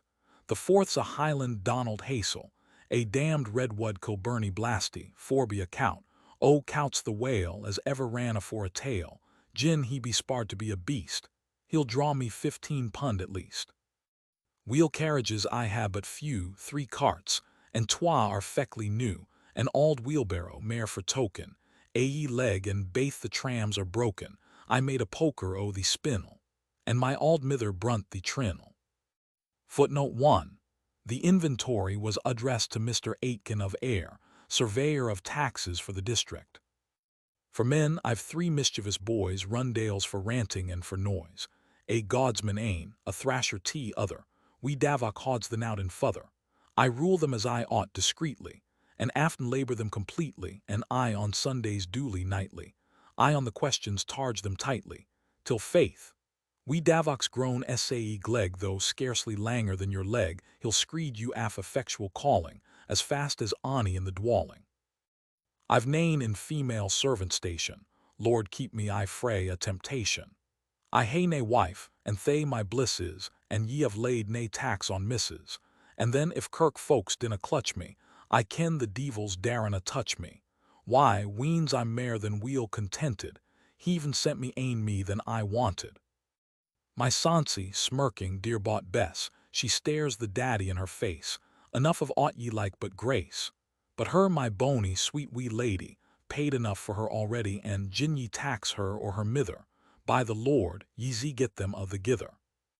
And now remember, Mr. Aiken, nee kind of license out I'm talkin' free this time forth. I do declare I se ne'er ride horse nor hizzy mare throw dirt and dub for life I'll paidle. Ere I sae dear pay for a saddle, my travel on foot I'll shank it, I've sturdy bearers, gude the thank it. The kirk and you may tack you that. It puts but little in your pat, sae dinna put me in your buke, nor for my 10 white shillings Luke. This list why my ain hand I wrote it, the day and date as undernoted. Then know all ye whom it concerns, subscripsi Hewick. Robert Burns, Mossgiel, February 22, 1786. To John Kennedy, Dumfries House. Now Kennedy, if foot or horse air bring you in by Mauchline course, Lord man, there's lasses there wad force a hermit's fancy, and down the gate in faith they're worse, and mair unchancy. But as I'm sayin', please step to Dow S, and taste sick gear as Johnny brews, till some bit Callan bring me news that ye are there, and if we dinna hae a booze, I say ne'er drink mair. It's no I like to sit and swallow, than like a swine to puke and wallow, but jie me just a true good fallow, why right in gin, and spunky ants to mak us mellow, and then we'll shine. Now if ye're ane o world's folk, why rate the wearer by the cloak, and sklint on poverty their joke, why bitter sneer, why you nae friendship I will troke, nor cheap nor dear. But if, as I'm informed weel, ye hate as ills the very dale the flinty heart that canna feel, come, sir, here's to you. There's my hawn, I wish you weel, and gude be why you. Rob Burness, Mossgiel, 3rd March, 1786. To Mr. M. Adam, of Craigengillan. In answer to an obliging letter, he sent in the commencement of my poetic career. Sir, o'er a gill I gat your card, I trow it made me proud, see what tax notice o' the bard. I lap and cried foo loud. Now deal ma care about their jaw, the senseless, gawky million. I'll cock my nose abune them I'm roused by craging Gillen. 'Twas noble, sir, 'twas like yourself, to grant your high protection, a great man's smile ye ken foo, well is I a blessed infection. Though by his banes wa in a tub matched Macedonian sandy, on my ain legs throw dirt and dub, I independent stand I. And when those legs to gude, warm Kyle, why, welcome canna bear me, a lee dyke side, a sibbo tail, and barley scone shall cheer me. Heaven spare you lang to kiss thee breath o' money flowery simmers, and bless your bony lasses baith, I'm told they're loosome kimmers. And God bless young Dunniskin's laird, the blossom of our gentry, and may he wear an auld man's beard, a credit to his country. To a louse, on seeing one on a lady's bonnet at church. Ha, war ye gone, ye crowlin' furly, your impudence protects you sairly. I canna say but ye strunt rarely o'er gauze and lace, though, faith, I fear ye dine but sparely on sic a place. Ye ugly, creepin', blasted oner, detested, shunned by saunt and sinner, how dore ye set your fit upon her? Essay ye find a lady, ge somewhere else and seek your dinner on some poor body. Swith, in some beggar's half-it squattle, there ye may creep and sprawl and spraddle, why, ither kindred, jumping cattle, in shoals and nations, war horn nor bane ne'er dore unsettle your thick plantations. Now haud you there year out o' sight, below the fatrals, snug and tight, nah, faith ye yet. Ye'll no be right till ye have got on it, the vera tapmost, tore in height o' Miss Bonnet. My sooth, right bald ye set your nose out as plump and grey as Ani Grasset, o for some rank mercurial roset, or fell, red smedum I jai you sick a hearty dose o' tea, wad dress your drawdom. I wad na been surprised to spy you on an auld wife's flainin' toy, or ablin some bit dubby boy on's wylie-coat, but Miss, fine Lunardi, fie, how dore ye dot? O Jeannie, dinna toss your head, and set your beauties abread. Ye little ken what cursed speed the blasties mackin' thee winks and fingerins, I dread, are noticed talkin'. O wad some power the gifty gie us to see ourselves as ithers see us, it wad frae money a blunder free us, and foolish notion, what airs in dress and gait wad lee us, and even devotion. Inscribed on a work of Hannah More's. Presented to the author by a lady. Thou flattering mark of friendship kind, still may thy pages call to mind the dear, the beauteous donor, though sweetly female every part, yet such a head, and more the heart does both the sexes honor. She showed her taste refined and just, when she selected thee, yet deviating own I must for sae approving me. But kind still I'll mind still the giver in the gift, I'll bless her, and wish her a friend aboon the lift. Song composed in spring. Tune, jockey's grey breeks. Again rejoicing nature sees her robe assume its vernal hues, her leafy locks wave in the breeze, all freshly steeped in morning dews. Chorus, and maun I still on many dote, and bear the scorn that's in her for it's jet black, and it's like a hawk, and it winna let a body be. In vain to me the cowslips blaw, in vain to me the villets spring, in vain to me in glen or shaw the mavis and the lintwhite sing, and maun I still and see.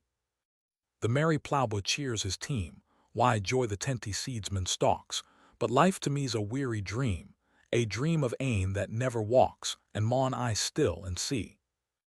The wanton coot the water skims, amming the reeds the ducklings cry, the stately swan majestic swims, and everything is blessed but one, and maun I still and see. The sheep-herd steeks his falding slap, and o'er the moorlands whistles shill, why wild, unequal wandering step I meet him on the dewy hill, and maun I still and see. And when the lark, tween light and dark blithe walkens by the daisy's side, and mounts and sings on flittering wings, a woe-worn gayest I hameward glide, and maun I still and see. Come winter with thine angry howl, and raging bend the naked tree, thy gloom will soothe my cheerless soul, when nature all is sad like me, and maun I still and see. To a Mountain Daisy. On turning down with the plough in April 1786. Wee modest crimson-tipped flower, thou hast met me in an evil hour, for I maun crush among the stour thy slender stem. To spare thee now is past my power, thou bonny gem. Alas, it's no thy neighbour sweet, the bonny lark companion meet, bending thee mang the dewy wheat why spreckled breast, when upward springing blithe to greet the purpling east. Called blue the bitter biting north upon thy early, humble birth, yet cheerfully thou glinted forth amid the storm, scarce reared above the parent earth thy tender form. The flaunting flowers our gardens yield, high sheltering woods and wa's maun shield, but thou beneath the random bield o' clod or stain adorns the histy stibble field, unseen, alane. There in thy scanty mantle clad, thy snawy bosom sunward spread, thou lifts thy unassuming head in humble guise, but now the share uptears thy bed, and low thou lies. Such is the fate of artless maid, sweet floweret of the rural shade, by love's simplicity betrayed and guileless trust, till she like thee all soiled is laid low i' the dust. Such is the fate of simple bard, on life's rough ocean luckless starred, unskilful he to note the card of prudent lore, till billows rage and gales blow hard, and whelm him o'er. Such fate to suffering worth is given, who long with wants and woes has striven, by human pride or cunning driven to misrise brink, till wrenched of every stay but heaven, he, ruined, sink. Even thou who mourn'st the daisy's fate, that fate is thine, no distant date. Stern ruin's plowshare drives elate, full on thy bloom till crushed beneath the furrow's weight, shall be thy doom. To ruin. All hail, inexorable Lord, at whose destruction-breathing word the mightiest empires fall, thy cruel, woe-delighted train, the ministers of grief and pain a sullen welcome all. With stern resolve, despairing eye, I see each aimed dart, for one has cut my dearest tie and quivers in my heart. Then lowering and pouring, the storm no more I dread, though thickening and blackening round my devoted head.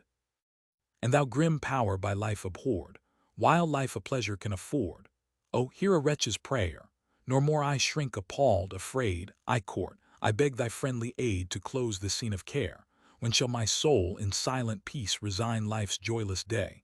My weary heart its throbbing cease, cold mouldering in the clay, no fear more, no tear more, to stain my lifeless face, enclasped and grasped within thy cold embrace.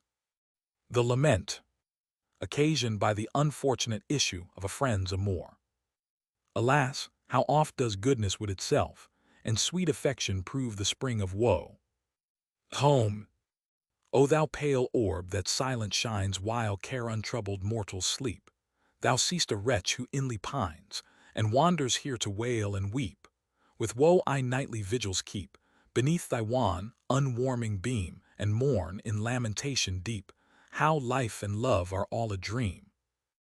I joyless view thy rays adorn the faintly marked, distant hill, I joyless view thy trembling horn, reflected in the gurgling rill. My fondly fluttering heart, be still.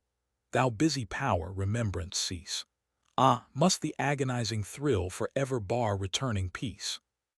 No idle feigned, poetic pains my sad, lovelorn lamentings claim, no shepherd's pipe Arcadian strains, no fabled tortures, quaint and tame, the plighted faith, the mutual flame, the oft-attested powers above, the promised Father's tender name, these were the pledges of my love. Encircled in her clasping arms, how have the raptured moments flown? How have I wished for fortune's charms for her dear sake, and hers alone, and must I think it? Is she gone, my secret heart's exulting boast, and does she heedless hear my groan, and is she ever, ever lost? Oh, can she bear so base a heart, so lost to honor, lost to truth, as from the fondest lover part, the plighted husband of her youth, alas! Life's path may be unsmooth, her way may lie through rough distress. Then, who her pangs and pains will soothe her sorrows share and make them less. Ye winged hours that o'er us passed, enraptured more, the more enjoyed your dear remembrance in my breast my fondly treasured thoughts employed. That breast, how dreary now and void for her too scanty once of room, even every ray of hope destroyed, and not a wish to gild the gloom. The morn that warns approaching day awakes me up to toil and woe. I see the hours in long array that I must suffer, lingering slow. Full many a pang and many a throe keen recollection's direful train must wring my soul where Phoebus, lo, shall kiss the distant western main. And when my nightly couch I try, sore harassed out with care and grief, my toil-beat nerves and tear-worn eye keep watchings with the nightly thief. Or if I slumber, fancy chief reigns haggard, wild in sore affright. Even day, all bitter, brings relief from such a horror-breathing night. O thou bright queen, who o'er expanse now highest reigns te, with boundless sway oft has thy silent marking glance observed us, fondly wandering stray. The time, unheeded, sped away, while love's luxurious pulse beat high, beneath thy silver gleaming ray to mark the mutual kindling eye. O scenes in strong remembrance set, scenes, never, never to return scenes, if in stupor I forget again I feel, again I burn. From every joy and pleasure torn life's weary veil I'll wander through, and hopeless, comfortless, I'll mourn a faithless woman's broken vow. Despondency, an ode. Oppressed with grief, oppressed with care, a burden more than I can bear, I set me down and sigh, O life! Thou art a galling load along a rough, a weary road to wretches such as I, dim backward as I cast my view, what sickening scenes appear, what sorrows yet may pierce me through, too justly I may fear. Still caring, despairing must be my bitter doom, my woes here shall close ne'er but with the closing tomb. Happy, ye sons of busy life, who, equal to the bustling strife, no other view regard, even when the wished end's denied, yet while the busy means are plied they bring their own reward, whilst I, a hope abandoned wight, unfitted with an aim, meet every sad returning night, and joyless mourn the same you, bustling and justling, forget each grief and pain, I, listless yet restless, find every prospect vain. How blessed the solitary's lot, who, all forgetting, all forgot, within his humble cell, the cavern wild with tangling roots, sits o'er his newly gathered fruits beside his crystal well, or haply to his evening thought, by unfrequented stream, the ways of men are distant brought, a faint, collected dream while praising and raising his thoughts to heaven on high, as wandering, meandering, he views the solemn sky. Then I, no lonely hermit placked where never human footstep tracked, less fit to play the part, the lucky moment to improve, and just to stop, and just to move, with self-respecting art. But those pleasures, loves, and joys which I too keenly taste, the solitary can despise, can want, and yet be blessed. He needs not, he heeds not, or human love or hate, whilst I here must cry here at perfidy and great. O enviable early days when dancing thoughtless pleasure's maze to care, to guilt unknown, how ill exchanged for riper times to feel the follies or the crimes of others or my own. Ye tiny elves that guiltless sport like linnets in the bush, ye little know the ills ye court, when manhood is your wish. The losses, the crosses that active man engage, the fears all, the tears all of dim declining age. To Gavin Hamilton, Esquire, Mauchline. Recommending a Boy. Moscoville, May 3, 1786. I hold it, sir, my bounden duty to warn you how that Master Tooty, alias Laird Gone, was here to hire yon lad away bout whom ye spak the tither day, and wad he don't hand. But lest he learn the Callan tricks, and faith I muckle doubt him, like scrappin' out auld Crummie's nicks, and tellin' lies about them, as leave then, I'd have then your clerkship he should sare, if sae be ye may be not fitted otherwhere. Although I sate he's gleg enough, and bout a house that's rude and rough, the boy might learn to swear.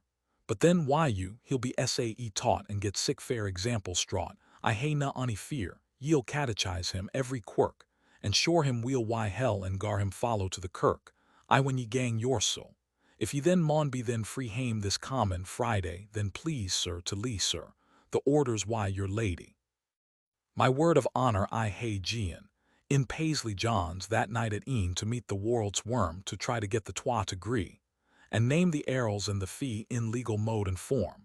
I ken he weel a snick can draw when simple bodies let him, and if a devil be at a in faith he's sure to get him. To phrase you and praise you, ye ken your laureate scorns, the prayer still you share still of grateful minstrel Burns. Versified reply to an invitation. Sir, yours this moment I unseal, and faith I'm gay and hearty, to tell the truth and shame the deal I am as fou as Barty. But forstay, sir, my promise leal, expect me your party, if on a beastie I can spiel, or hurl in a carty. Yours, Robert Burns Mauchline, Monday night 10 o'clock. Song, will ye go to the Indies, my Mary? Tune, will ye go to the U-Butts, Marion? Will ye go to the Indies, my Mary, and leave auld Scotia's shore? Will ye go to the Indies, my Mary, across th Atlantic roar? Oh, sweet grows the lime and the orange, and the apple on the pine, but of the charms, the Indies can never equal thine. I hae sworn by the heavens to my Mary, I hae sworn by the heavens to be true, and sae may the heavens forget me, when I forget my vow. Oh, plight me your faith, my Mary, and plight me your lily-white hand. Oh, plight me your faith, my Mary, before I leave Scotia's strand. We hae plighted our troth, my Mary, in mutual affection to join, and cursed be the cause that shall part us, the hour and the moment, time. Song, my Highland lassie, Tune, the Duke's dang o'er my daddy. Nay, gentle dames, though, ere sae fair shall ever be my muse's care, their titles a ark empty show, jie me my Highland lassie, Chorus. Within the glen sae bushy, aboon the plain sae rashy, I set me down right gooied will to sing my Highland lassie, were yon hills and valleys mine, yon palace and yon gardens fine, the world then the love should know I bear my Highland lassie, But fickle fortune frowns on me, and I maun cross the raging sea, but while my crimson currents flow, I'll love my Highland lassie, Although thro' foreign climes I range, I know her heart will never change, for her bosom burns with honor's glow, my faithful Highland lassie, For her I'll dare the billows roar, for her I'll trace a distant shore, that Indian wealth may luster throw around my Highland lassie, She has my heart, she has my hand, by secret troth and honor's band, till the mortal stroke shall lay me low, I'm thine, my Highland lassie, Farewell the glen sae bushy, farewell the plain sae rashy, to other lands I now must go to sing my Highland lassie, Epistle to a Young Friend. May 1786. I lang hae thought, my youthful friend, something to have sent you, though it should serve nae ither end than just a kind memento. But how the subject theme may gang, let time and chance determine. Perhaps it may turn out a sang, perhaps turn out a sermon. Ye'll try the world soon, my lad, and Andrew dear, believe me, ye'll find mankind an unco squad, and muckle they may grieve ye, for care and trouble set your thought, even when your end is attained and your views may come to naught, where every nerve is strained. I'll no say men are villains, the real, hardened, wicked, wha hae nae check but human law are to a few restrict, but mankind are unco weak, and little to be trusted, if self the wavering balance shake, it's rarely right adjusted. Yet they wa fa in fortune's strife, their fate we shouldna censure, for still, important end of life they equally may answer.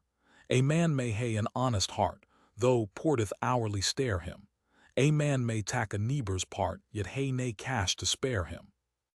I free afhan, your story tell when why a bosom crony, but still keep something to yourself. Ye scarcely tell to Ani, conceal yourself, as wheels ye can free critical dissection, but keek throw every other man why sharpened, sly inspection. The sacred low wheel-placked love, luxuriantly indulge it, but never tempt illicit rove, though nothing should divulge it. I waive the quantum the sin, the hazard of concealing, but it hardens within and petrifies the feeling.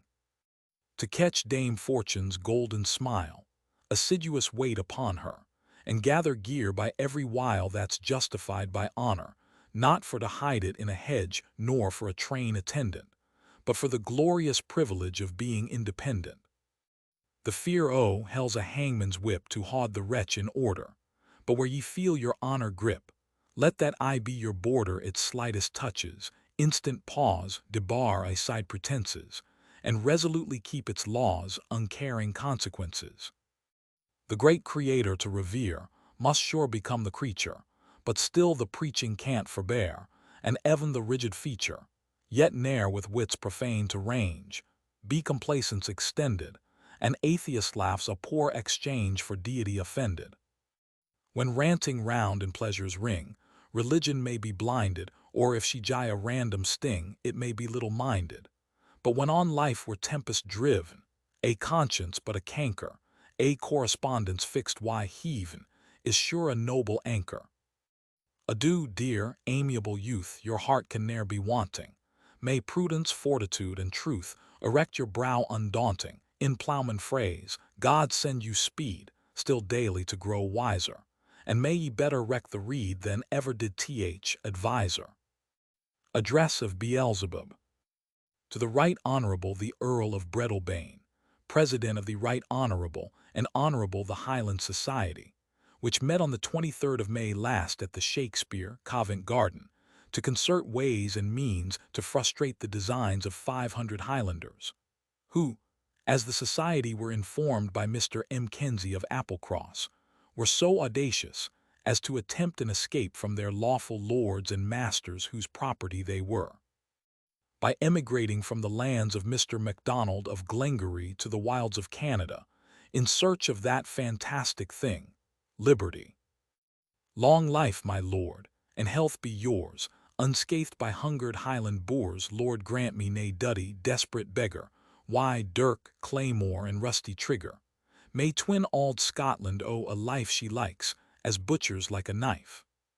Faith, you and Applecross were right to keep the Highland hounds in sight. I doubt na. They wad bid nae better. Then let them ance out o'er the water.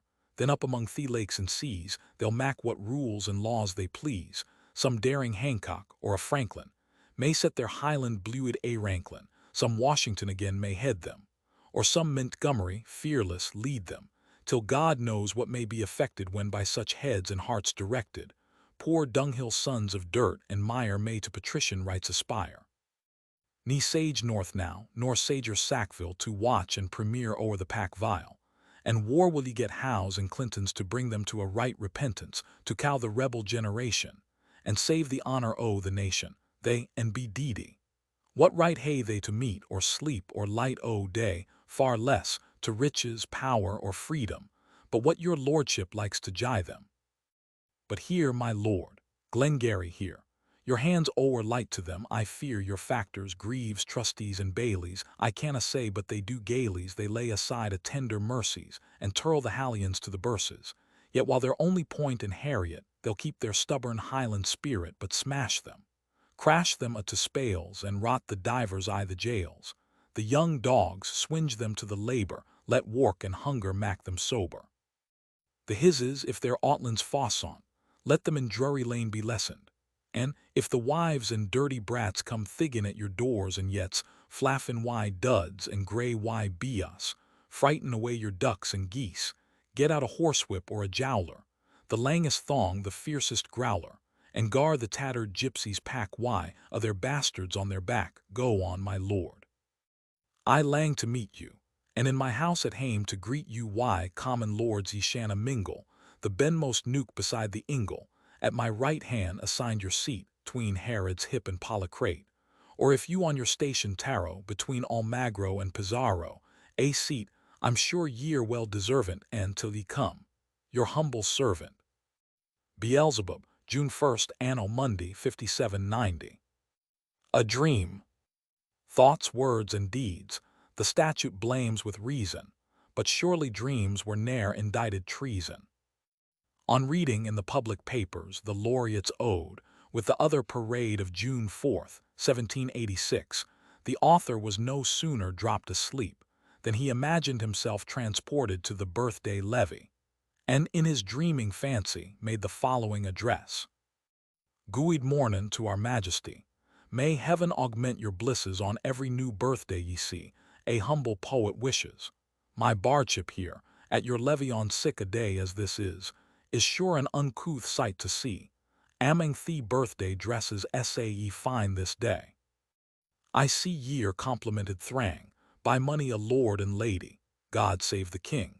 So cuckoo sang that's unco easy, said I, the poets too, a venal gang. Why, rhymes wheel turned and ready wad gar you tro ye ne'er do rang. But I unerring steady, on sick a day. For me, before a monarch's face even there I win a flatter, for neither pension, post, nor place. Am I your humble debtor, so, nay reflection on your grace your kingship to bespatter. There's money war been the race, and Abelins ain't been better than you this day. 'Tis very true, my sovereign king, my skill may weel be doubted, but facts are cheels that win a ding, and down a be disputed.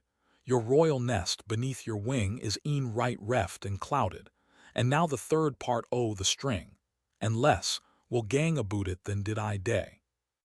Far bet fray me that I aspire to blame your legislation, or say, ye wisdom want, or fire, to rule this mighty nation.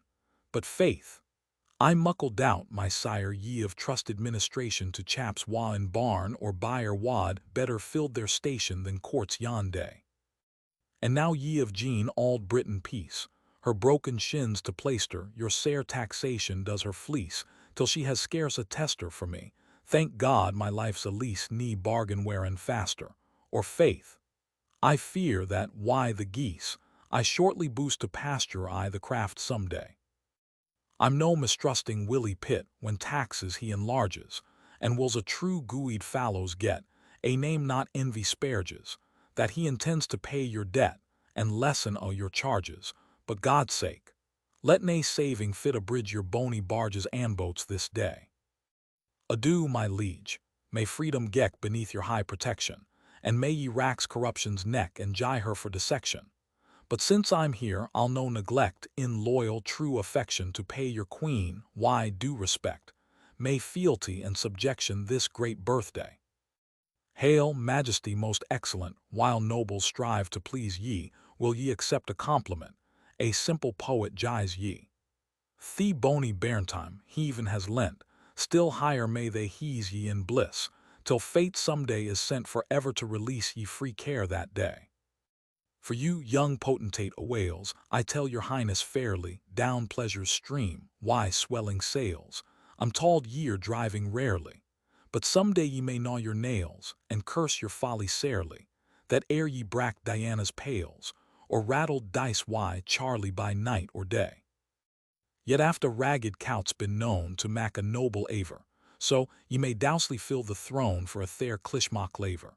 There, him too at Agincourt was shown, few better were or braver, and yet, why, funny, queer Sir John III he was an unco shaver for money a day. For you, right reverend Osnaburg Nain sets the lawn sleeve sweeter alth, a ribbon at your lug wad been a dress completer, as ye disown yon paughty dog that bears the keys of Peter then swith, and get a wife to hug, or troth, ye'll stain the mitre some luckless day. Young royal tarry breeks, I learn ye have lately come athwart her, a glorious galley, fore stem and stern wheel rigged for Venus barter. But first hang out that she'll discern your hymeneal charter, then heave aboard your grapple airn, and large upon her quarter come full that day. Ye lastly bonny blossoms, ye royal lasses dainty, heaven mak you gooid as well as braw, and jie you lads a plenty, but sneer na British boys awa. For kings are unco scant eye, and German gentles are but sma', they're better just than one eye on ony day. Footnote 4, alluding to the newspaper account of a certain royal sailor's amour. R.B. This was Prince William Henry, third son of George Roman III, afterward King William Roman IV. Gad bless you, consider now ye are unco muckle dawted, but ere the course o' life be through, it may be bitter sawted, and I hae seen their coggy foo that yet hae tarrowed at it. But or the day was done, I trow, the lagon they hae clotted fu clean that day. A dedication. To Gavin Hamilton, Esquire. Expect na, sir, in this narration, a fleechin, flethrin dedication to roose you up, and ca you gooid, and sprung o great and noble bluid, because ye are surnamed like his grace, perhaps related to the race. Then, when I'm turd, and sae are ye why money a fulsome sinfu, lie set up a face how I stop short for fear your modesty be hurt. This may do mon do, sir, why, them wa mon please the great folk for a wamefu for me. Sae leg I need na bow, for Lord be thank it I can plow, and when I down a yoke a naig then Lord be thank it I can beg. Sae I shall say, and that's nae flatterin, it's just sick poet and sick patron. The poet some gooeyed angel help him, or else I fear some ill ain skelp him. He may do weel for a he's done yet, but only he's no just begun yet. The patron, sir, ye maun forgy me, I win a lie come what will owe me. On every hand it will allowed be he's just, nay better than he should be. I readily and freely grant. He down a see a poor man want what's no his ain, he win attack it. What Ansi says, he win a break it, aught he can lend he'll no refust.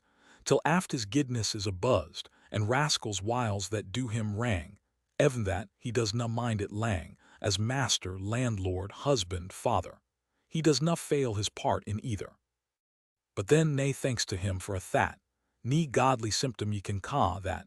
It's neething but a milder feature of our poor, sinfu, corrupt nature, ye'll get the best o' moral works, mang black gentoos and pagan Turks, or hunters wild on Ponataxi, wa never heard of orthodoxy. That he's the poor man's friend in need, the gentleman in word and deed. It's no throw terror of damnation, it's just a carnal inclination. Morality, thou deadly bane, thy tens o, thousands thou hast slain, vain is his hope, waste stay and trust is in moral mercy, truth, and justice. No stretch a point to catch a plaque, abuse a brother to his back, steal through the winnock fray a whore, but point the rake that tax the door, be to the poor like Ani Onestain, and haud their noses to the Grunstain, ply every art o legal thieving, no matter, stick to sound believing.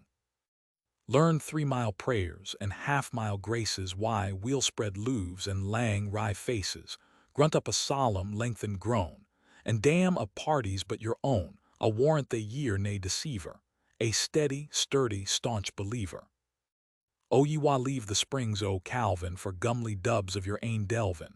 Ye sons of heresy and error, ye'll some day squeal in quaking terror, when vengeance draws the sword in wrath, and in the fire throws the sheath, when ruin with his sweeping besom just frets till heaven commission jies him, while o'er the harp pale misery moans, and strikes the ever-deepening tones, still louder shrieks and heavier groans.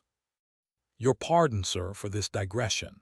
I mayest forget my dedication, but when divinity comes, cross me, my readers still are sure to lose me. So, sir, you see 'twas nae daft vapor, but I maturely thought it proper, when on my works I did review, to dedicate them, sir, to you, because ye need not tack it ill, I thought them something like your soul. Then patronize them why your favor, and your petitioner shall ever, I had Amyas said, ever pray, but that's a word I need na say, for prayin' I hae little skill ot, I'm baith dead sweer and wretched ill ot. But Izy repeat each poor man's prayer, that kens or hears about you, sir. May ne'er misfortune's gowling bark, howl throw the dwelling o' the clerk, may ne'er his generous, honest heart, for that same generous spirit smart, may Kennedy's far-honored name lang beat his hymeneal flame, till Hamilton's at least a dizen are frae their nuptial labors risen, 5 bony lasses round their table, and 7 braw fellows, stout and able, to serve their king and country weal by word or pen or pointed steel. May health and peace with mutual rays shine on the evening o' his days, till his wee, curly John's ero, when ebbing life nae mair shall flow, the last, sad, mournful rites bestow. I will not wind a lang conclusion, with complimentary effusion, but whilst your wishes and endeavors are blessed with fortune's smiles and favors, I am, dear sir, with zeal most fervent, your much indebted, humble servant. But if which powers above prevent, that iron-hearted Carl want attended in his grim advances, by sad mistakes and black mischances, while hopes and joys and pleasures fly him, make you as poor a dog as I am your humble servant than no more, for who would humbly serve the poor, but by a poor man's hopes in heaven? While recollection's power is given, if in the vale of humble life, the victim sad of fortune's strife, I throw the tender gushing tear should recognize my master dear. If friendless, lo, we meet together, then, sir, your hand, my friend and brother. Versified note to Dr. Mackenzie, Mauchline. Friday first's the day, appointed by the right worshipful anointed, to hold our grand procession, to get a blad o' Johnny's morals, and taste a swatch o' Manson's barrels. I, the way of our profession, the master and the brotherhood would be glad to see you, for me I would be mair than proud, to share the mercies why you, if death then why scathe, then some mortal heart is hetched inform him and storm him, that Saturday you'll fecht him. Robert Burns, Mostiel in 1057-90. The farewell to the brethren of St. James, Lodge, Tarbleton. Tune, Gidnight, and joy be why you, Adieu, a heart-warm fond adieu, dear brothers of the mystic tie, ye favored, enlightened few, companions of my social joy, though I to foreign lands must hie, pursuing fortune's slidry ba, with melting heart and brimful eye I'll mind you still though far away.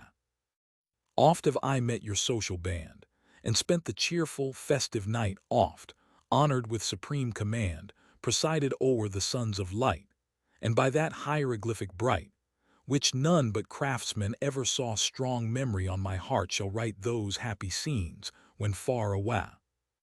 May freedom, harmony, and love unite you in the grand design beneath th, omniscient eye above, the glorious architect divine, that you may keep th unerring line, still rising by the plummet's law, till order bright completely shine, shall be my prayer when far away. And you farewell, whose merits claim justly that highest badge to wear, heaven bless your honored noble name to Masonry and Scotia dear. A last request permit me here, when yearly ye assemble one round, I ask it with a tear to him, the bard that's far away. On a Scotch bard, gone to the West Indies. A ye wa live by soaps o' drink, ye wa live by cramboclink, ye wa live and never think come morn why, me, our Billy's gene us of a jink, and o'er the sea. Lament him ye rant in core, why dearly like a random splore, ne mair he'll join the merry roar in social key, for now he's teen another shore, and o'er the sea. The bonny lasses weel may wiss him, and in their dear petitions place him, the widows' wives, and may bless him why tearfu, for weel I wot they'll sairly miss him that's o'er the sea. O fortune, they hae room to grumble, hadst thou teen af some drowsy bummel, wha can do naught but fyke and fumble, twad been nae plea, but he was gleg as ony wumble, that's o'er the sea. Auld canty Kyle may weepers wear, and stain them why the sout tear, 'twill mak her poor auld heart, I fear, in Flinders flee, he was her laureate money a year, that's o'er the sea. He saw misfortunes called Norwest lang mustering up a bitter blast, a gillet brack his heart at last, ill may she be, so took a berth afore the mast, and o'er the sea. To tremble under fortune's cummock, on a scarce a bellyfu, o drummock why his proud, independent stomach could ill agree, so wrote his hurdies in a hammock, and o'er the sea. He ne'er was gene to great misguidin', yet coin his pouches wad na bide in, why him it ne'er was under hiding, he dealt it free. The muse was that he took pride in, that's o'er the sea. Jamaica bodies use him weel, and hap him in cozy beel ye'll find him a dainty cheel, and foo o gley, he wad na rang the vera deal, that's o'er the sea. Farewell, my rhyme-composing Billy, your native soil was right ill-willy, but may ye flourish like a lily now bonnily, I'll toast you in my hindmost gilly though o'er the sea. Song Farewell to Eliza. Tune, Gilderoy. From thee, Eliza, I must go, and from my native shore. The cruel fates between us throw a boundless ocean's roar. but boundless oceans, roaring wide. Between my love and me they never can divide my heart and soul from thee. Farewell, farewell, Eliza dear, the maid that I adore. A boding voices in mine ear we part to meet no more. But the latest throb that leaves my heart, while death stands victor by, that throb, Eliza, is thy part, and thine that latest sigh. A bard's epitaph. Is there a women-spired fool, o'er fast for thought, o'er hot for rule, o'er blate to seek, o'er proud to snool, let him draw near, and o'er this grassy heap sing duel and drap a tear. Is there a bard of rustic song, who, noteless, steals the crowds among that weekly this area throng? Oh, pass not by, but, with a freighter feeling strong here heave a sigh. Is there a man, whose judgment clear can others teach the course to steer, yet runs himself life's mad career, wild as the wave? Here pause, and throw the starting tear, survey this grave. The poor inhabitant below was quick to learn the wise to know, and keenly felt the friendly glow and softer flame, but thoughtless follies laid him low, and stained his name. Reader, attend. Whether thy soul soars fancy's flights beyond the pole, or darkling grubs this earthly hole, in low pursuit, know, prudent, cautious, self-control is wisdom's root. Epitaph for Robert Aiken, Esquire. Know thou, O stranger, to the fame of this much-loved, much-honored name, for none that knew him need be told, a warmer heart death ne'er made cold. Epitaph for Gavin Hamilton, Esquire. The poor man weeps, here Gavin sleeps, whom canting wretches blamed, but with such as he, where'er he be, may I be salved or damned. Epitaph on Wee Johnny. Hic jacet Wee Johnny. Whoe'er thou art, O reader, know that death has murdered Johnny, and here his body lies foo low, for Saul he ne'er had ony. The Lass o' Ballochmyle. Tune Ettrick Banks. 'Twas even. The dewy fields were green, on every blade the pearls hang, the zephyr wanton round the bean, and bore its fragrant sweets alang. In every glen the mavis sang, all nature listening seemed the while, except where greenwood echoes rang among the braes o' Ballochmyle. With careless step I onward strayed, my heart rejoiced in nature's joy, when musing in a lonely glade, a maiden fair I chanced to spy. Her look was like the morning's eye, her air like nature's vernal smile, perfection whispered passing by, behold the lass o' Ballochmyle. Fair is the morn in flowery May, and sweet is night in autumn mild, when roving thro' the garden gay, or wandering in the lonely wild. But woman, nature's darling child, there all her charms she does compel, even there her other works are foiled by the bonny lass o' Ballochmyle. Oh, had she been a country maid, and I the happy country swain, though, sheltered in the lowest shed that ever rose on Scotland's plain thro' weary winter's wind and rain, with joy, with rapture, I would toil, and nightly to my bosom strain the bonny lass o' Ballochmyle. Then pride might climb the slippery steep, where fame and honor's lofty shine, and thirst of gold might tempt the deep, or downward seek the Indian mine. Give me the cot below the pine, to tend the flocks or till the soil, and every day have joys divine with the bonny lass o' Ballochmyle.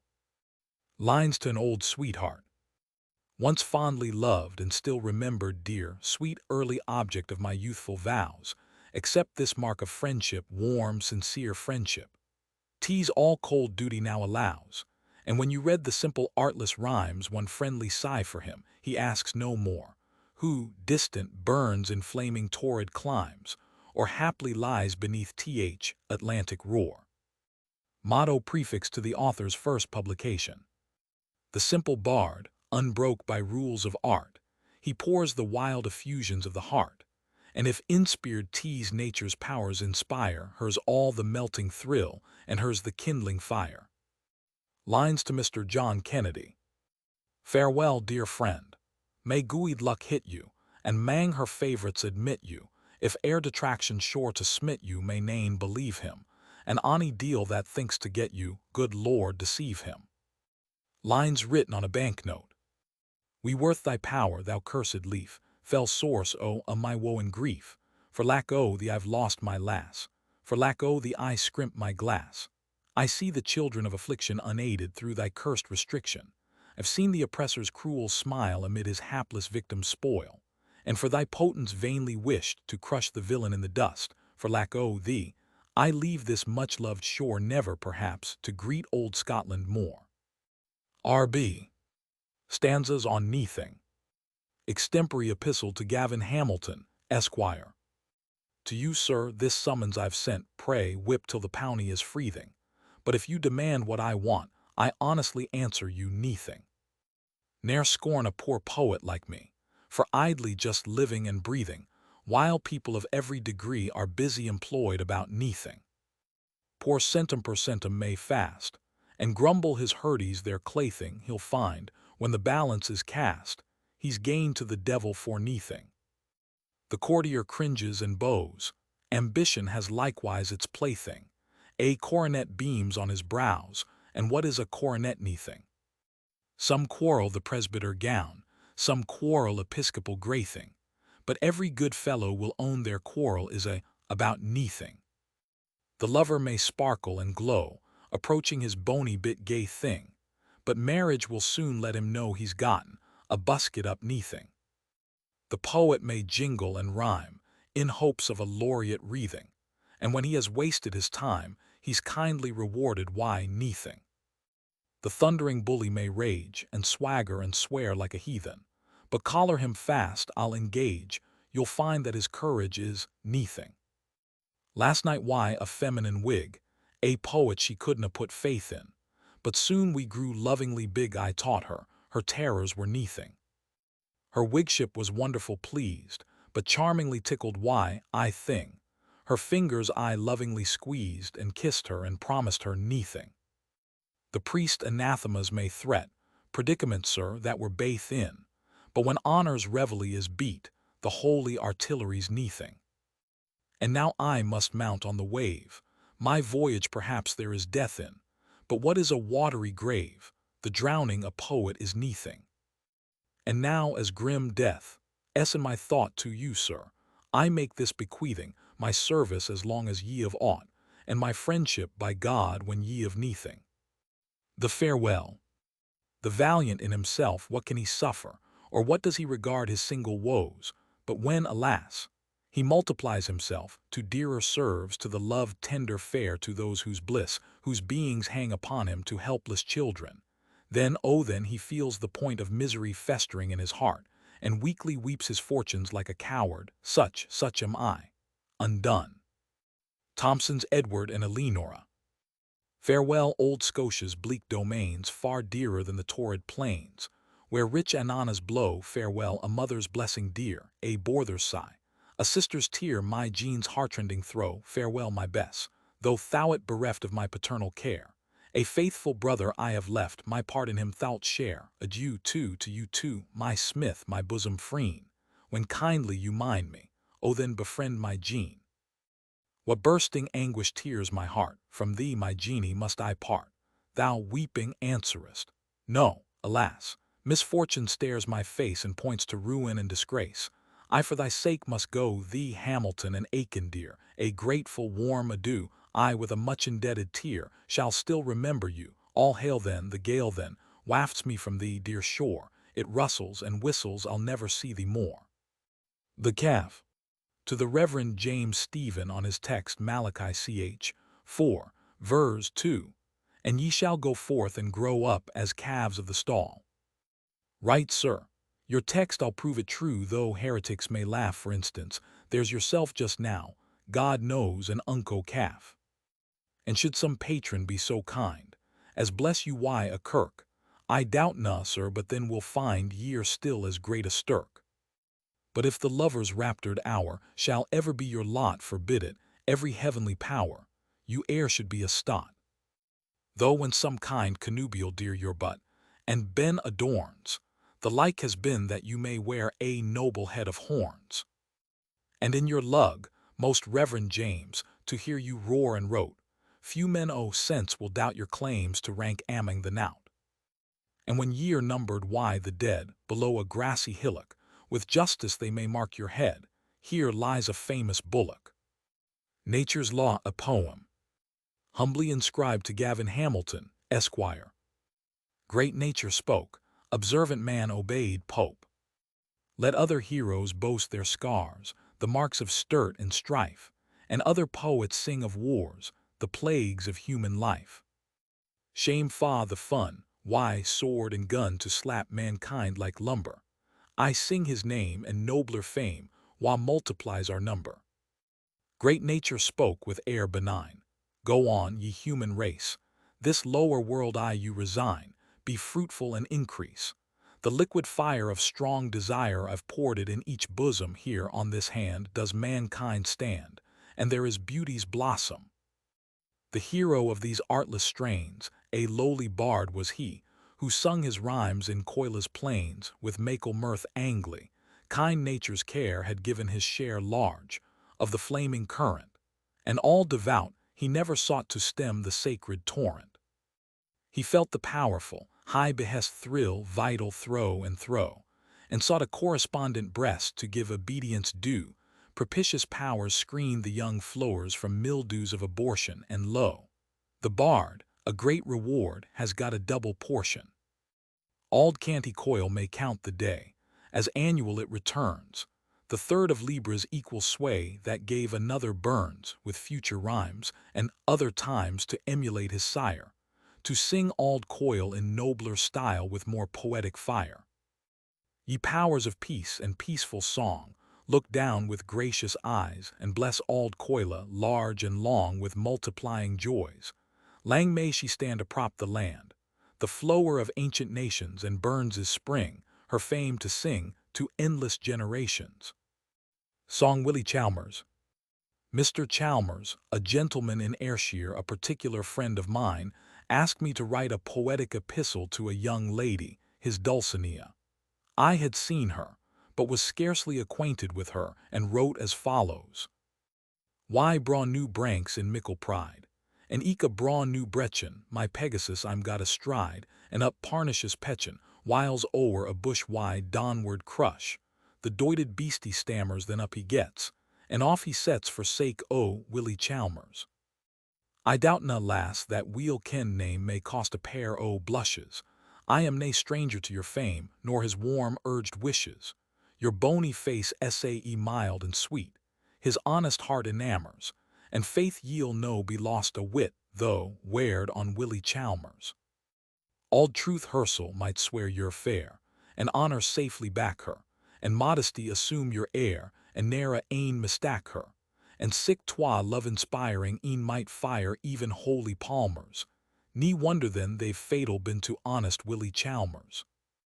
I doubt na fortune may you shore some mim-mood powthered priesty, foo lifted up why Hebrew lore, and band upon his breasty, but oh, what signifies to you his lexicons and grammars? The feeling heart's the royal blue, and that's why Willie Chalmers. Some gappin, glorin contra laird may warsel for your favor, may claw his lug and strake his beard, and host up some palaver. My bony maid, before ye wed sick clumsy-witted hammers, seek heaven for help, and barefit skelp a why Willie Chalmers. Forgive the bard. My fond regard for ane that shares my bosom, inspires my muse to jie his dues for deal a hair I roose him. May powers aboon unite you soon, and fructify your amours, and every year come in mair dear to you and Willie Chalmers.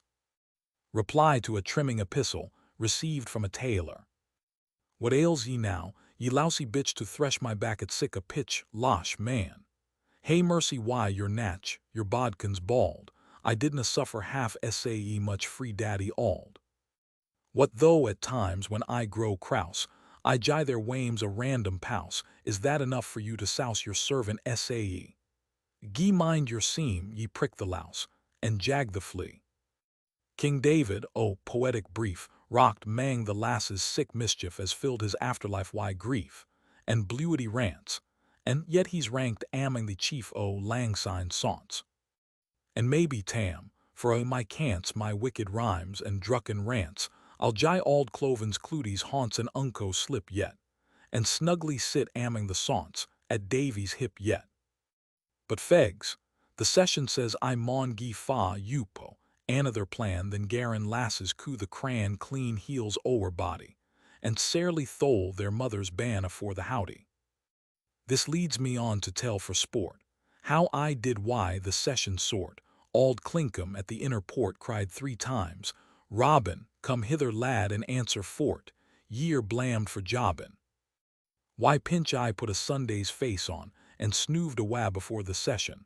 I made an open, fair confession, I scorn't to lee, and sign Mess John beyond expression, fell foul o' me. A fornicator loun he called me, and said my fout fray bliss expelled me. I own the tale was true he telled me, but what the matter? Quo I fear unless ye geld me, I'll ne'er be better. Geld you, quo he, and what for no? If that your right hand, leg, or toe should ever prove your spiritual foe, you should remember to cut it aff, and what for no your dearest member. Nunna, quo I'm no for that, gelding's nae better than tease cat. Rather suffer for my fout a hearty fluid, as sair ower hip as ye can draught though I should rue it. Or gin ye like to end the bother to please us I've just ither, when next why yon lass I forgather, whate'er betided, I'll frankly gie her tea of the gither, and let her guide it. But sir, this pleased them worst of and therefore tam when that I saw I said good night, and cam awa, and left the session. I saw they were resolved on my oppression. The Briggs of Ayr. A poem inscribed to John Ballantyne, Esquire Ayr.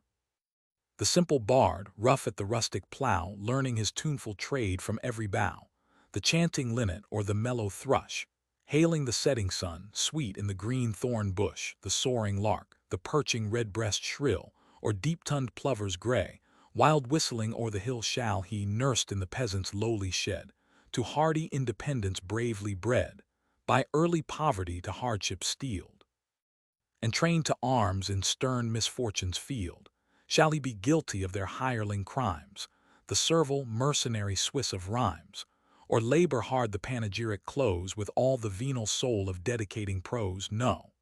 Though his artless strains he rudely sings, and throws his hand uncouthly o'er the strings, he glows with all the spirit of the bard, fame, honest fame, his great, his dear reward. Still, if some patron's generous care he trace, skilled in the secret to bestow with grace, when Ballantyne befriends his humble name, and hands the rustic stranger up to fame, with heartfelt throes his grateful bosom swells, the godlike bliss, to give, alone excels. 'Twas when the stacks get on their winter hap, and thack and rape secure the toil-won crap.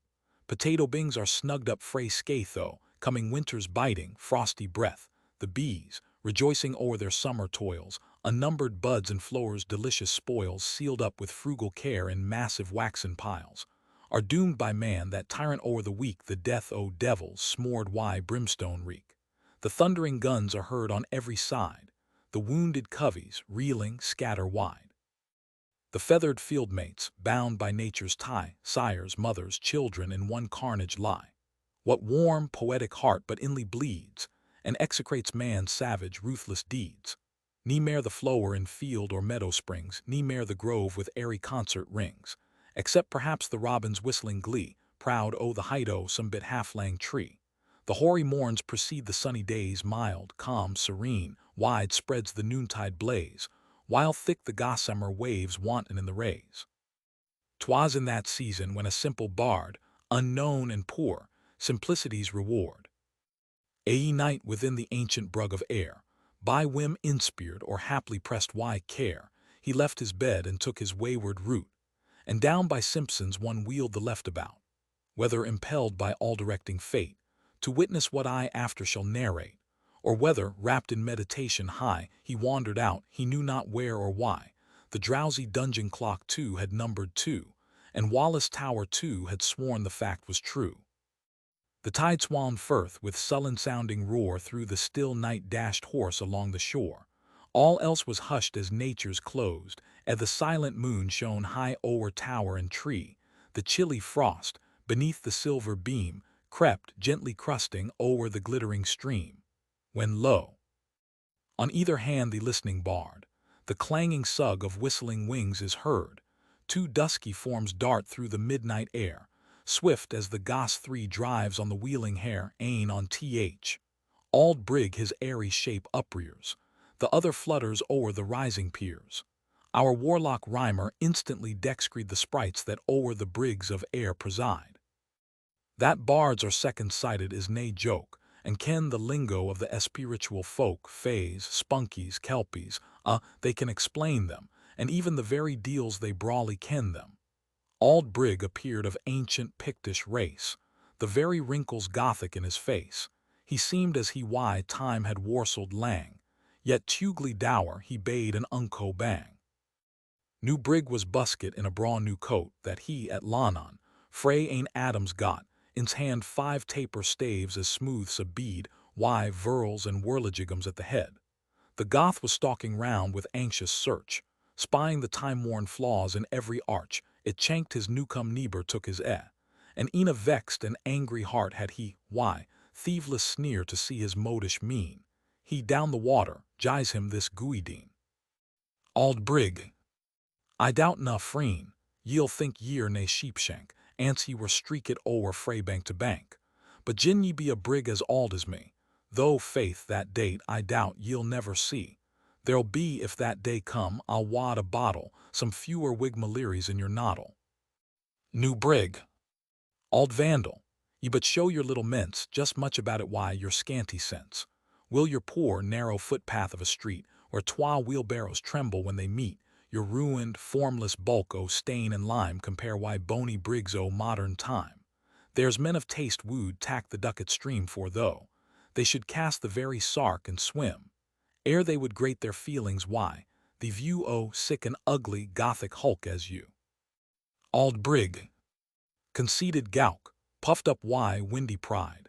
This mony a year I've stood the flood and tide, and though why crazy isled I'm sair forfairn, I'll be a brig when ye're a shapeless cairn. As yet ye little ken about the matter, but 3 winters will inform ye better, when heavy, dark, continued a-day rains. Why deepening deluges o'erflow the plains, when from the hills where springs the brawling coil, or stately Luger's mossy fountains boil, or where the Greenock winds his moorland course, or haunted Garple draws his feeble source aroused by blustering winds and spotting thows. In many a torrent down the Snawbrew rows, while crashing ice, borne on the rolling spate, sweeps dams and mills and brigs to the gate, and from Glenbuck, 5 down to the Rattenkey, 6 auld air is just one lengthen, tumbling sea, then down ye'll hurl, deal nor ye never rise, and dash the gumly jops up to the pouring skies. A lesson sadly teaching to your cost that architecture's noble art is lost. New brig, fine architecture, troth, I needs must say o.t. The Lord be thankit that we've tint the gate o.t. Gaunt, ghastly, gayest alluring edifices, hanging with threatening jut, like precipices o'erarching, mouldy, gloom-inspiring coves supporting roofs, fantastic, stony groves, windows and doors in nameless sculptures dressed with order, symmetry, or taste unblessed forms like some bedlam statuary's dream. The crazed creations of misguided whim, forms might be worshipped on the bended knee. And still the second dread command be free. Their likeness is not found on earth, in air, or sea. Mansions that would disgrace the building taste of any mason reptile, bird, or beast, fit only for a doited monkish race, or frosty maids forsworn the dear embrace, or cuiffs of later times. Wha held the notion that sullen gloom was sterling true devotion, fancies that our gooeyed brug denies protection, and soon may they expire, unblessed why resurrection. Auld brig, O ye, my dear remembered ancient yealings, were ye but here to share my wounded feelings.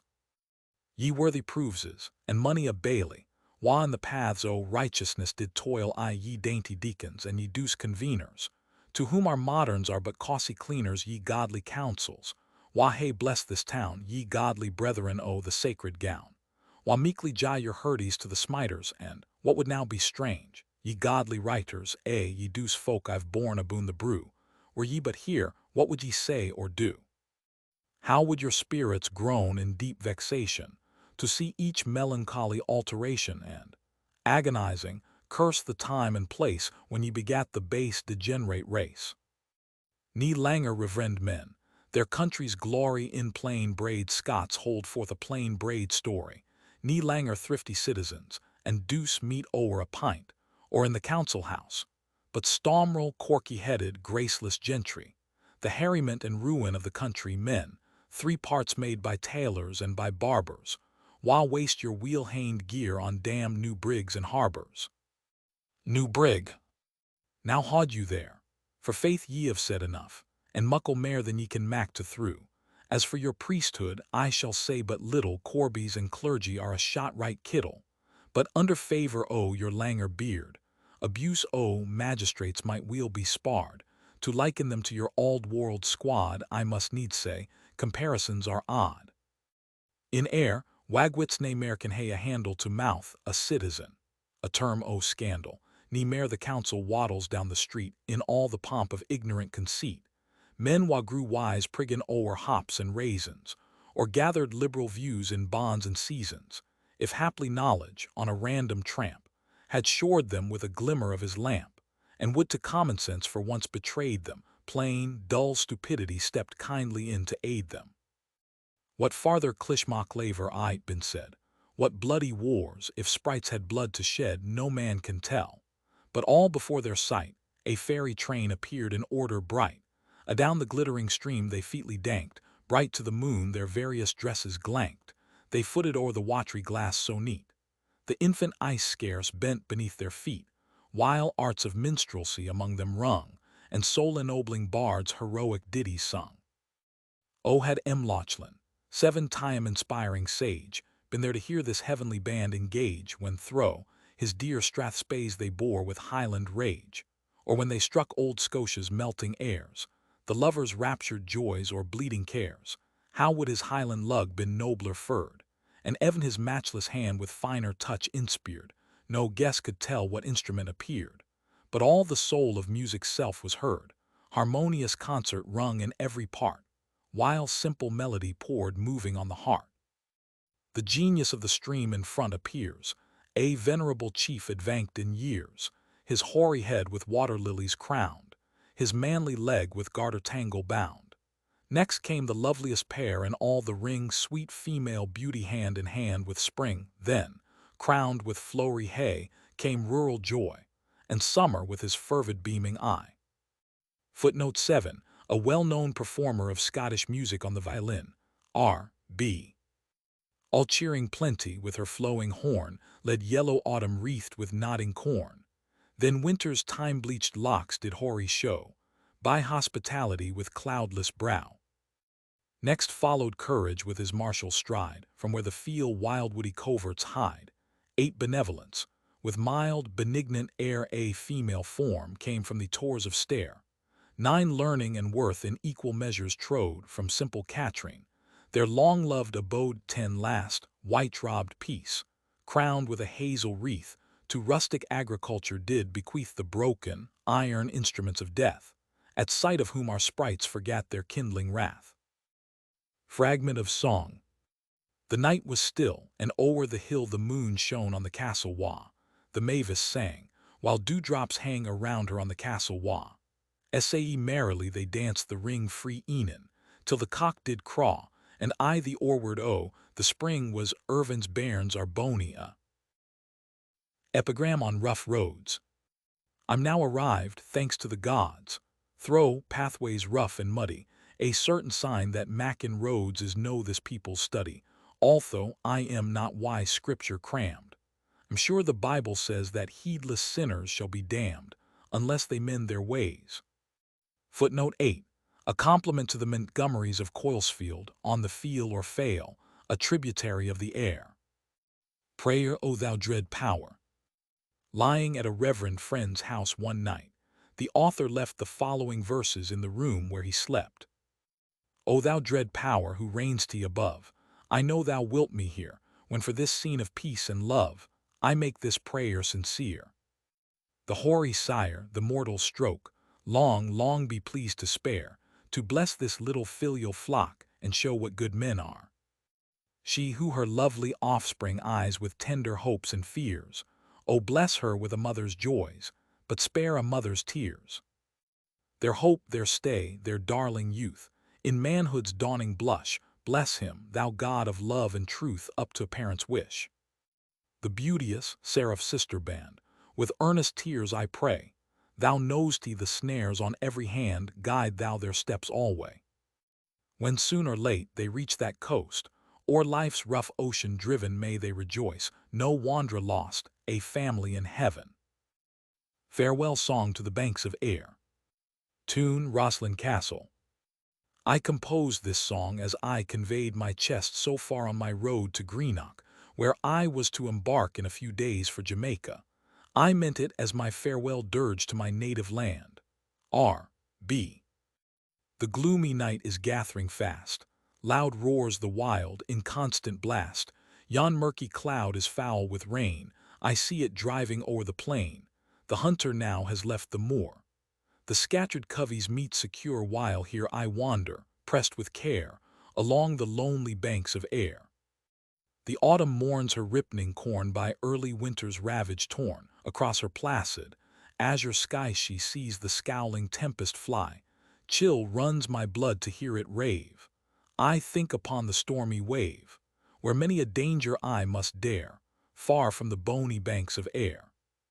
'Tis not the surging billows' roar, 'tis not that fatal, deadly shore, though death in every shape appear, the wretched have no more to fear. But round my heart the ties are bound, that heart transpierced with many a wound. These bleed afresh, those ties I tear, to leave the bony banks of Ayr. Farewell old Coila's hills and dales, her healthy moors and winding vales, the scenes where wretched fancy roves, pursuing past unhappy loves. Farewell my friends. Farewell my foes, my peace with these, my love with those, the bursting tears my heart declare. Farewell the bony banks of Ayr. Address to the Toothache. My curse upon your venomed stang, that shoots my tortured gums alang, and throw my lug jies money a twang, why knowing vengeance, tearing my nerves, why bitter pang, like racking engines. When fevers burn or argues freezes, rheumatics gnaw or colic squeezes, our neighbor's sympathy can ease us, why pitying moan? But thee, thou hell a diseases, I mocks our groan. Adown my beard the slavers trickle, I throw the wee stools o'er the mickle, while round the fire the giglets keckle, to see me loop, while, raving mad, I wish a heckle were in their dupe. In the numerous human duels, ill hairsts, daft bargains, cutty stools, or worthy friends racked I the mools, sad sight to see.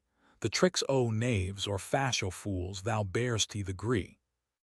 Where'er that place be priests ca hell, where the tones o' misery yell, and ranked plagues their numbers tell, in dreadful raw thou Toothache, surely bear'st the bell, amming them O thou grim, mischief-making chiel, that gars the notes o' discord squeal, till daft mankind aft dance a reel in gore, a shoe thick, jye the phase o' Scotland's wheel, a townman's toothache. Lines on meeting with Lord Dare 1. This wot ye all whom it concerns. I, Rhymer Robin, alias Burns, October 23rd. A ne'er-to-be-forgotten day. Sae far I sprackled up the brae, I dinnered why a lord. I've been at drucken riders' feasts, nay, been bitch-fu mang godly priests, why reverence be it spoken. I've even joined the honored Joram, when mighty squireships of the quorum their hydra druth did sloken. But why a lord? Stand out my shin, a lord, appear, an earl's son up higher yet my bonnet, and sick a lord. Lang scoth els twa our peerage he o'erlooks them as I look o'er my sonnet. But for Hogarth's magic power, to show Sir Barty's Williart glower, and how he starred and stammered, when Govan, as if led why branks, and stumpin' on his ploughman shanks, he in the parlour hammered. I sighting sheltered in a nook, and at his lordship stealt a look like some portentous omen, except good sense and social glee. And what surprised me, modesty, I marked naught uncommon. I watched the symptoms o' the great, the gentle pride, the lordly state, the arrogant assuming, the feint of pride, nay pride had he nor sauce nor state that I could see mair than an honest ploughman. Then from his lordship I shall learn, henceforth to meet with unconcern one rank as wheels another. Ne honest, worthy man need care to meet with noble youthful dare, for he but meets a brother. Masonic Song. Tune Boy, or Over the Water to Charlie.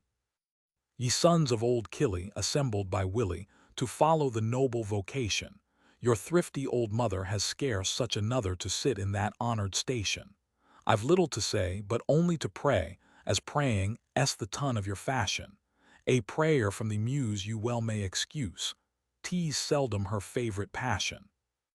Ye powers who preside o'er the wind and the tide, who marked each element's border, who formed this frame with beneficent aim, whose sovereign statute is order. Within this dear mansion, may wayward contention or withered envy ne'er enter, may secrecy round be the mystical bound, and brotherly love be the center. Tam Samson's Elegy. An honest man's the noblest work of God, Pope. When this worthy old sportman went out last moorfowl season, he supposed it was to be, in Ossian's phrase, the last of his fields, and expressed an ardent wish to die and be buried in the moors. On this hint the author composed his elegy and epitaph. R.B. 1787. Has Auld Kilmarnock seen the deal, or great Mackinlay one thrawn his heel, or Robertson too again grown wheel to preach and read? Na war than a, cries ilka chiel, Tam Samson's dead. Footnote 1. A certain preacher, a great favorite with the million, vide the ordination, stanza Roman 2. R.B. Footnote 2. Another preacher, an equal favorite with the few, who was at that time ailing. For him see also the ordination, stanza Roman 9. R.B. Kilmarnock lang may grunt and grain, and sigh and sab and greet her lane, and cleed her bairns man, wife, and wean in mourning weed. To death she's dearly paid the cane, Tam Samson's dead. The brethren, the mystic level, may hang their head in woeful bevel, while by their nose the tears will revel. Like Ani Bede death's Jean the lodge and Unca Devel, Tam Samson's dead. When winter muffles up his cloak and binds the mire like a rock, when to the locks the curlers flock, why gleesome speed, why will they station at the cock? Tam Samson's dead. When winter muffles up his cloak, he was the king o' the corps to guard or draw or wick a boar, or up the rink like Jehu roar in time o' need. But now he lags on death's hog score, Tam Samson's dead. Now safe the stately Saumont sail, and trout's bedropped wye crimson hail, and eels, weel-kenned for supple tail, and jeds for greed since, dark in death's fish creel, we wail Tam Samson's dead. Rejoice, ye burring patrixa, ye cooty muircocks, crousely craw, ye mawkins, cock your fud foo braw withouten dread. Your mortal fay is now awa, Tam Samson's dead. That woeful morn be ever mourned, saw him in shooting graith adorned, while pointers round impatient burned, free couples freed, but och, he gied and ne'er returned, Tam Samson's dead. In vain auld age his body batters, in vain the gout his ankles fetters, in vain the burns cam down like waters, an acre braid, now every auld wife greetin clatters, Tam Samson's dead. O'er money a weary hag he limpet, and I the tither shot he thumpet, till coward death behind him jumpet, why deadly fade, now he proclaims why tout o trumpet, Tam Samson's dead. When at his heart he felt the dagger, he reeled his wonted bottle swagger, but yet he drew the mortal trigger, why we lamed heed. Lord 5, he cried, and o'er did stagger, Tam Samson's dead. Ilk hoary hunter mourned a brither, ilk sportsman youth bemoaned a father, yon auld grey stain, amang the heather marks out his head, War Burns has wrote in rhyming blether, Tam Samson's dead. There low he lies in lasting rest, perhaps upon his mouldering breast some spiteful moorfowl bigs her nest to hatch and breed. Alas, nay mair he'll them molest, Tam Samson's dead. When August winds the heather wave, and sportsmen wander by yon grave, 3 volleys let his memory crave, O powther and lead, till echo answer frae her cave, Tam Samson's dead. He even rest his saul whare'er he be, is th wish o money me than me. He had twa fouts or maybe three, yet what remeed? A social, honest man want we Tam Sampson's dead.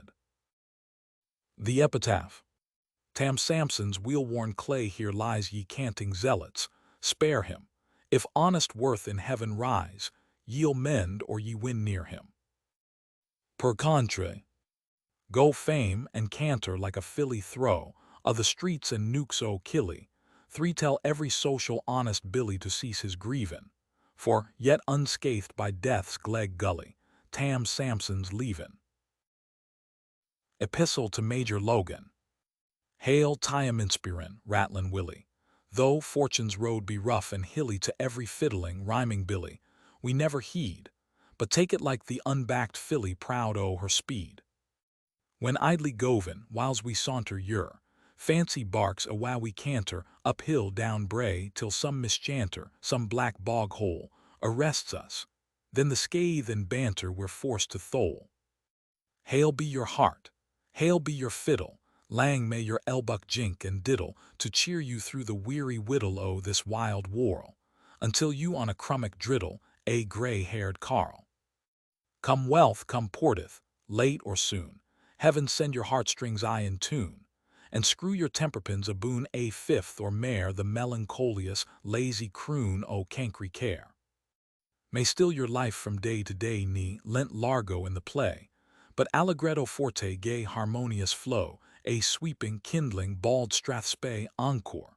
Bravo! A blessing on the cheery gang wa dearly like a jig or sang, and never think o' right and rang by square and rule, but as the clegs o' feeling stang are wise or fool. My hand-wailed curse keep hard and chase the harpy, hoodok, purse-browed race, wa count on porteth as disgrace, their tuneless hearts, may fireside discords jar a bass to their parts. But come, your hand, my careless brither, I th ither whorl if there's another, and that there is, I've little swither about the matter, we cheek for chow shall jog the gither, sen ne'er bid better. We've faults and failings, granted clearly, we're frail backsliding mortals merely, Eve's bony squad, priests white them sheerly for our grand fa. But still, I like them dearly, God bless them Achun for poor Castalian drinkers, when they fa foul o' earthly jinkers. The witching, cursed, delicious blinkers he put me height, and gart me weep my walk-rife winkers, why gurn in spite. By yon moon, and that's high swearin', and every star within my hearin', and by her een wa was a dear ain, I'll ne'er forget. I hope to jie the jads a clearin' in fair play yet. My loss I mourn, but not repent it. I'll seek my Percy war I tint it. Ants to the Indies I were wanted, some cantrape hour by some sweet elf I'll yet be dinted. Then vive Elammer.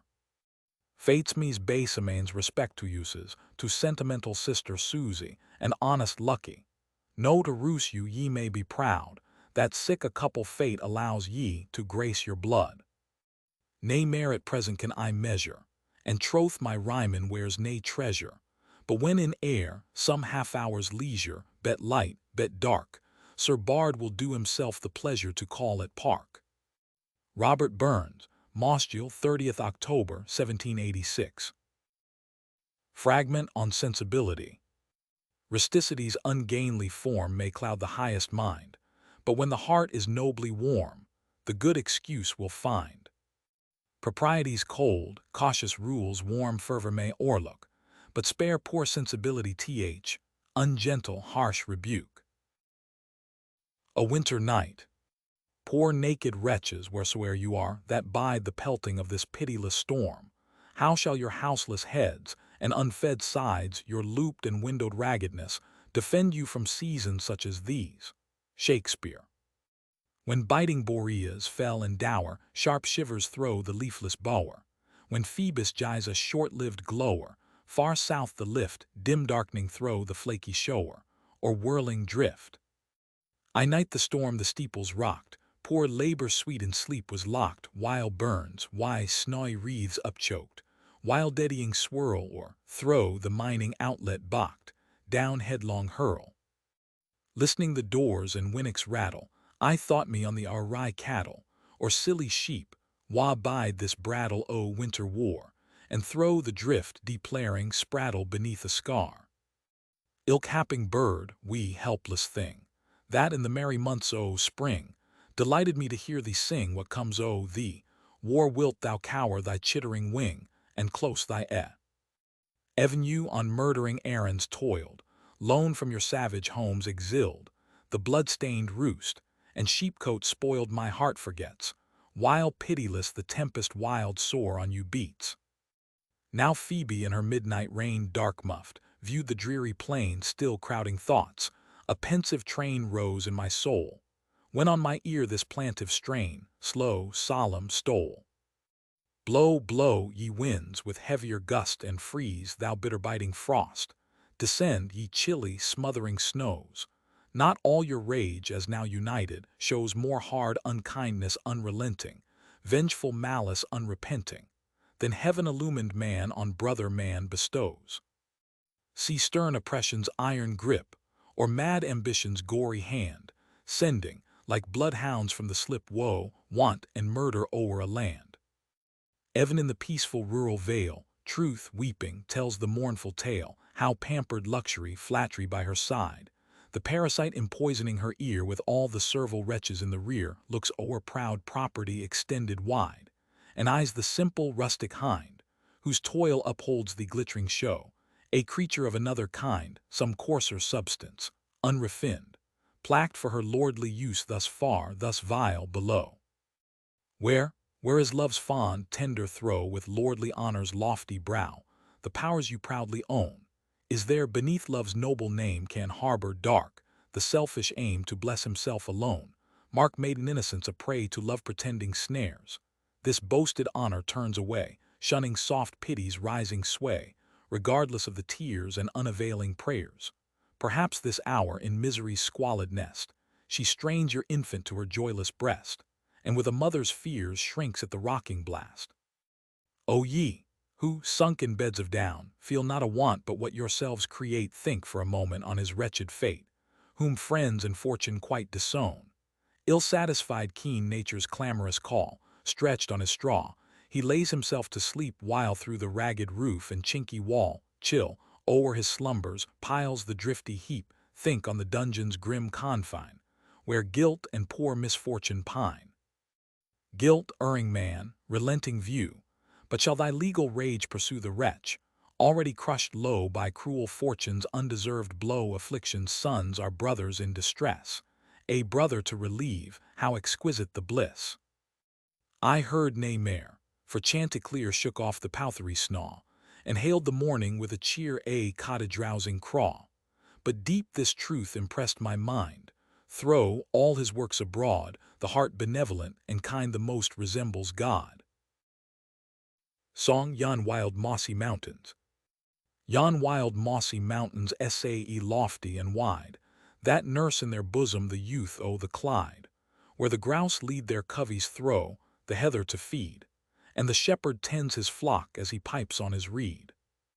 Not Gowrie's rich valley, nor Forth's sunny shores to me hae the charms o' yon wild, mossy moors, for there, by a lanely, sequestered stream, besides a sweet lassie, my thought and my dream. Among the wild mountains shall still be my path, ilk stream foaming down its ain green, narrow strath, for there, why, my lassie, the day lang I rove, while o'er us unheeded fly the swift hours o' love. She is not the fairest, although she is fair. Oh, nice education, but sma is her share, her parentage humble as humble can be. But I law the dear lassie because she laws me. To beauty what man but maun yield him a prize, in her armor of glances and blushes and sighs? And when wit and refinement hae polished her darts, they dazzle our een, as they fly to our hearts. But kindness, sweet kindness in the fond sparkling, has luster outshining the diamond to me, and the heart-beating love as I'm clasped in her arms. Oh, these are my lassie's all-conquering charms. Address to Edinburgh. Edina, Scotia's darling seat, all hail thy palaces and tors, where once beneath a monarch's feet sat legislation's sovereign powers, from marking wildly scattered floors, as on the banks of air I strayed, and singing lone the lingering hours I shelter in the honored shade. Here wealth still swells the golden tide, as busy trade his labors plies, there architecture's noble pride bids elegance and splendor rise. Here justice, from her native skies, high wields her balance and her rod, there learning, with his eagle eyes, seeks science in her coy abode. Thy sons, Edina, social, kind, with open arms the stranger hail, their views enlarged, their liberal mind above the narrow, rural vale, attentive still to sorrow's wail, or modest merit's silent claim, and never may their sources fail, and never envy blot their name. Thy daughters bright thy walks adorn, gay as the gilded summer sky, sweet as the dewy, milk-white thorn, dear as the raptured thrill of joy. Fair Burnett strikes th, adoring eye, heaven's beauties on my fancy shine. I see the sire of love on high, and own his work indeed divine. There watching high the least alarms, thy rough, rude fortress gleams afar like some bold veteran, gray in arms, and marked with many a seamy scar. The ponderous wall and massy bar, grim, rising o'er the rugged rock, have oft withstood assailing war, and oft repelled invaders' shock. With awestruck thought and pitying tears, I view that noble, stately dome where Scotia's kings of other years, famed heroes, had their royal home.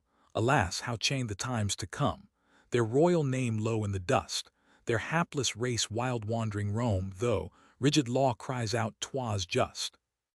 Wild beats my heart to trace your steps, whose ancestors in days of yore throw hostile ranks and ruined gaps old Scotia's bloody lion bore. Even I who sing in rustic lore, haply my sires have left their shed, and fact grim danger's loudest roar, bold following where your fathers led.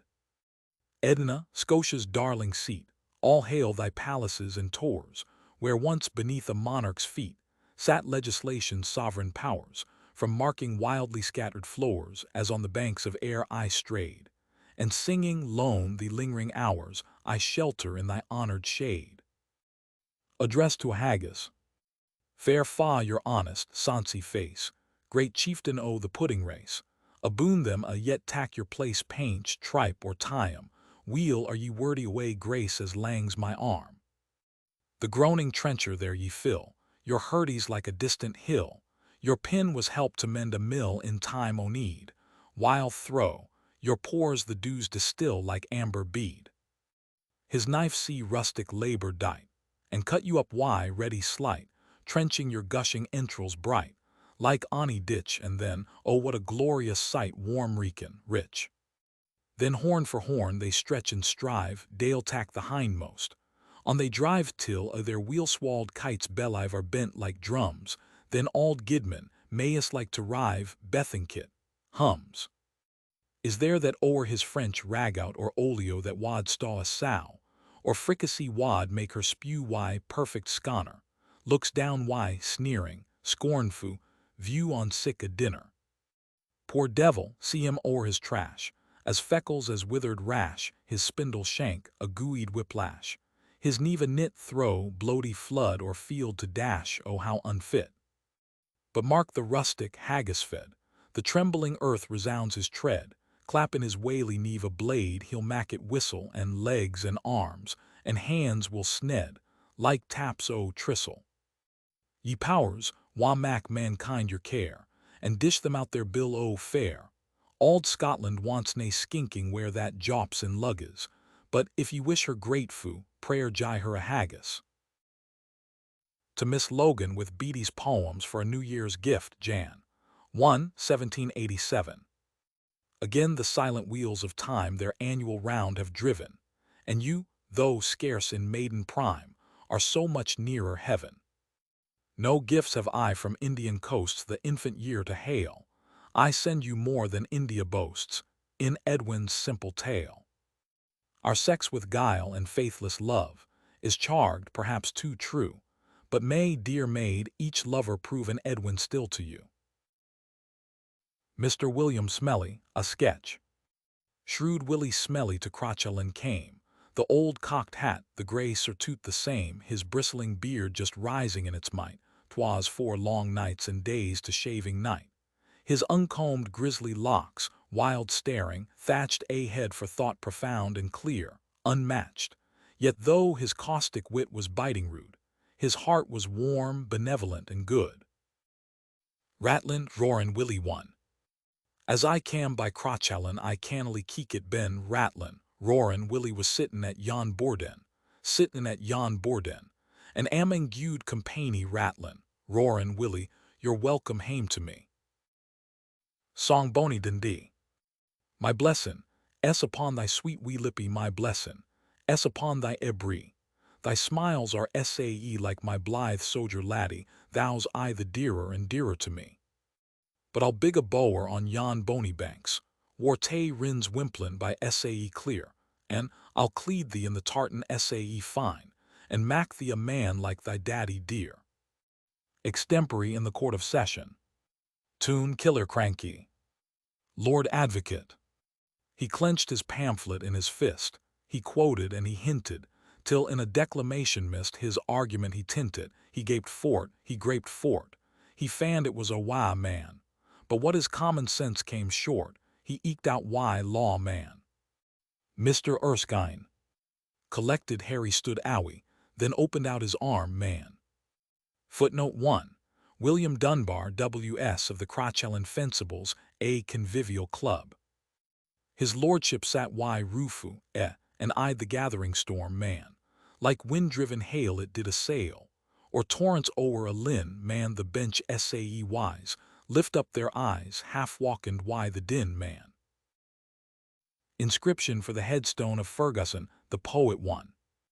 No sculptured marble here, nor pompous lay, no storied urn nor animated bust. This simple stone directs pale Scotia's way to pour her sorrows o'er the poet's dust. Additional stanzas. She mourns, sweet tuneful youth, thy hapless fate, though all the powers of song thy fancy fired, yet luxury and wealth lay by in state, and thankless, starved what they so much admired. This tribute with a tear now gives a brother bard, he can no more bestow, but dear to fame thy song immortal lives, a nobler monument than art can show. Inscribed under Ferguson's portrait. Curse on ungrateful man that can be pleased, and yet can starve the author of the pleasure. O thou, my elder brother in misfortune, by far my elder brother in the muses, with tears I pity thy unhappy fate. Why is the bard unpitied by the world, yet has so keen a relish of its pleasures? Footnote 1. The stone was erected at Burns' expenses in February, March, 1789. Epistle to Mrs. Scott. Gudewife of Wauchope, House, Roxburghshire. Gudewife. I mind it weel in early date, when I was bardless, young, and blate, and first could thresh the barn, or haud a yachin at the plug, and though forfeitin' sair enug, yet unco proud to learn. When first amming the yellow corn a man I reckoned was, and why the lave ilk merry morn could rank my rig and lass, still shearing, and clearing the tither stooked raw clavers and havers, wearing the day awa. E'en then a wish, I mind its power, a wish that to my latest hour shall strongly heave my breast, that I for poor auld Scotland's sake some useful plan or book could make, or sing a sang at least. The rough burr thistle spreading wide amming the bearded bear, I turned the weeder clips aside, and sparred the symbol dear no nation, no station. My envy e'er could raise, a Scot still, but blot still, I knew nae higher praise. But still the elements sang, in formless jumble, right and wrang wild floated in my brain. Till on that harst I said before, may partner in the merry course she roused the forming strain. I see her yet, the sonsie queen that lighted up my jingle. Her witching smile, her pawky een that gart my heartstrings tingle, I fired, inspired, at every kindling keek, but bashing and dashing I feared I to speak. Health to the sex. Ilk gooey cheel says, why merry dance in winter days, and we to share in common, the gust o' joy, the balm of woe, the sol o' life, the heaven below, is rapture-giving woman, ye surly sumps, who hate the name, be mindful o' your mither, she honest woman, may think shame that ye are connected with her. Ye are we men, Ye are nae men that slight the lovely deers to shame ye, disclaim ye, ilk honest Berkey swears. For you no bread to barn and byre, while sweetly tune the Scottish lyre thanks to you for your line, the marled plaid ye kindly spare. By me should gratefully beware, twad please me to the nine. I'd be mair vaunty o' my hap, douse hingen o'er my kirple, than ony ermine ever lap, or proud imperial purple. Farewell then, lang hail then, and plenty be your fa may losses and crosses ne'er at your Hallen Ca. R. Burns, March, 1787. Verses intended to be written below a noble earl's picture. 1. Whose is that noble, dauntless brow, and whose that eye of fire? And whose that generous princely mien, e'en rooted foes admire?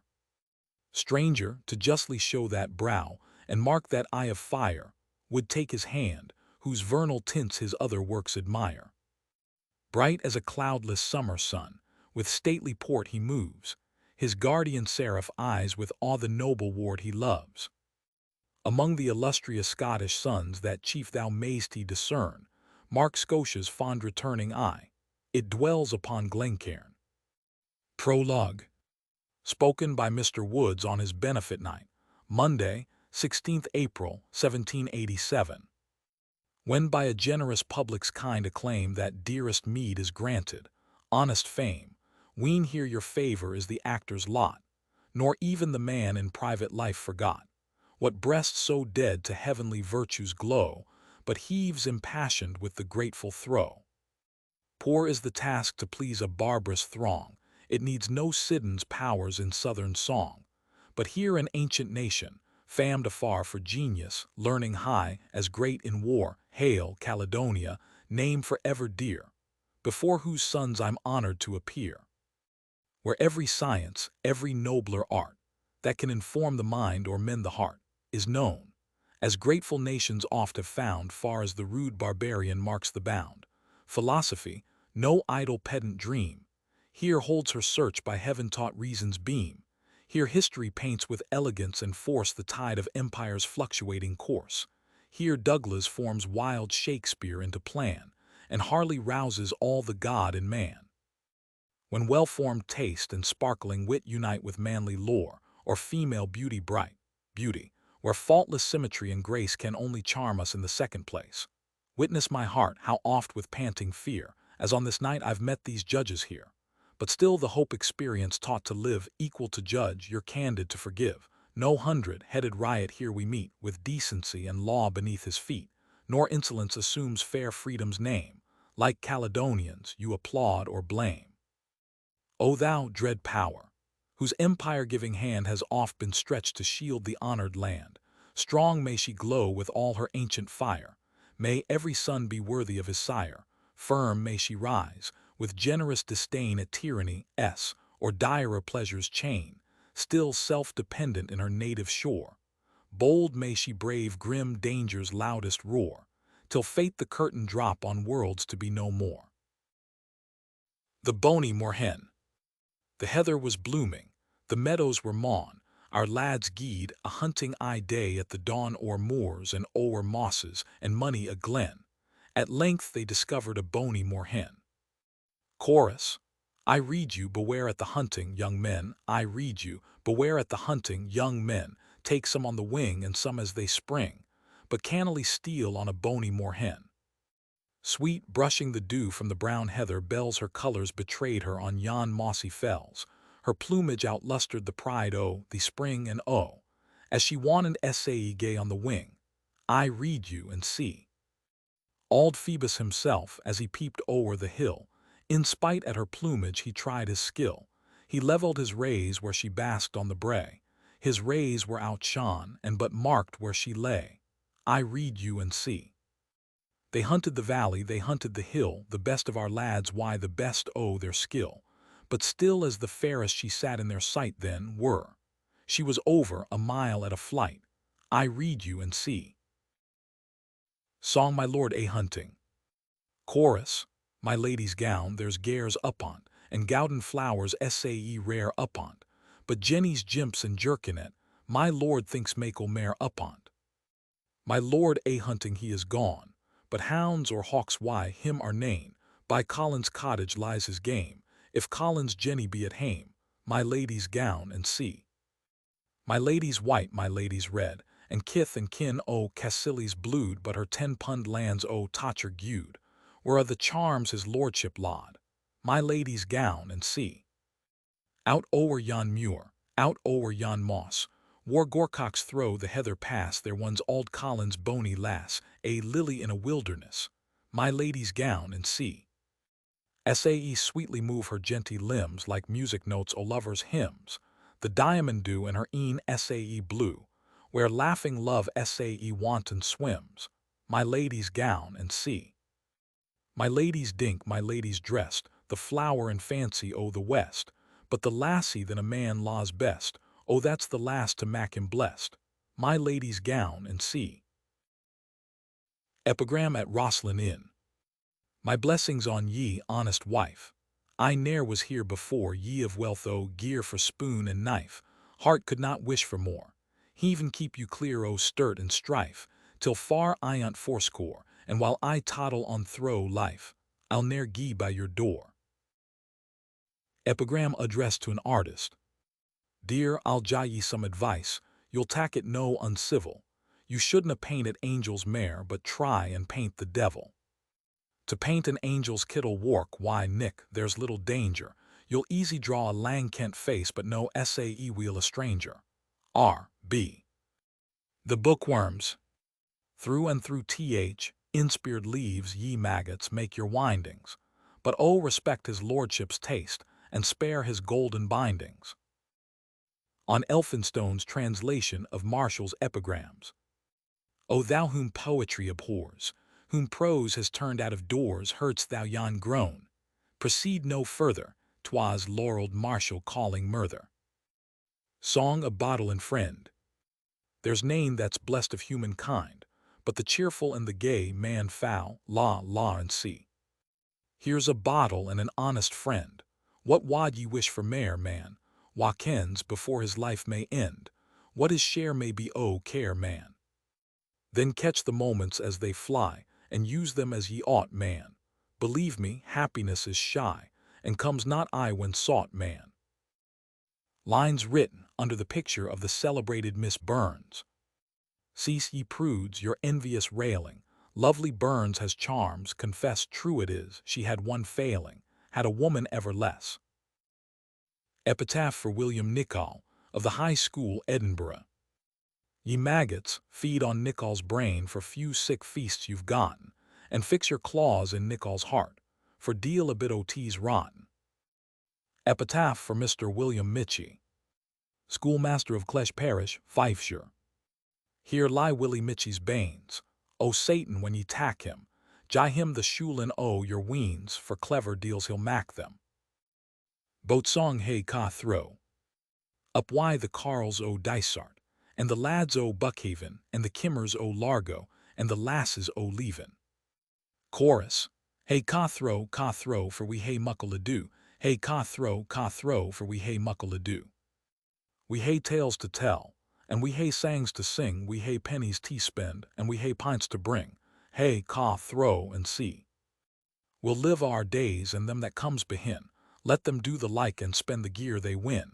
Hey ca throw and see. Addressed to W.M. Titler, Esquire of Woodhouseley, with an impression of the author's portrait. Revered defender of beauteous Stuart, a name once respected, a name which to love was the mark of a true heart, but now 'tis despised and neglected. Though something like moisture conglobes in my eye, let no one misdeem me disloyal. A poor friendless wanderer may well claim a sigh, still more if that wanderer were royal.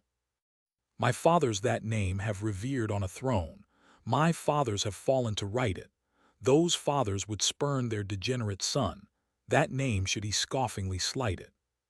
Still in prayers for King George I most heartily join, the Queen and the rest of the gentry, be they wise, be they foolish, is nothing of mine, their title, avowed by my country. But why of that epocha make such a fuss, that gave us electoral stem? If bringing them over was lucky for us, I'm sure 'twas as lucky for them. But loyalty truce. We're on dangerous ground. Who knows how the fashions may alter? The doctrine today, that is loyalty sound, tomorrow may bring us a halter. I send you a trifle ahead of a bard, a trifle scarce worthy your care. But accept it, good sir, as a mark of regard, sincere as a saint's dying prayer. Now life's chilly evening dim shades on your eye, and ushers the long dreary night. But you, like the star that athwart gilds the sky, your course to the latest is bright. Epigram to Miss Ainslie in church, who was looking up the text during sermon. Fair maid, you need not take the hint, nor idle texts pursue. 'Twas guilty sinners that he meant, not angels such as you. Burlesque lament for the absence of William Creech, publisher. Auld Chucky Reeky's one sair distressed, down droops her aunt's wheel-burnished crest. Nejoy her bony busket nest can yield Ava, her darling bird that she laws best, Willie's awa. O Willie was a witty wight, and had things in unco slight. Auld Reeky he keep it tight, and trig and braw, but now they'll busk her like a fright, Willie's awa. The stiffest them he bowed, the baldest them he cowed. They durst nae mair than he allowed. That was a law. We've lost a Berkey wheel worth gowd, Willie's awa. Now gawkies, toppies, gowks and fools, free colleges and boarding schools, may sprout like simmer puttock stools in glen or shaw. He could brush them down to mools, Willie's awa. The brethren the commerce jommer may mourn their loss why Dulfu clamor. He was a dictionar and grammar among them, I fear they'll now mac money a stammer, Willie's awa. Nay mair we see his levee door philosophers and poets pour, and toothy critics by the score, in bloody raw, the adjutant of the corps, Willie's awa. Now worthy Gregory's Latin face, Tytler's and Greenfield's modest grace, Mackenzie, Stewart, such a brace as Rome ne'er saw, they a maun meet some ither place, Willie's awa. Poor Burns Evan Scotch drink canna quicken, he cheeps like some bewildered chicken scarred frae its minnie, and the cleckin, by hoodie craw, Grieg's Jean his heart and unco kickin, Willie's awa.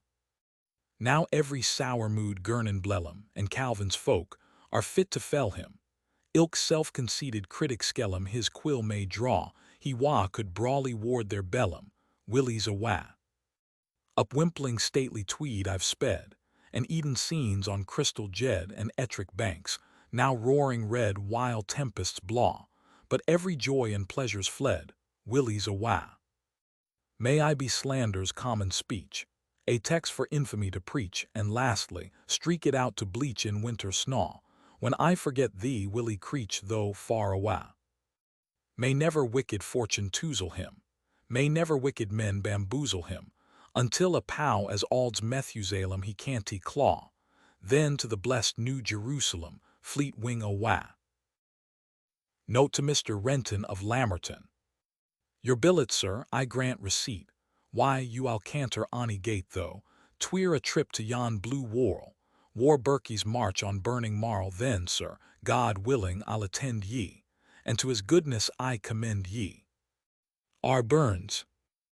Elegy on Stella. The following poem is the work of some hapless son of the Muses who deserved a better fate. There is a great deal of the voice of Cana in his solitary, mournful notes, and had the sentiments been clothed in Shenstone's language, they would have been no discredit even to that elegant poet. R.B. Straight is the spot and green the sod from whence my sorrows flow, and soundly sleeps the ever-dear inhabitant below. Pardon my transport, gentle shade, while o'er the turf I bow. Thy earthy house is circumscribed, and solitary now. Not one poor stone to tell thy name, or make thy virtues known, but what avails to me, to thee, the sculpture of a stone? I'll sit me down upon this turf, and wipe the rising tear. The chill blast passes swiftly by and flits around thy bier. Dark is the dwelling of the dead, and sad their house of rest. Low lies the head, by death's cold arms in awful fold embracked. I saw the grim avenger stand incessant by thy side, unseen by thee, his deadly breath thy lingering frame destroyed. Pale grew the roses on thy cheek, and withered was thy bloom, till the slow poison brought thy youth untimely to the tomb. Thus wasted are the ranks of men, youth, health, and beauty fall. The ruthless ruin spreads around and overwhelms us all. Behold where, round thy narrow house, the graves unnumbered lie, the multitude that sleep below existed but to die.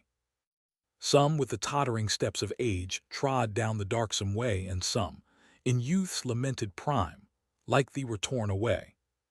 Yet these, however hard their fate, their native earth receives, amid their weeping friends they died, and fill their fathers' graves. From thy loved friends, when first thy heart was taught by heaven to glow, far, far removed, the ruthless stroke suppressed and laid thee low. At the last limits of our isle, washed by the western wave, touched by thy face, a thoughtful bard sits lonely by thy grave. Pensive he eyes, before him spread the deep, outstretched and vast.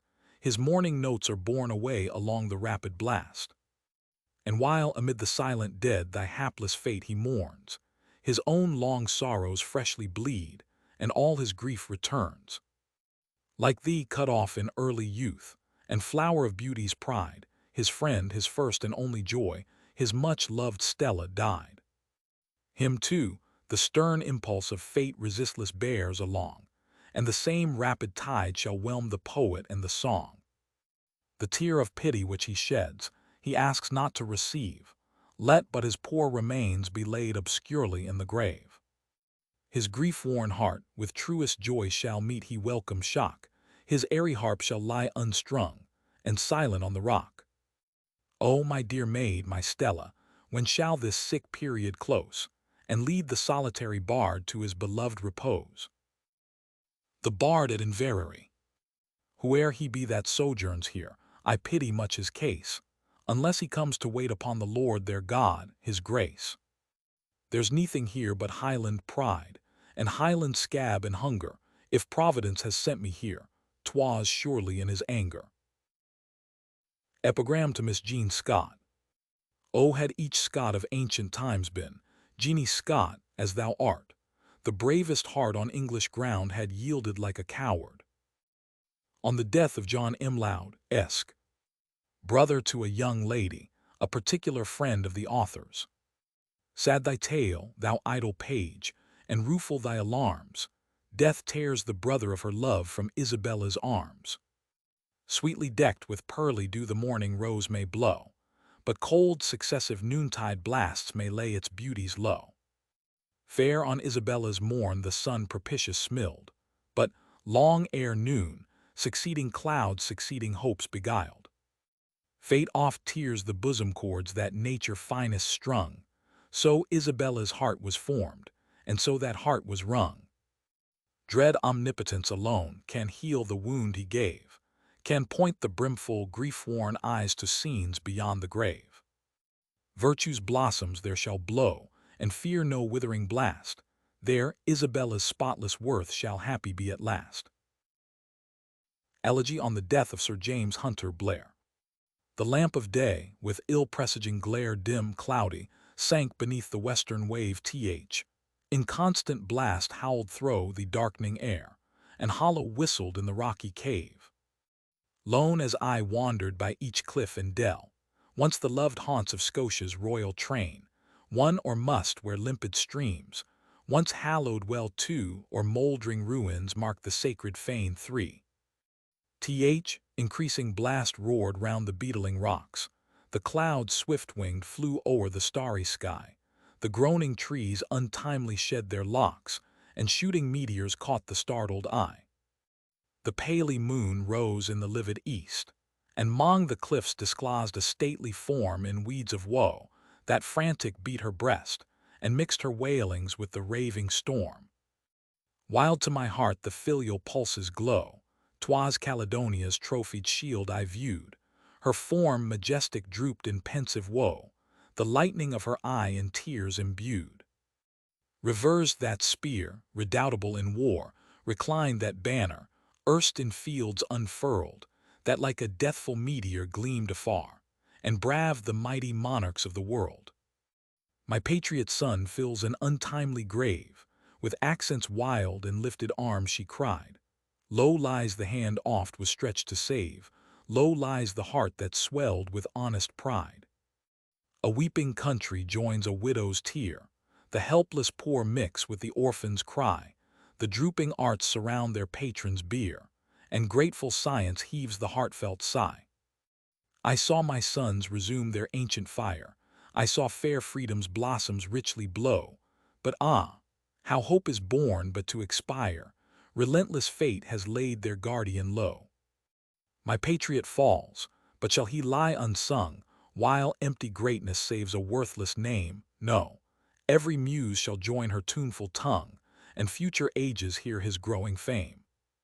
And I will join a mother's tender cares, throw future times to make his virtues last, that distant years may boast of other Blairs," she said, and vanished with the sweeping blast. Impromptu on Cairn Ironworks. We cam na here to view your works, in hopes to be mair wise, but only lest we gang to hell, it may be nae surprise. But when we tirled at your door your porter doubt na hear us. Say may, should we to hell's yet come, your Billy Satan sare us. To Miss Ferrier. Enclosing the Elegy on Sir J. H. Blair. Nae heathen name shall I prefix, free Pindus or Parnasius ald Reeky dings them out to sticks, for rhyme-inspiring lasses.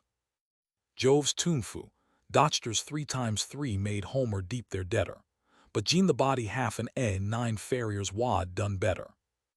Last day my mind was in a bog down George's Street I stoided, a creeping called prosaic fog my very sense doited. Do what I doubt to set her free, my soul lay in the mire, ye turned a nuke.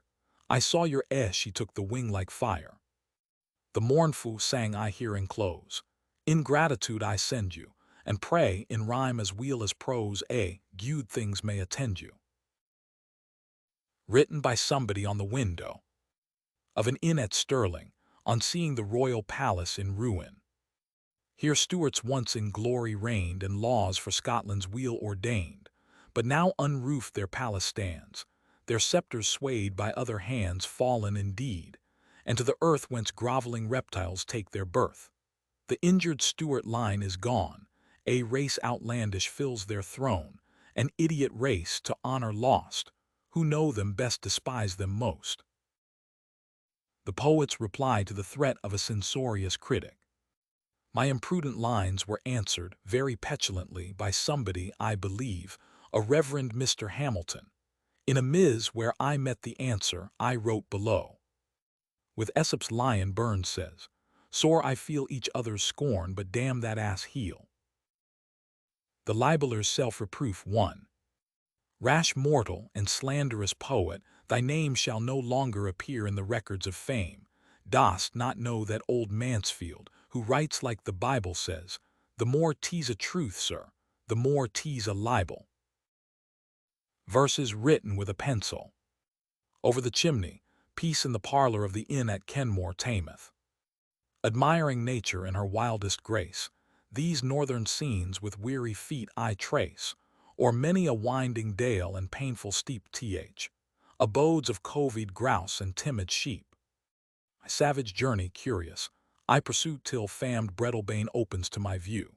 The meeting cliffs each deep-sunk glen divides, the woods wild scattered clothe their ample sides, outstretching lake embosomed 'mong the hills, the eye with wonder and amazement fills, the Tay meandering sweet in infant pride, the palace rising on his verdant side, the lawns wood-fringed in nature's native taste, the hillocks dropped in nature's careless haste, the arches striding o'er the newborn stream, the village glittering in the noontide beam.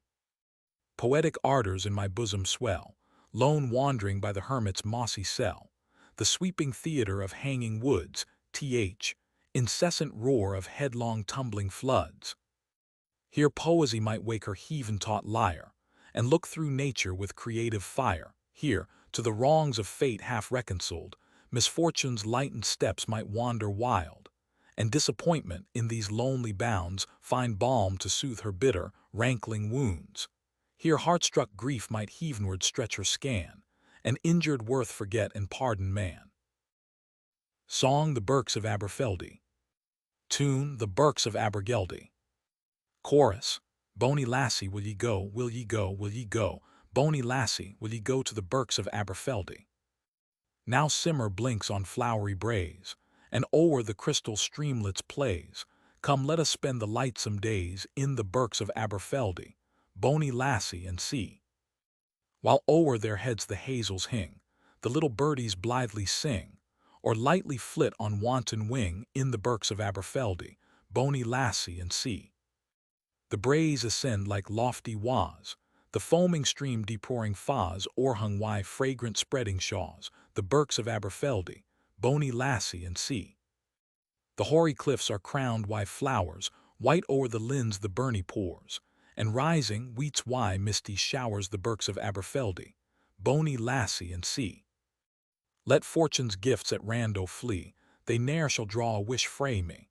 Supremely blessed wy love and thee in the Birks of Aberfeldy, Bonie lassie, and see. The humble petition of Brewer Water. To the noble Duke of Athole. My lord, I know your noble ear woe ne'er assails in vain. Emboldened thus, I beg you'll hear your humble slave complain. How saucy Phoebus, scorching beams, in flaming summer pride, dry withering, waste my foamy streams, and drink my crystal tide one. The lightly jumping, glowering trouts, that throw my waters play if in their random, wanton spouts, they near the margin stray. Footnote 1. Brewer Falls in Athole are exceedingly picturesque and beautiful, but their effect is much impaired by the want of trees and shrubs. R.B. If hapless chance, they linger lang, scorching up so shallow there left the whitening stands amming, in gasping death to wallow. Last day I grat why spite and teen, as poet Burns came by that to a bard, I should be seen why half my channel dry, a panegyric rhyme, I ween even as I was he shored me. But had I in my glory been, he kneeling wad adored me.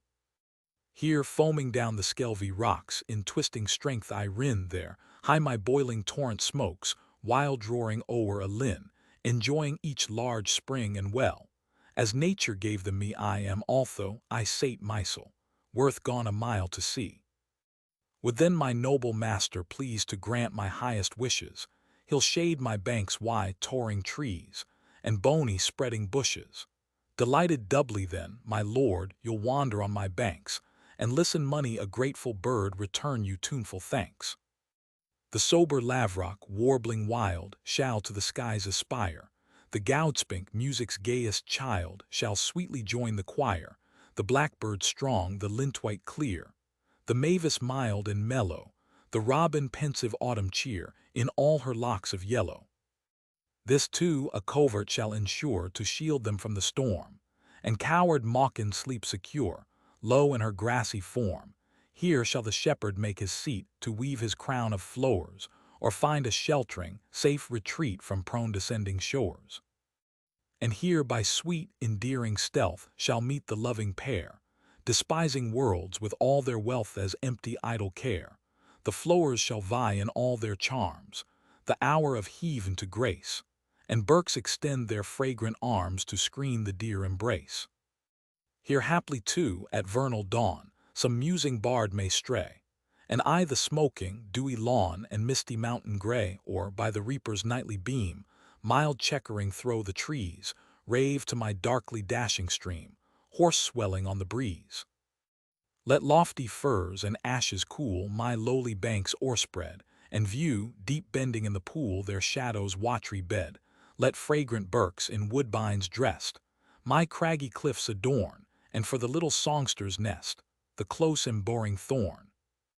So may old Scotia's darling hope, your little angel band spring like their fathers up to prop their honored native land. So may, throw Albion's farthest ken to social flowing glasses, the grace be Athole's honest men and Athole's bony lasses.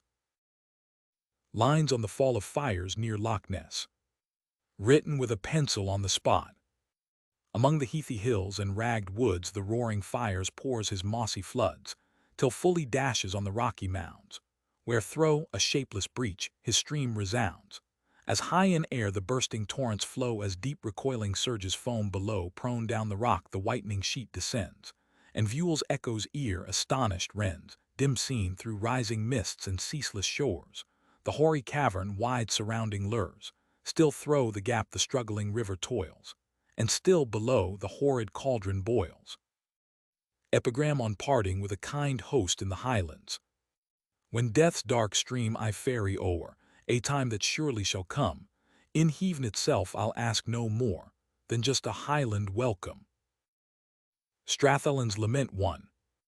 Thickest night o'erhang my dwelling, howling tempests o'er me rave, turbid torrents, wintry swelling, roaring by my lonely cave. Footnote 1. Burns confesses that his Jacobitism was merely sentimental, except when my passions were heated by some accidental cause, and a tour through the country where Montrose, Claverhouse, and Prince Charles had fought was cause enough. Strathallan fell gloriously at Culloden. Lang. Crystal streamlets gently flowing, busy haunts of base mankind, western breezes softly blowing, suit not my distracted mind. In the cause of right engaged, wrongs injurious to redress honor's war we strongly waged, but the heavens denied success. Ruin's wheel has driven o'er us, not a hope that dare attend.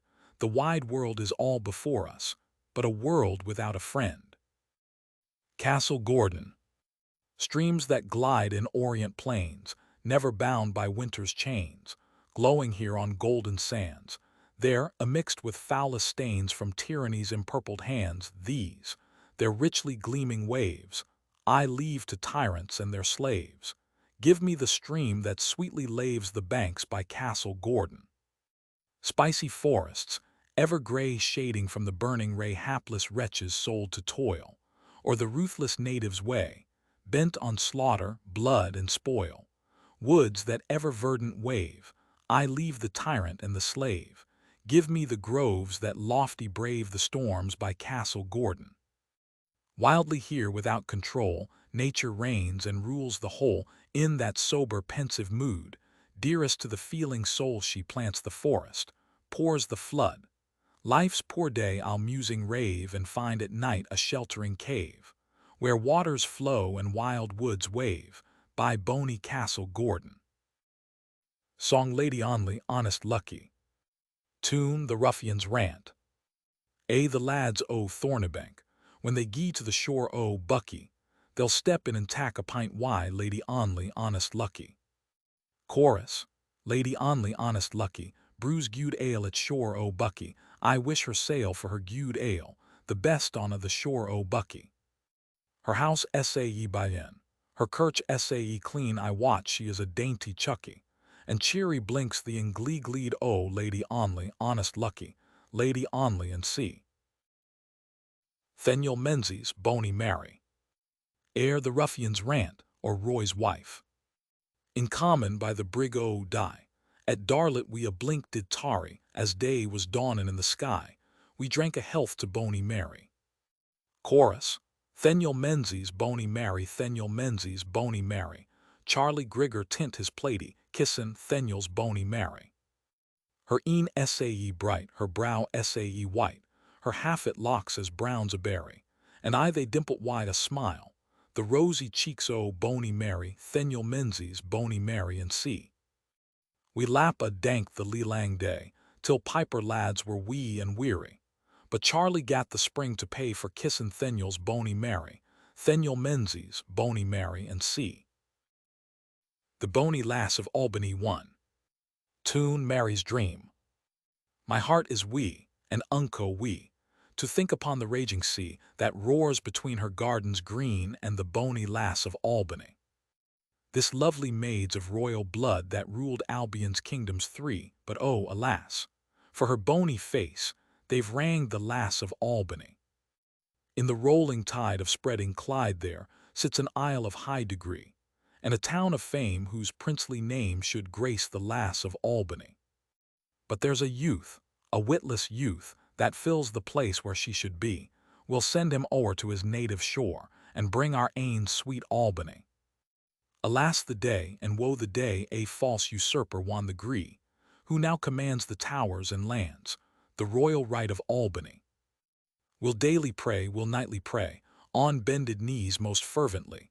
The time may come, with pipe and drum will welcome hame fair Albany. On scaring some waterfowl in Loch-Turit, a wild scene among the hills of Ottertyre. This was the production of a solitary forenoon's walk from Ottertyre House. I lived there, the guest of Sir William Murray for 2 or 3 weeks, and was much flattered by my hospitable reception. What a pity that the mere emotions of gratitude are so impotent in this world. 'Tis lucky that, as we are told, they will be of some avail in the world to come. R.B. Glenriddell, MSS. Why, ye tenants of the lake, for me your watery haunt forsake? Tell me, fellow creatures, why at my presence thus you fly? Why disturb your social joys, parent, filial, kindred ties? Common friend to you and me, Yatcher's gifts to all are free. Peaceful keep your dimpling wave, busy feed or wanton lave, or beneath the sheltering rock, bide the surging billows' shock. Conscious, blushing for our race, soon, too soon, your fears I trace. Man, your proud, usurping foe, would be lord of all below, plumes himself in freedom's pride, tyrant stern to all beside. The eagle from the cliffy brow, marking you his prey below, in his breast no pity dwells, strong necessity compels. But man, to whom alone is given a ray direct from pitying heaven, glories in his heart humane, and creatures for his pleasure slain. In these savage, liquid plains, only known to wandering swains, where the mossy rivulet strays far from human haunts and ways, all on nature you depend, and life's poor season peaceful spend. Or if man's superior might dare invade your native right, on the lofty ether borne, man with all his powers you scorn, swiftly seek, on clanging wings, other lakes and other springs, and the foe you cannot brave, scorn at least to be his slave. Blythe was she one. Tune, Andro and his cuddy gun. Chorus. Blythe, blithe and merry was she but in Ben, Blythe by the banks of Erne, and Blythe in Glenturit Glen. By Ottertyre grows the ache, on Yarrow banks the Birkinshaw, but Femi was a bonier lass than Braes o' Yarrow ever saw, Blythe, blithe and see. Her looks were like a flower in May, her smile was like a simmer morn. She tripped by the banks o' Erne, as lights a bird upon a thorn, Blythe, blithe and see. Her bony face it was as meek as ony lamb upon a lea. The evening sun was ne'er sae sweet, as was the blink o' Femi's ebb, Blythe, blithe and see. Footnote 1, written at Ottertyre. Femi is Miss Euphemia Murray, a cousin of Sir William Murray of Ottertyre, Lang. The Highland hills I've wandered wide, and o'er the lowlands I hae been, but Femi was the blithest lass that ever trod the dewy green, Blythe, blithe and see. A rosebud by my early walk. A rosebud by my early walk, adown a corn-enclosed balk, sae gently bent its thorny stalk all on a dewy morning, ere twice the shades o' dawn are fled, in its crimson glory spread, and drooping rich the dewy head, it scents the early morning. Within the bush her covert nest a little linnet fondly pressed, the dew sat chilly on her breast, sae early in the morning. She soon shall see her tender brood, the pride, the pleasure o' the wood, amming the fresh green leaves bedewed, awake the early morning. So thou, dear bird, young Jeannie fair, on trembling string or vocal air, shall sweetly pay the tender care that tents thy early morning. So thou, sweet rosebud, young and gay, shalt beauteous blaze upon the day, and bless the parent's evening ray that watched thy early morning. Epitaph for Mr. W. Cruikshank 1. Honest will to heaven's away, and money shall lament him. His thoughts they in Latin lay, in English nane ere kent them. Song the banks of the Devon. Tune Bannerech de Hana Cruy. How pleasant the banks of the clear winding Devon, with green spreading bushes and flowers blooming fair. But the boniest flower on the banks of the Devon was once a sweet bud on the braes of the air. Mild be the sun on this sweet blushing flower, in the gay rosy morn, as it bathes in the dew, and gentle the fall of the soft vernal shower, that steals on the evening each leaf to renew. O spare the dear blossom, ye orient breezes, with chill hoary wing as ye usher the dawn, and far be thou distant, thou reptile that seizes the verdure and pride of the garden or lawn. Let Bourbon exult in his gay gilded lilies, and England triumphant display her proud rose. A fairer than either adorns the green valleys, where Devon, sweet Devon, meandering flows, braving angry winter's storms. Tune, Neil Gow's Lament for Abercairny. Where braving angry winter's storms, the lofty Ochils rise, far in their shade my Peggy's charms first blessed my wondering eyes, as one who by some savage stream a lonely gem surveys, astonished, doubly marks it beam with art's most polished blaze. Blessed be the wild, sequestered shade, and blessed the day and hour where Peggy's charms I first surveyed, when first I felt their power. The tyrant death, with grim control, may seize my fleeting breath, but tearing Peggy from my soul must be a stronger death. Song My Peggy's Charms. Tune, Tha Chalicher Modihe. My Peggy's face, my Peggy's form, the frost of hermit age might warm, my Peggy's worth, my Peggy's mind, might charm the first of humankind. I love my Peggy's angel air, her face so truly heavenly fair, her native grace, so void of art, but I adore my Peggy's heart. The lily's hue, the rose's dye, the kindling luster of an eye, who but owns their magic sway, who but knows they all decay? The tender thrill, the pitying tear, the generous purpose nobly dear, the gentle look that rage disarms, these are all immortal charms. The Young Highland Rover. Tune Morag. Loud blaw the frosty breezes, the snaws the mountains cover, like winter on me seizes, since my young Highland rover far wanders nations over. Where'er he go, where'er he stray, may heaven be his warden, return him safe to fair Strathspey, and bonny Castle Gordon. The trees, now naked groaning, shall soon leaves be hinging, the birdies dowie moaning, shall be blithely singing, and every flower be springing. Sae I'll rejoice the lee-lang day, when by his mighty warden my youths return to fair Strathspey, and bonny Castle Gordon. Birthday Ode for 31st December, 1780-71. Afar the illustrious exile roams, whom kingdoms on this day should hail, an inmate in the casual shed, on transient pity's bounty fed, haunted by busy memory's bitter tale. Beasts of the forest have their savage homes, but he, who should imperial purple wear, owns not the lap of earth where rests his royal head, his wretched refuge, dark despair, while ravening wrongs and woes pursue, and distant far the faithful few who would his sorrows share. False flatterer, hope, away, nor think to lure us as in days of yore. We solemnize this sorrowing natal day to prove our loyal truth, we can no more, and owning heaven's mysterious sway, submissive, low adore. Ye honored, mighty dead, who nobly perished in the glorious cause, your king, your country, and her laws. From great Dundee, who smiling victory led, and fell a martyr in her arms, what breast of northern ice but warms? To bold Bomarino's undying name, whose soul of fire, lighted at heaven's high flame, deserves the proudest wreath departed heroes claim, nor unrevenged your fate shall lie. It only lags, the fatal hour your blood shall, with incessant cry awake at last, unsparing power as from the cliff with thundering course. The snowy ruin smokes along with doubling speed and gathering force, till deep it, crushing, whelms the cottage in the vale.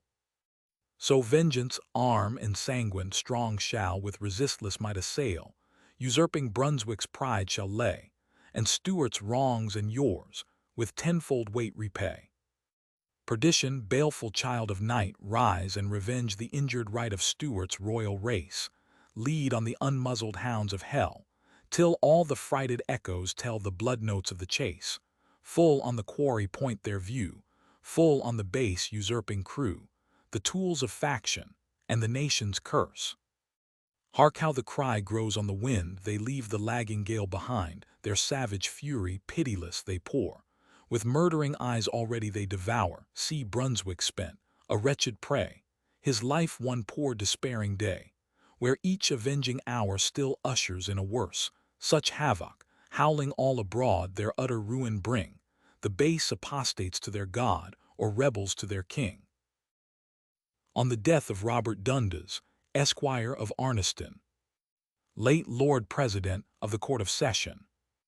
Lone on the bleaky hills, the straying flocks shun the fierce storms among the sheltering rocks down from the rivulets, red with dashing rains. The gathering floods burst o'er the distant plains. Beneath the blast the leafless forests groan. The hollow caves return a hollow moan. Ye hills, ye plains, ye forests, and ye caves, ye howling winds and wintry swelling waves. Unheard, unseen, by human ear or eye, sad to your sympathetic glooms I fly, where, to the whistling blast and water's roar, pale Scotia's recent wound I may deplore. O heavy loss thy country ill could bear, a loss these evil days can ne'er repair. Justice, the high vicegerent of her God, her doubtful balance eyed and swayed her rod. Hearing the tidings of the fatal blow, she sank, abandoned to the wildest woe. Wrongs, injuries from many a darksome den now, gay in hope, explore the paths of men, see from his cavern grim oppression rise, and throw on poverty his cruel eyes, keen on the helpless victim see him fly, and stifle dark the feebly bursting cry, mark ruffian violence, disdained with crimes, rousing elate in these degenerate times, view unsuspecting innocence a prey as guileful fraud points out the erring way, while subtle litigation's pliant tongue the lifeblood equal sucks of right and wrong. Hark, injured want recounts th unlistened tale, and much wronged misrye pours the unpitied wail. Ye dark waste hills, ye brown unsightly plains, congenial scenes, ye soothe my mournful strains. Ye tempests rage, ye turbid torrents roll, ye suit the joyless tenor of my soul. Life's social haunts and pleasures I resign, be nameless wilds and lonely wanderings mine to mourn the woes my country must endure, that would degenerate ages cannot cure. Sylvander to Clarinda 1. Extempore reply to verses addressed to the author by a lady, under the signature of Clarinda, and entitled, On Burns saying he had nothing else to do. When dear Clarinda, matchless fair, first struck Sylvander's raptured view, he gasped, he listened to despair, alas, 'twas all he dared to do. Love from Clarinda's heavenly eyes transfixed his bosom throe and throe, but still in friendship's guarded guise, for more the demon feared to do. That heart already more than lost, the imp beleaguered all purdu, for frowning honor kept his post, to meet that frown he shrunk to do. His pangs the bard refused to own, though half he wished Clarinda knew, but anguish wrung the unweeting groan, who blames what frantic pain must do. That heart where motley follies blend was sternly still to honor true, to prove Clarinda's fondest friend was what a lover sure might do. The muse his ready quill employed, no nearer bliss he could pursue, that bliss Clarinda cold denied. Send word by Charles how you do. The chill behest disarmed his muse, till passion all impatient grew he wrote, and hinted for excuse, 'twas 'cause he'd nothing else to do. But by those hopes I have above, and by those faults I dearly rue, the deed, the boldest mark of love for thee, that deed I dare you do. Oh, could the fates but name the price, would bless me with your charms, and you, with frantic joy I'd pay it thrice, if human art and power could do. Then take, Clarinda, friendship's hand, friendship at least I may avow, and lay no more your chill command, I'll write whatever I've to do. Love in the guise of friendship. Your friendship much can make me blessed, oh why that bliss destroy, why urge the only one request you know I will deny. Your thought, if love must harbor there, conceal it in that thought, nor cause me from my bosom tear the very friend I sought. Go on, sweet bird, and soothe my care. For thee is laughing nature gay, for thee she pours the vernal day. For me in vain is nature dressed, while joy's a stranger to my breast. Clarinda, mistress of my soul. Clarinda, mistress of my soul, the measured time is run, The wretch beneath the dreary pole so marks his latest sun. To what dark cave of frozen night shall poor Sylvander hie, deprived of thee, his life and light, the sun of all his joy? We part but by these precious drops, that fill thy lovely eyes. No other light shall guide my steps, till thy bright beams arise. She, the fair sun of all her sex, has blessed my glorious day, and shall a glimmering planet fix my worship to its ray. I'm o'er young to marry yet. Chorus. I'm o'er young, I'm o'er young, I'm o'er young to marry yet. I'm o'er young, 'twad be a sin to tack me frae my mammy yet. I am my mammies I bairn, why unco folk I weary, sir, and lying in a man's bed I'm flayed it mak me eerie, sir. I'm o'er young and see. My mammy coughed me a new gown, the kirk maun hae the gracing o' were I to lie why you kind sir, I'm feared ye'd spoil the lacing o' I'm o'er young and see. Hallowmass is come and gane, the nights are lang in winter, sir, and you and I in bed, in troth I dare na venture, sir, I'm o'er young and see. Fu loud and chill the frosty wind blaws thro' the leafless timmer, sir, but if ye come this gate again, I'll alder be gin simmer, sir, I'm o'er young and see. To the weaver's gin ye go. My heart was ance as blithe and free as simmer days were lang, but a Bonie Roslin weaver lad has gart me change my sang. Chorus. To the weaver's gin ye go, fair maids, to the weaver's gin ye go. I read you right, gang ne'er at night, to the weaver's gin ye go. My mither sent me to the town to warp a plaiden wob, but the weary warpin' o' has gart me sigh and sab, to the weaver S and C. A Bonie Roslin weaver lad sat working at his loom. He took my heart as why, a net, in every knot and thrum, to the weaver S and C. I sat beside my warpin' wheel, and I caught it round, but every shot and evie knock my heart it gie astound, to the weaver S and C. The moon was sinking in the west, why, visage pale and wan, as my Bonie Roslin weaver lad conveyed me thro' the glen, to the weaver S and C. But what was said or what was done shame fa me gin I tell, but oh, I fear the kintra soon will ken as wheels myself, to the weaver S and C. Macpherson's Farewell. Tune Macpherson's Rant. Farewell, ye dungeons dark and strong, the wretch's destiny, Macpherson's time will not be long on yonder gallows tree. Chorus. Sae rantingly, sae wantonly, sae dauntingly gied he played a spring and danked it round below the gallows tree. Oh, what is death but parting breath? On many a bloody plain have dared his face, and in this place I scorn him yet again, sae rantingly, and see. Untie these bands from off my hands, and bring me to my sword, and there's no a man in all Scotland but I'll brave him at a word, sae rantingly, and see. I've lived a life of sturt and strife, I die by treachery, it burns my heart I must depart, and not avenged be, sae rantingly, and see. Now farewell light, thou sunshine bright, and all beneath the sky, may coward shame disdain his name, the wretch that dares not die, sae rantingly, and see. Stay my charmer. Tune and Jill Dub Sire D Hub. Stay my charmer, can you leave me, cruel, cruel to deceive me? Well you know how much you grieve me. Cruel charmer, can you go, cruel charmer, can you go? By my love so ill requited, by the faith you fondly plighted, by the pangs of lovers slighted, do not lie of me so, do not leave me so. Saw my hoggie. What will I do gin my hoggie die, my joy, my pride, my hoggie, my only beast, I had nae me, and vow but I was vogie, the lealang night we watched the fald me and my faithfu, doggie, we heard knocked but the roaring lin amming the braes sae scroggy. But the hoolet cried frou the castle wa, the blitter frae the boggie, the tod replied upon the hill, I trembled for my hoggie. When day did daw and cocks did craw, the morning it was foggy, and unco tyke, lap o'er the dike, and mayest has killed my hoggie. Raving winds around her blowing. Tune Grigor of Roro's Lament.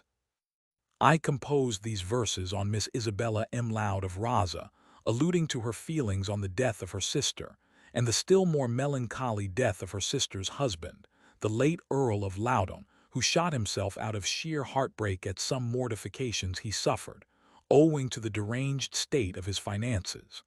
R.B. 1971.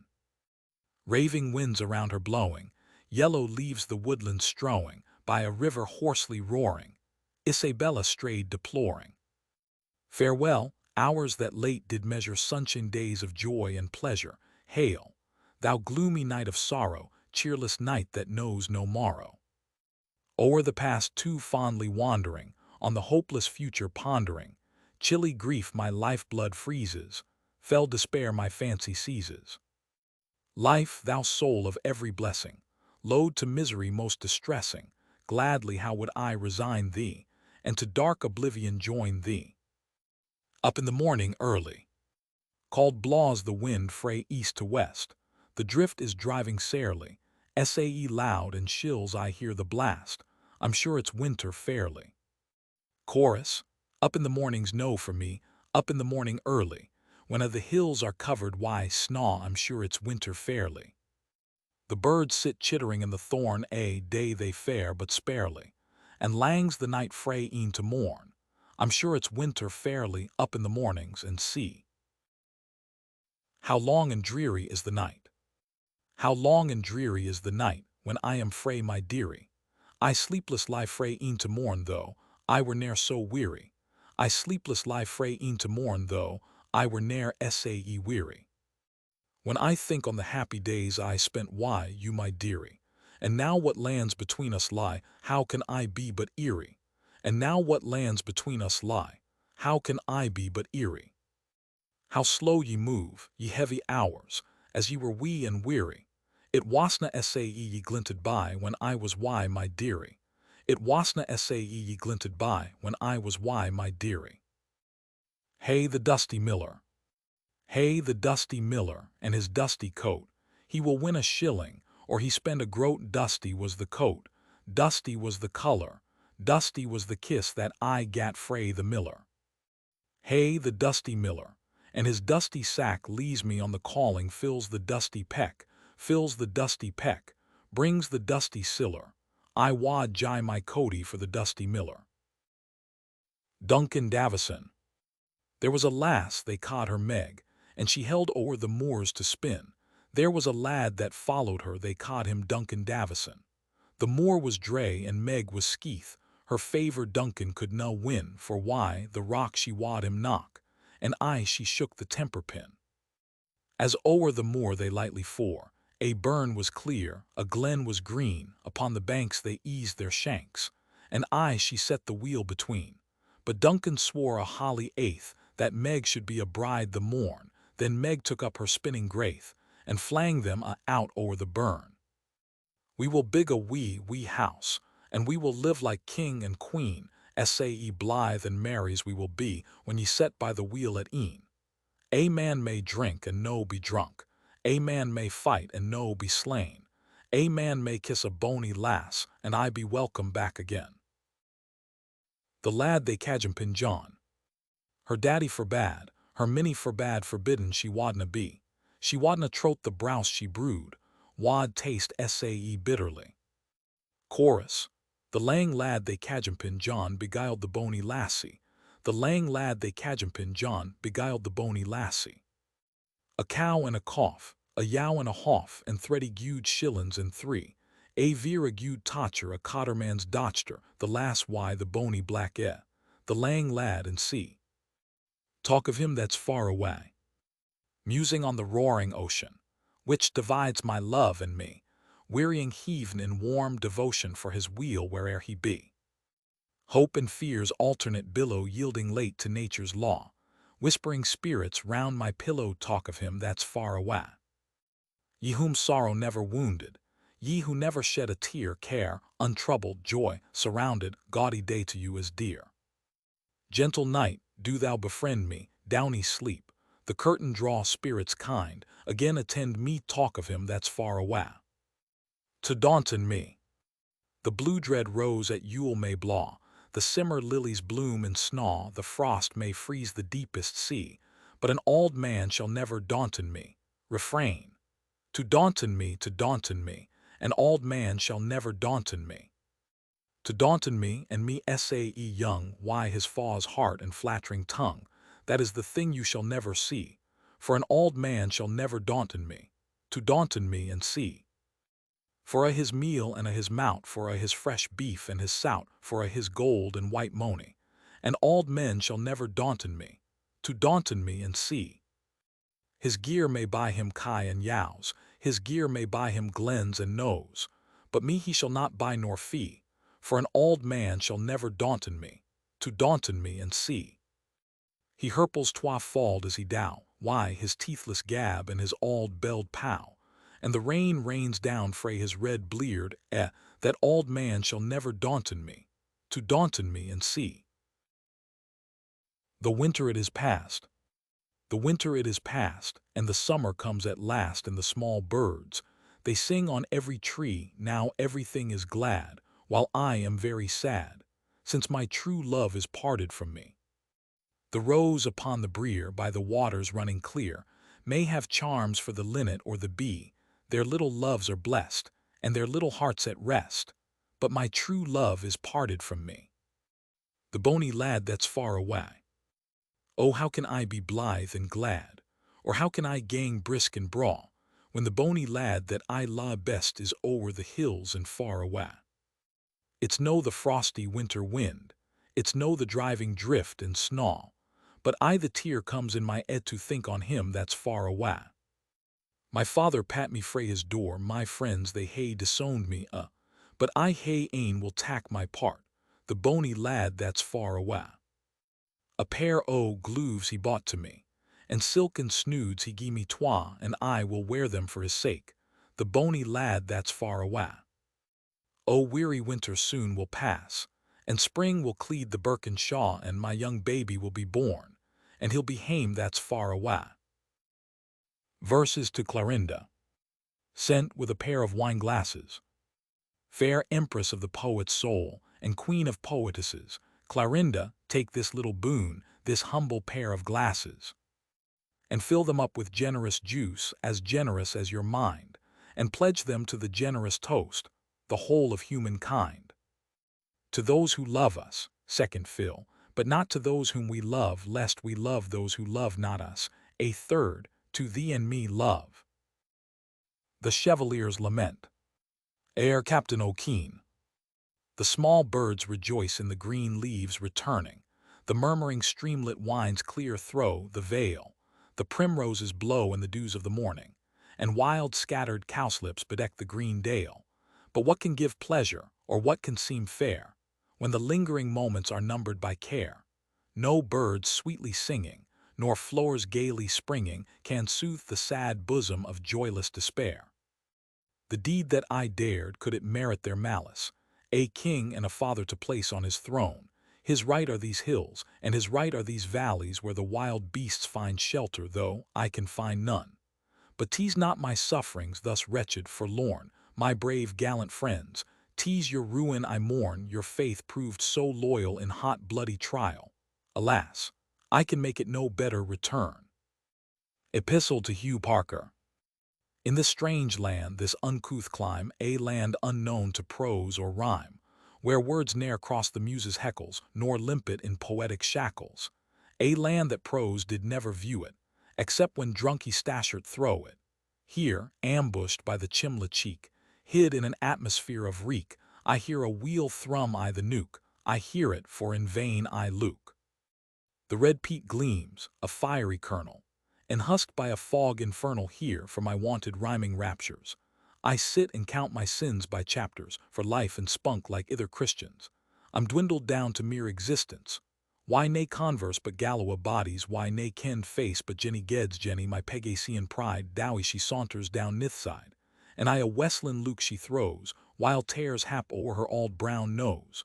Was it for this? Why canny care, thou bure the bard through many a shire? At house or hillocks never stumbled, and late or early never grumbled. Oh, had I power like inclination, I'd hease thee up a constellation to canter with the Sagittar, or loop the ecliptic like a bar, or turn the pole like any arrow, or when auld Phoebus bids good morrow down the zodiac urge the race, and cast dirt on his godship's face, for I could lay my bread, and Kyle he'd ne'er cast sout Upo, thy tale. Why a this care and a this grief, and sma prospect of relief, and naught but peat reek I my head, how can I write what ye can read?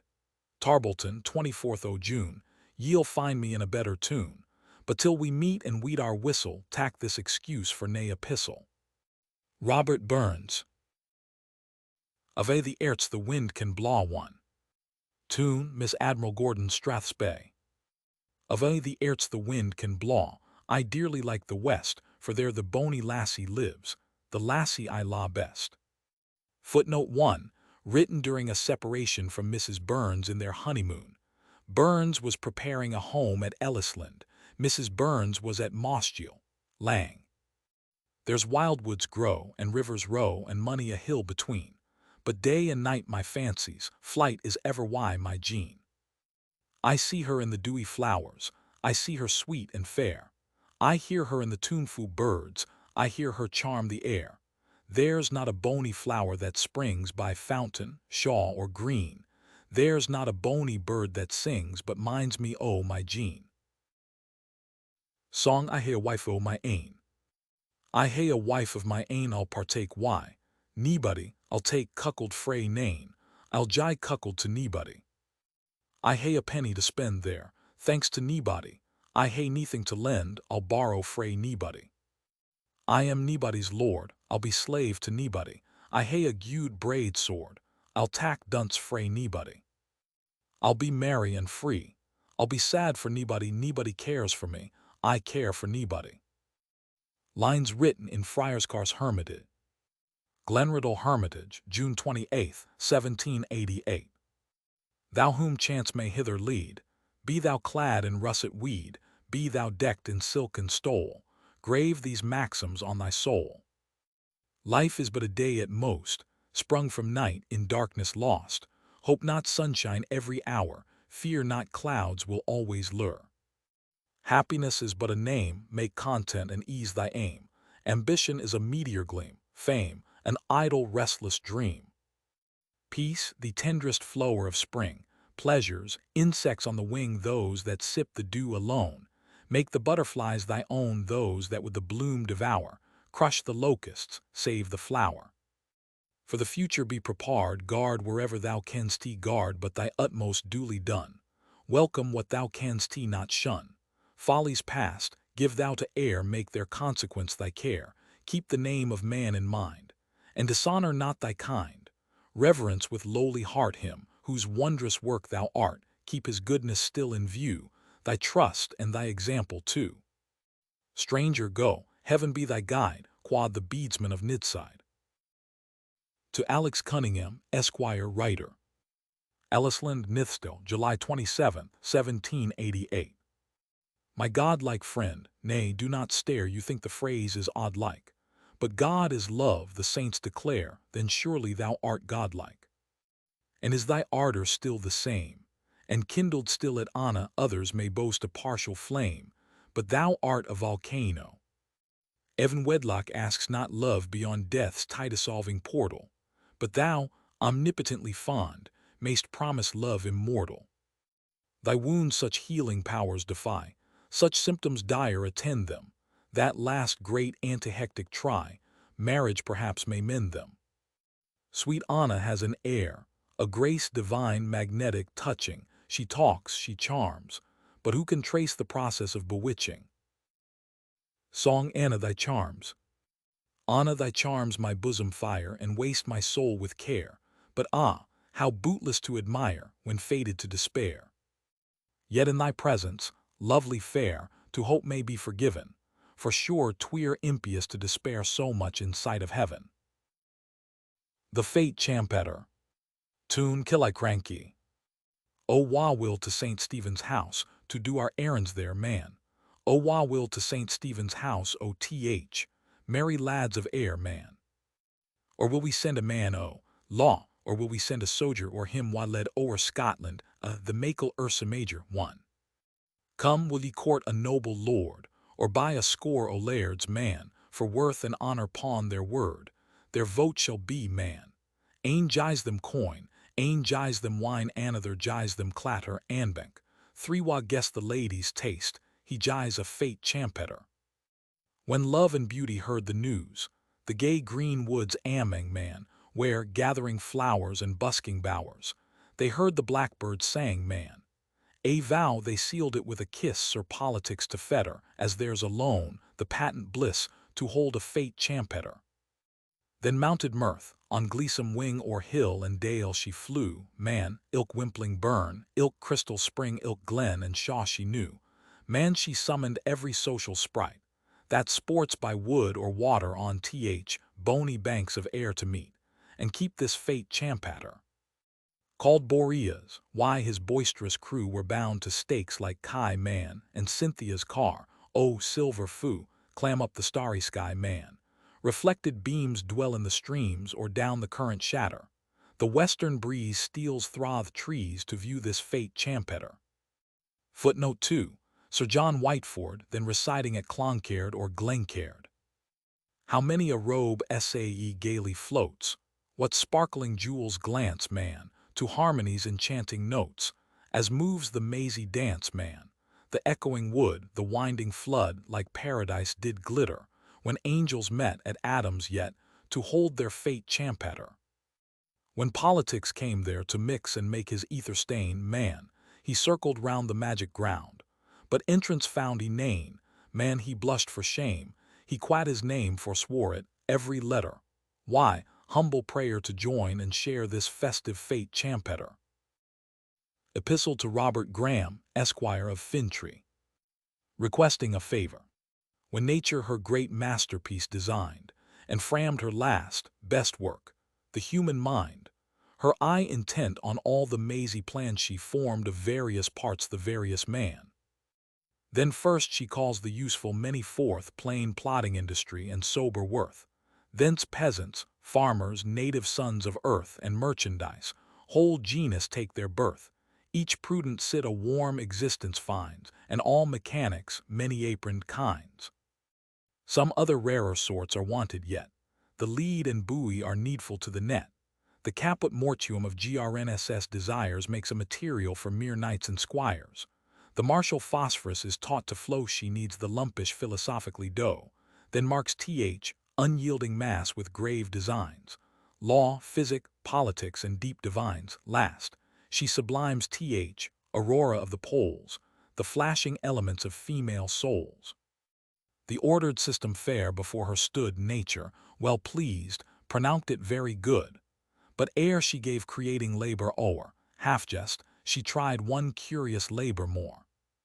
Some spumy, fiery ignis fatus matter, such as the slightest breath of air might scatter, with arch alacrity and conscious glee. Nature may have her whim as well as we her Hogarth perhaps she meant to show it. She forms the thing and christens it. A poet creature, though oft the prey of care and sorrow, when blessed today, unmindful of tomorrow, a being formed amuse his graver friends, admired and praised, and there the homage ends. A mortal quite unfit for fortune's strife, yet oft the sport of all the ills of life, prone to enjoy each pleasure riches give, yet haply wanting wherewithal to live, longing to wipe each tear, to heal each groan, yet frequent all unheeded in his own. But honest nature is not quite a Turk, she laughed at first, then felt for her poor work, pitying the propless climber of mankind she cast about a standard tree to find and, to support his helpless woodbine state, attached him to the generous, truly great, a title, and the only one I claim, to lay strong hold for help on bounteous Graham. Pity the tuneful muses, hapless train, weak, timid landsmen on life's stormy main, their hearts no selfish, stern, absorbent stuff, that never gives, though humbly takes enough, the little fate allows, they share as soon. Unlike sage proverbed wisdom's hard-wrung boon, the world were blessed did bliss on them depend. Ah, that the friendly heir should want a friend. Let prudence number o'er each sturdy son, who life and wisdom at one race begun, who feel by reason and who give by rule, instincts a brute and sentiment a fool, who make poor will do wait upon I should, We own they're prudent, but who feels they're good, ye wise ones hence? Ye hurt the social eye, God's image rudely etched on base alloy. But come ye who the godlike pleasure know, heaven's attribute distinguished to bestow. Whose arms of love would grasp the human race. Come thou who giv'st with all a courtier's grace, friend of my life, true patron of my rhymes, prop of my dearest hopes for future times. Why shrinks my soul half blushing, half afraid, backward, abashed to ask thy friendly aid? I know my need, I know thy giving hand, I crave thy friendship at thy kind command. But there are such who court the tuneful nine. Heavens, should the branded character be mine? Whose verse in manhood's pride sublimely flows, yet vilest reptiles in their begging prose, mark, how their lofty, independent spirit soars on the spurning wing of injured merit. Seek not the proofs in private life to find pity, the best of words should be but wind. So, to heaven's gates the lark's shrill song ascends, but groveling on the earth the carol ends. In all the clamorous cry of starving want, they dun benevolence with shameless front. Oblige them, patronize their tinsel lays. They persecute you all your future days. Ere my poor soul such deep damnation stain, my horny fist assume the plough again. The piebald jacket let me patch once more. On 18pence a week I've lived before. Though, thanks to heaven, I dare even that last shift, I trust, meantime, my boon is in thy gift, that, placked by thee upon the wished-for height, where, man and nature fairer in her sight, my muse may imp her wing for some sublimer flight. Song, The Day Returns. Tune, 7th of November. The day returns, my bosom burns, the blissful day we twa did meet, though, winter wild and tempest toiled, ne'er summer sun was half sae sweet. Then the pride that loads the tide and crosses o'er the sultry line, then kingly robes, then crowns and globes, he even gave me more, it made thee mine. While day and night can bring delight, or nature aught of pleasure give, while joys above my mind can move, for thee and thee alone I live. When that grim foe of life below comes in between to make us part, the iron hand that breaks our band, it breaks my bliss, it breaks my heart. Song, O Were I on Parnash's Hill. Tune, My Love is Lost to Me. O were I on Parnash's Hill, or had O Helicon my fill, that I might catch poetic skill, to sing how dear I love thee. But nith maun be my muse's well, my muse maun be thy bony cell. On Corsican I'll glower and spell, and write how dear I love thee. Then come, sweet muse, inspire my lay, for o' the lelang simmer's day I couldna sing, I couldna say, how much, how dear I love thee. I see thee dancing o'er the green, thy waist sae jimp, thy limbs sae clean, thy tempting lips, thy roguish een. By heaven and earth I love thee. By night, by day, afield at hame, the thoughts o' thee my breast inflame, and I muse and sing thy name. I only live to love thee, though I were doomed to wander on beyond the sea, beyond the sun, till my last weary sand was run, till then, and then I love thee. A Mother's Lament. For the death of her son. Fate gave the word, the arrow sped, and pierced my darling's heart, and with him all the joys our fled life can to me impart. By cruel hands the sapling drops, in dust dishonored laid, so fell the pride of all my hopes, my age's future shade. The mother linnet in the brake bewails her ravished young, so I, for my lost darling's sake, lament the live day long. Death, oft I've feared thy fatal blow. Now, fond, I bear my breast. O do thou kindly lay me low with him I love at rest. The Fall of the Leaf. The lazy mist hangs from the brow of the hill, concealing the course of the dark winding rill. How languid the scenes, late so sprightly, appear, as autumn to winter resigns the pale year. The forests are leafless, the meadows are brown, and all the gay foppery of summer is flown. Apart let me wander, apart let me muse. How quick time is flying, how keen fate pursues. How long I have lived, but how much lived in vain, how little of life's scanty span may remain. What aspects old time in his progress has worn, what ties cruel fate in my bosom has torn. how foolish or worse, till our summit is gained, and downward how weakened, how darkened, how pained. Life is not worth having with all it can give, for something beyond it poor man sure must live.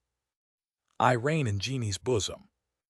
Louis, what reck I by thee? Or Geordie on his ocean diver, beggar lounds to me, I reign in Jeannie's bosom.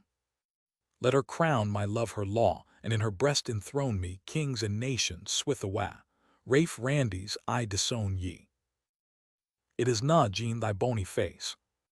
It is na, Jean, thy bony face, nor shape that I admire, although thy beauty and thy grace might wheel a walk desire. Something in ilka part o' thee to praise, to love I find, but dear as is thy form to me, still dearer is thy mind.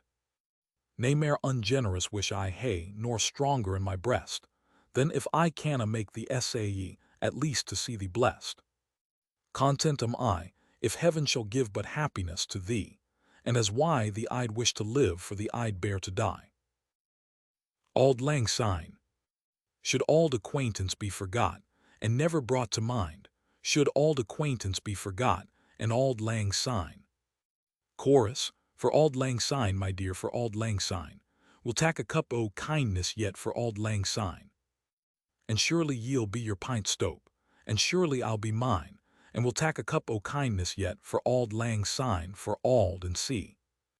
We twa hae run about the braes, and pooed the gowans fine, but we've wandered money a weary fit, sin, auld lang syne, for auld and see. We twa hae paddled in the burn free morning sun till dine, but seas between us braid hae roared sin, auld lang syne, for auld and see.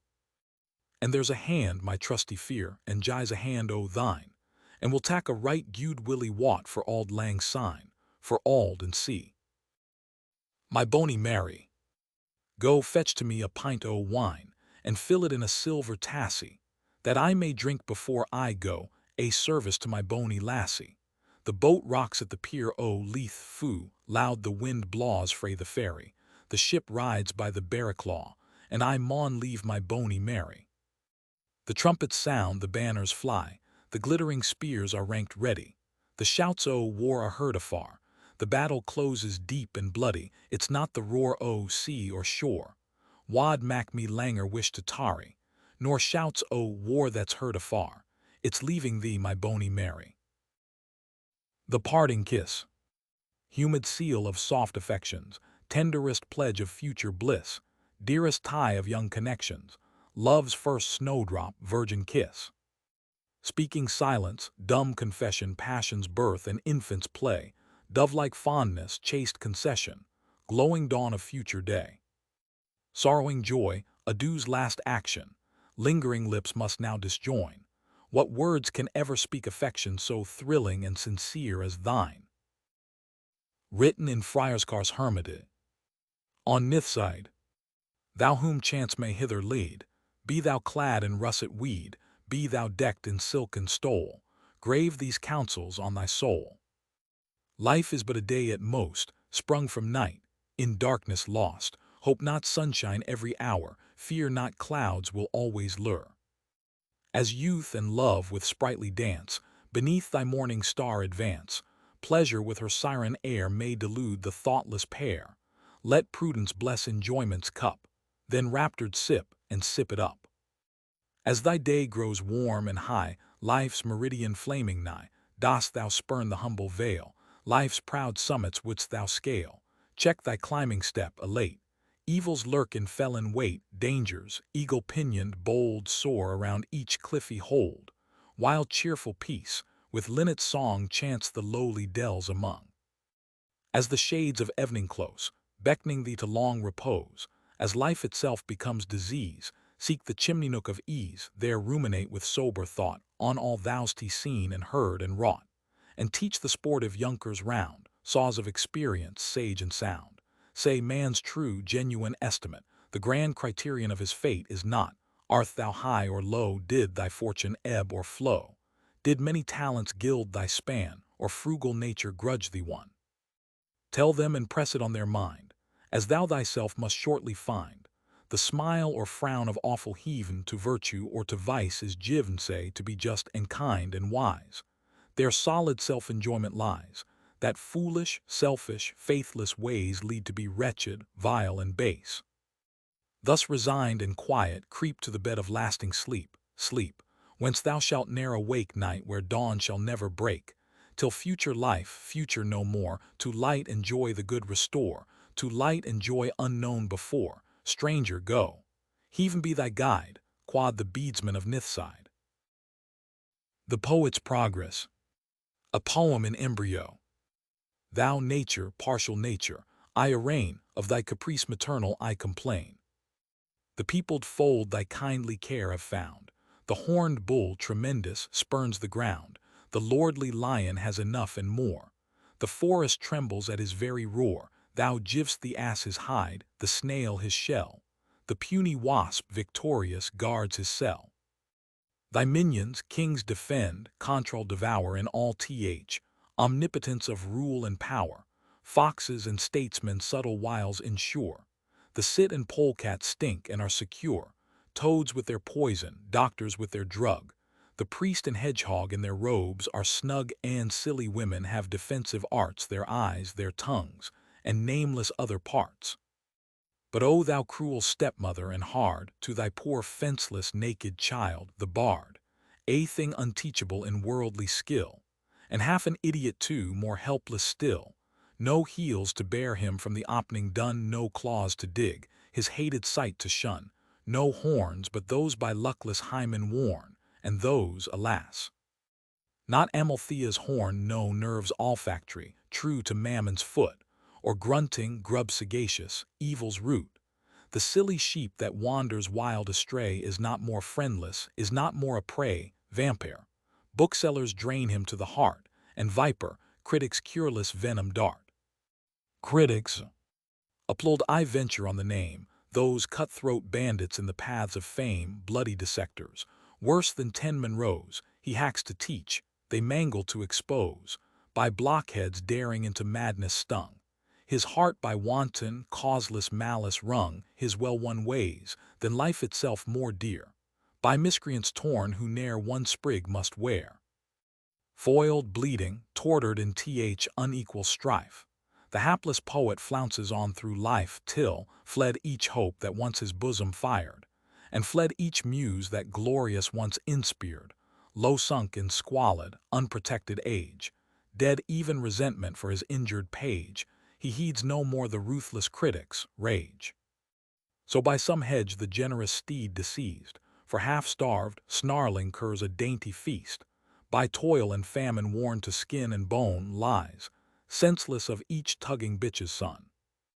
A little upright, pert, tart, tripping white, and still his precious self his dear delight, who loves his own smart shadow in the streets, better than e'er the fairest she meets, much specious lore but little understood, veneering oft outshines the solid wood, his solid sense by inches you must tell, but meet his cunning by the Scottish ell, a man of fashion too, he made his tour, learned vive la bagatelle et vive l'amour. So travelled monkeys their grimace improve, polish their grin, nay, sigh for ladies' love. His meddling vanity, a busy fiend, still making work his selfish craft must mend. Crotchelin came, the old cocked hat, the brown surtout, the same, his grisly beard just bristling in its might. 'Twas 4 long nights and days from shaving night, his uncombed hoary locks, wild staring, thatched a head, for thought profound and clear unmatched, yet though his caustic wit was biting rude, his heart was warm, benevolent, and good. O dullness, portion of the truly blessed, calm, sheltered haven of eternal rest, thy sons ne'er madden in the fierce extremes of fortune's polar frost, or torrid beams. If mantling high she fills the golden cup, with sober, selfish ease they sip it up, conscious the bounteous meed they well deserve, they only wonder some folks do not starve. The grave sage Herne thus easy picks his frog, and thinks the mallard a sad, worthless dog. When disappointment snaps the thread of hope, when through disastrous night they darkling grope, with deaf endurance sluggishly they bear, and just conclude that fools are fortune's care.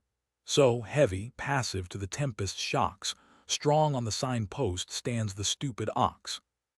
Not so the idle muses, madcap train, not such the workings of their moonstruck brain, In equanimity they never dwell, by turns in soaring heaven or vaulted hell. Elegy on the year 1788. For lords or kings I dinna mourn, and let them die for that they're born, but oh, prodigious to reflect, a tumult, sirs, is gain to wreck, O 88 in thy sma space, what dire events hae taken place, of what enjoyments thou hast reft us, in what a pickle thou hast left us.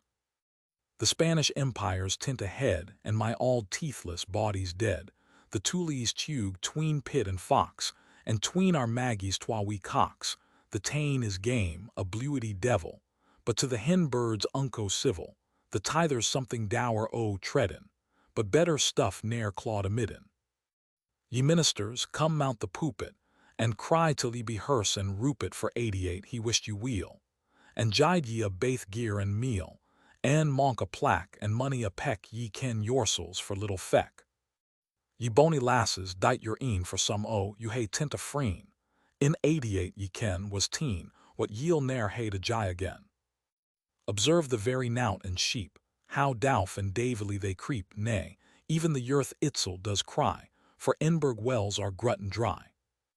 O 89, thou's but a bairn and no o'er ald I hope to learn, thou beardless boy I pray tak care, thou now hast got thy daddy's chair, ne handcuffed, mizzled, hap-shackled regent, but like himsel a full free agent. Be sure ye follow out the plan ne war than he did, honest man, as muckle better as you can. January 1, 1789. The henpecked husband. Cursed be the man, the poorest wretch in life, the crouching vassal to a tyrant wife, who has no will but by her high permission, who has not sixpence but in her possession, who must to he his dear friend's secrets tell, who dreads a curtain lecture worse than hell. Were such the wife had fallen to my part, break her spirit or I'd break her heart, I'd charm her with the magic of a switch, I'd kiss her maids and kick the perverse bitch. Versicles on signpost. His face with smile eternal dressed, just like the landlord S to his guest, S. High as they hang with creaking din to index out the country in. He looked just as your signpost lions do, with aspect fierce and quite as harmless too. A head pure, sinless quite of brain and soul, the very image of a barber's pole. It shows a human face and wears a wig and looks, when well preserved, amazing big. Robin sure in hairst. Chorus, Robin sure in hairst, I sure why him, fiend a huke had I, yet I stack by him. I geet up to dunce, to warp a wob o Playdon at his daddy's yet, wa met me but Robin, Robin sure and see.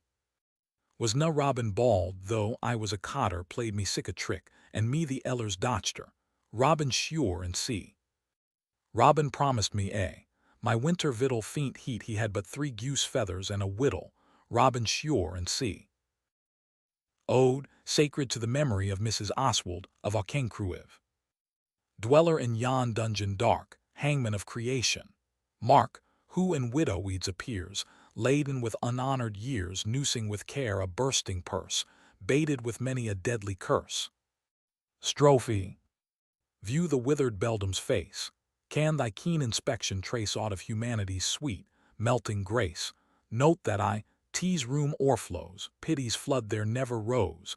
See these hands ne'er stretched to save, hands that took but never gave, keeper of Mammon's iron chest. Lo, there she goes, unpitied and unblessed she goes, but not to realms of everlasting rest. Antistrophe. Plunderer of armies, lift thine eyes, a while forbear, ye torturing fiends, cease thou whose step, unwilling, hither bends, no fallen angel hurled from upper skies. Tease thy trusty quondam mate, doomed to share thy fiery fate, she, tardy, hell-ward plies. Epode. And are they of no more avail, 10,000 glittering pounds a year? In other worlds can Mammon fail, omnipotent as he is here? O bitter mockery of the pompous beer, while down the wretched vital part is driven the cave-lodged beggar, with a conscience clear, expires in rags, unknown, and goes to heaven. Pegasus at Wanlock Head. With Pegasus upon a day Apollo, weary flying, through frosty hills the journey lay, On foot the way was plying. Poor slipshod giddy Pegasus was but a sorry walker to Vulcan. Then Apollo goes to get a frosty caulker. Obliging Vulcan fell to work, threw by his coat and bonnet, and did Sol's business in a crack. Sol paid him with a sonnet. Ye Vulcan's sons of Wanlock-head, pity my sad disaster. My Pegasus is poorly shod, I'll pay you like my master. Sappho Redivivus, a fragment. By all I loved, neglected and forgot, no friendly face e'er lights my squalid cot, shunned, hated, wronged, unpitied, unredressed, the mocked quotation of the scorner's jest, even the poor support of my wretched life, snatched by the violence of legal strife, oft grateful for my very daily bread to those my family's once large bounty fed, a welcome inmate at their homely fare, my griefs, my woes, my sighs, my tears they share, their vulgar souls unlike the souls refined, the fashioned marble of the polished mind.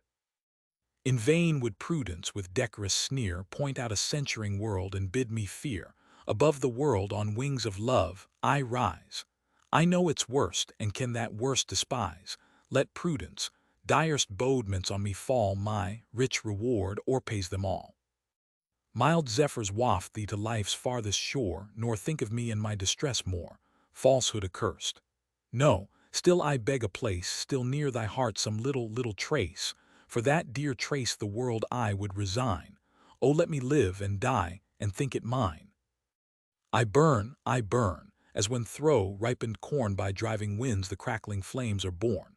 Now raving wild, I curse that fatal night, then bless the hour that charmed my guilty sight. In vain the laws their feeble force oppose, chained at love's feet they groan his vanquished foes. In vain religion meets my shrinking eye, I dare not combat, but I turn and fly. Conscience in vain upbraids unhallowed fire. Love grasps her scorpions, stifled they expire. Reason drops headlong from his sacred throne. Your dear idea reigns and reigns alone, each thought intoxicated homage yields, and riots wanton in forbidden fields. By all on high adoring mortals know, by all the conscious villain fears below, by your dear self. The last great oath I swear, not life, nor soul were ever half so dear. Song. She's fair and fause. She's fair and fause that causes my smart. I laud her makel and lang. She's broken her vow, she's broken my heart, and I may e'en gie hang.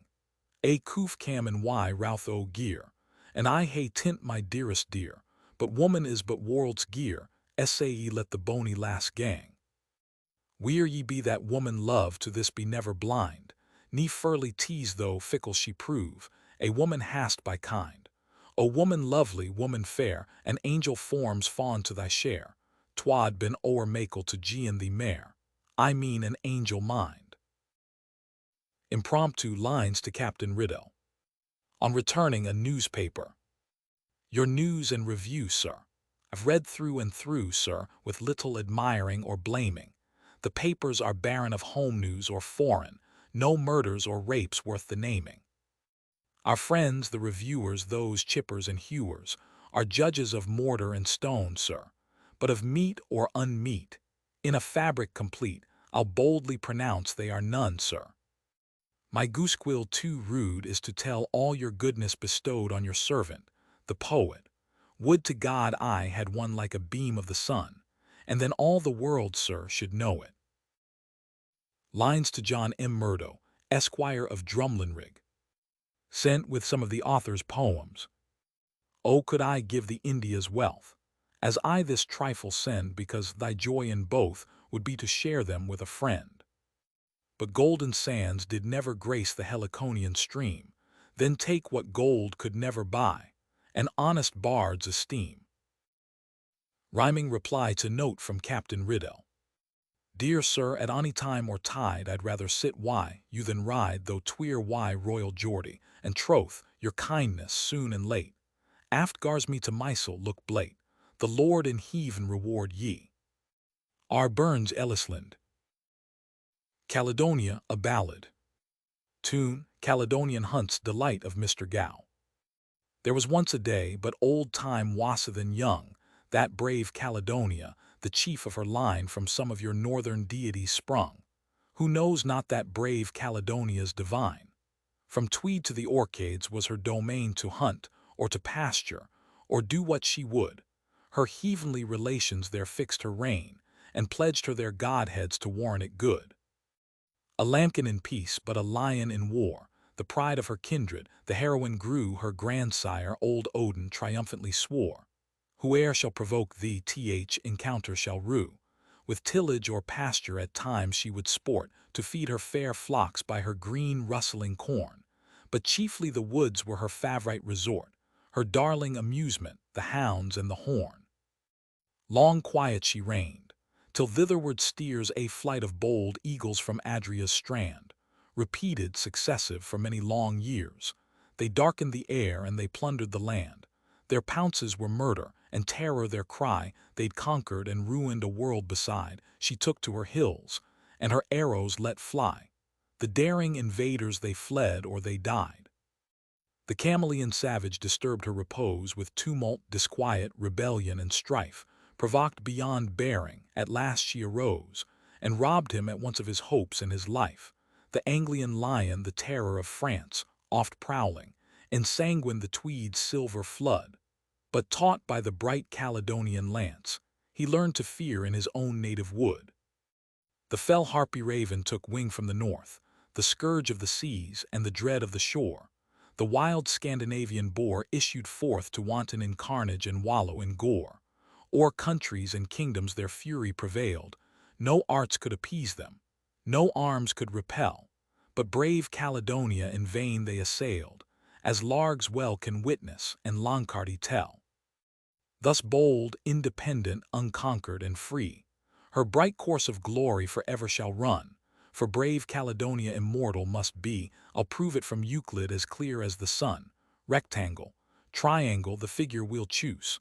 The upright is chance, and old time is the base, but brave Caledonia's the hypotenuse. Then, ergo, she'll match them and match them always. To Miss Cruikshank, a very young lady. Written on the blank leaf of a book, presented to her by the author.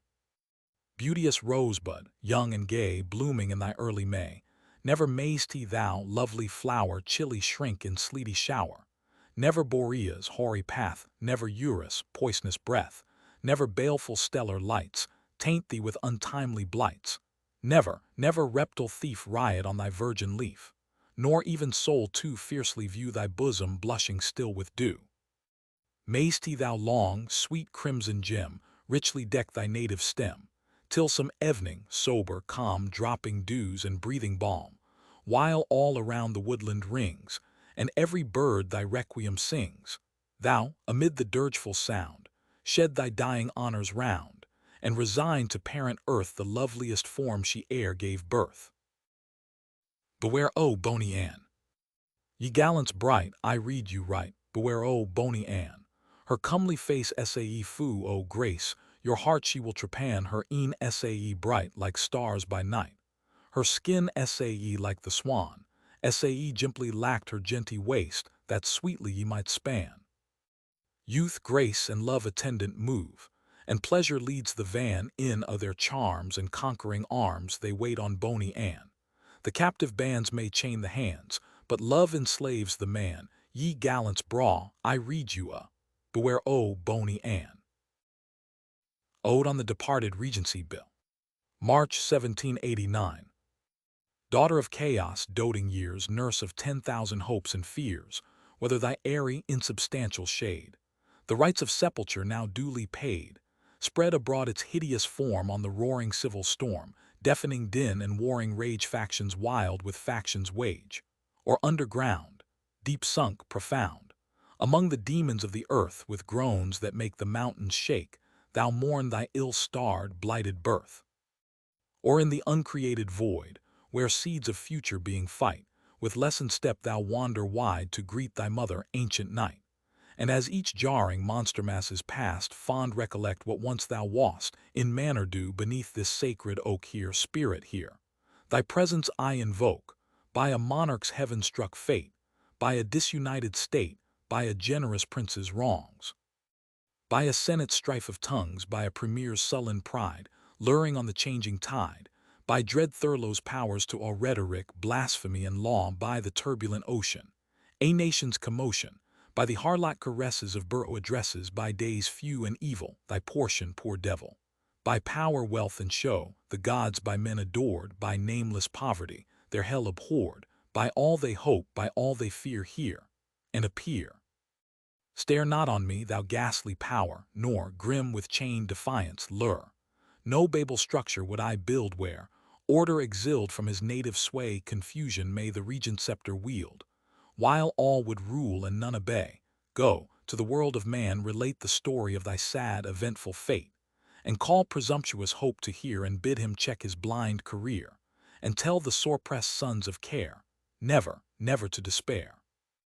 Paint Charles' speed on wings of fire, the object of his fond desire, beyond his boldest hopes at hand. Paint all the triumph of the Portland band, hark how they lift the joy-elated voice. And who are these that equally rejoice? Jews, Gentiles, what a motley crew, the iron tears their flinty cheeks bedew. See how unfurled the parchment ensigns fly, and principle and interest all the cry, and how their numerous creditors rejoice. But just as hopes to warm enjoyment rise, cry convalescence, and the vision flies. The next portrait, a darkening twilight gloom, eclipsing sad a gay, rejoicing morn, while proud ambition to th. Untimely tomb by gnashing, grim, despairing fiends is born. Paint ruin, in the shape of high D gaping with giddy terror o'er the brow. In vain he struggles, the fates behind him press, and clamorous hell yawns for her prey below. How fallen that whose pride late scaled the skies, and this, like Lucifer, no more to rise. Again pronounce the powerful word, see day, triumphant from the night, restored. Then know this truth, ye sons of men. Thus ends thy moral tale. Your darkest terrors may be vain, your brightest hopes may fail. Epistle to James Tennant of Glenconner. Auld comrade dear and brither sinner, how's o' the folk about Glenconner? How do you this blee eastland wind, that's like to blaw a body blind? For me, my faculties are frozen, my dearest member nearly dozened. I've sent you here by Johnny Simpson, 'twas sage philosophers to glimpse on Smith, why his sympathetic feeling, and read, to common sense appealing. Philosophers have fought and wrangled, and Makel Greek and Latin mangled, till why their logic jargon turd, and in the depth of science mirrored, to common sense they now appeal, what wives and wobsters see and feel. But hark ye, friend, I charge you strictly, peruse them, and return them quickly, for now I'm grown sae cursed douse I pray and ponder but the house, my shins, my lane, I there sit roastin', perusing Bunyan, Brown, and Boston, till by and by, if I haud on I'll grunt a real gospel groan. Already I begin to try it, to cast my een up like a pyet, when by the gun she tumbles o'er, fluttering and gasping in her gore. Sae shortly you shall see me bright, a burning and a shining light. My heart warm love to Guid Auld Glen, the ace and whale of honest men, when bending down auld grey hairs beneath the load of years and cares, may he who made him still support him, and views beyond the grave comfort him, his worthy family far and near. God bless them, grace and gear. My auld schoolfellow, Preacher Willie, the manly tar, my Mason Billy, and Auchenbay, I wish him joy if he's a parent, lass or boy. May he be dad and Meg the mither, just 45 years the gither, and no forgetting Wobster Charlie. I'm told he offers very fairly, and Lord remember singing Sannock, why hail breeks, saxpence, and a bannock. And next my auld acquaintance Nancy, since she is fitted to her fancy, and her kind stars hae airded till her ga gooid cheel a pickle siller. My kindest, best respects I send it to cousin Kate and sister Janet. Tell them frae me, why cheels be cautious, for faith they'll aiblins fin them fascious. To grant a heart is fairly civil, but to grant a maidenhead's the devil. And lastly, Jamie, for your soul, may guardian angels tack a spell, and steer you 7 miles south o' hell. But first, before you see heaven's glory, may ye get money a merry story, money a laugh, and money a drink, and I enug o needfu clink. Now fare ye weel, and joy be you. For my sake this I beg it o' you, assist poor Simpson a ye can, ye'll fin him just an honest man, sae I conclude, and quat my chanter, yours, saint or sinner, Rob the ranter. A new psalm for the chapel of Kilmarnock. on the Thanksgiving Day for His Majesty's recovery. O sing a new song to the Lord, make all and every one a joyful noise, even for the King His restoration. The sons of Belial in the land did set their heads together. Come, let us sweep them off, said they, like an o'erflowing river. They set their heads together, I say, they set their heads together on right, on left, on every hand. We saw none to deliver. Thou madest strong 2 chosen ones to quell the wicked's pride, that young man, great in Issachar, the burden-bearing tribe, and him among the princes chief in our Jerusalem, the judge that's mighty in thy law, the man that fears thy name. Yet they, even they, with all their strength began to faint and fail, even as 2 howling, ravenous wolves to dogs do turn their tail. Ungodly o'er the just prevailed, for so thou hadst appointed, that thou mightst greater glory give unto thine own anointed. And now thou hast restored our state, pity our kirk also, for she by tribulations is now brought very low. Consume that high place, patronage, from off thy holy hill, and in thy fury burn the book, even of that man Gill. 1. Now hear our prayer, accept our song, and fight thy chosen's battle. We seek but little, Lord, from thee, thou kens we get as little. Footnote 1. Dr. William Gill of Ayr, whose practical essay on the death of Jesus Christ led to a charge of heresy against him. Burns took up his cause in the Kirk of Scotland's Alarm, p. 351. Lang. Sketch in verse. Inscribed to the right Hun, 100 J. Fox. How wisdom and folly meet, mix, and unite. How virtue and vice blend their black and their white. How genius, illustrious father of fiction, confounds rule and law, reconciles contradiction. I sing. If these mortals, the critics, should bustle, I care not, not I, let the critics go whistle. But now for a patron whose name and whose glory at once may illustrate and honor my story. Thou first of our orators, first of our wits yet, whose parts and acquirements seem just lucky hits, with knowledge so vast, and with judgment so strong, no man with the half of 'em e'er could go wrong, with passions so potent, and fancies so bright, no man with the half of 'em e'er could go right. A sorry, poor, misbegot son of the Muses, for using thy name, offers 50 excuses. Good Lord, what is man? For as simple he looks do but try to develop his hooks and his crooks, with his depths and his shallows, his good and his evil, all in all he's a problem must puzzle the devil. On his one ruling passion Sir Pope hugely labors, that like old Hebrew walking switch, eats up its neighbors, mankind are his show box. A friend, would you know him, pull the string, ruling passion the picture will show him, what pity in rearing so beauteous a system. One trifling particular truth should have missed him, for, spite of his fine theoretic positions, mankind is a science defies definitions. Some sort all our qualities each to its tribe, and think human nature they truly describe. Have you found this or t'other? There's more in the wind, as by one drunken fellow his comrades you'll find. But such is the flaw, or the depth of the plan in the make of that wonderful creature called man, no 2 virtues, whatever relation they claim, nor even 2 different shades of the same, though like as was ever twin brother to brother, possessing the one shall imply you've the other. But truce with abstraction, and truce with a muse whose rhymes you'll perhaps, sir, ne'er deign to peruse. Will you leave your justings, your jars, and your quarrels, contending with Billy for proud nodding laurels? My much-honored patron, believe your poor poet your courage, much more than your prudence you show it. In vain with Squire Billy for laurels you struggle. He'll have them by fair trade, if not, he will smuggle. Not cabinets even of kings would conceal 'em, he'd up the back stairs, and by God he would steal 'em. Then feats like Squire Billy's you ne'er can achieve 'em. It is not outdo him. The task is out-thieve him. The wounded hare. Inhuman man, curse on thy barbarous art, and blasted be thy murder-aiming eye, may never pity soothe thee with a sigh, nor ever pleasure glad thy cruel heart. Go live, poor wanderer of the wood and field, the bitter little that of life remains. No more the thickening brakes and verdant plains to thee a home, or food, or pastime yield. Seek, mangled wretch, some place of wonted rest, no more of rest, but now thy dying bed, the sheltering rushes whistling o'er thy head, the cold earth with thy bloody bosom pressed. Perhaps a mother's anguish adds its woe, the playful pair crowd fondly by thy side, helpless nurslings, who will now provide that life a mother only can bestow.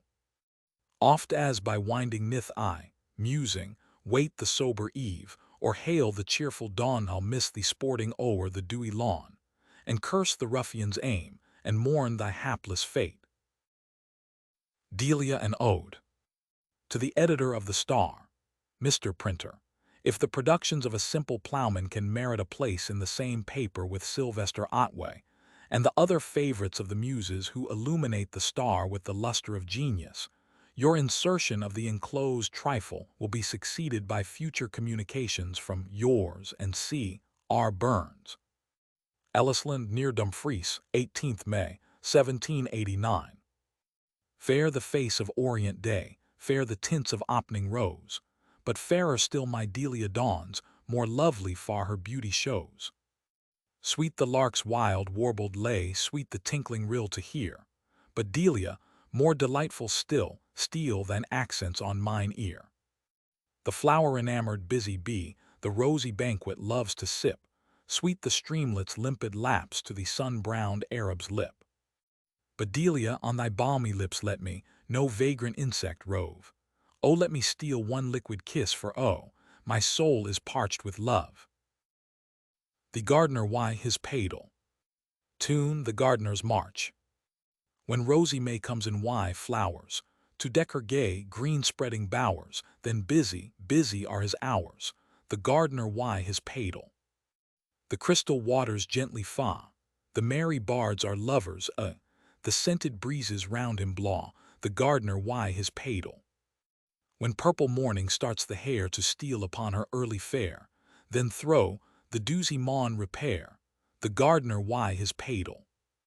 When day, expiring in the west, the curtain draws nature's rest, he flies to her arms, he laws the best, the Gardener why his Padle. On a bank of flowers.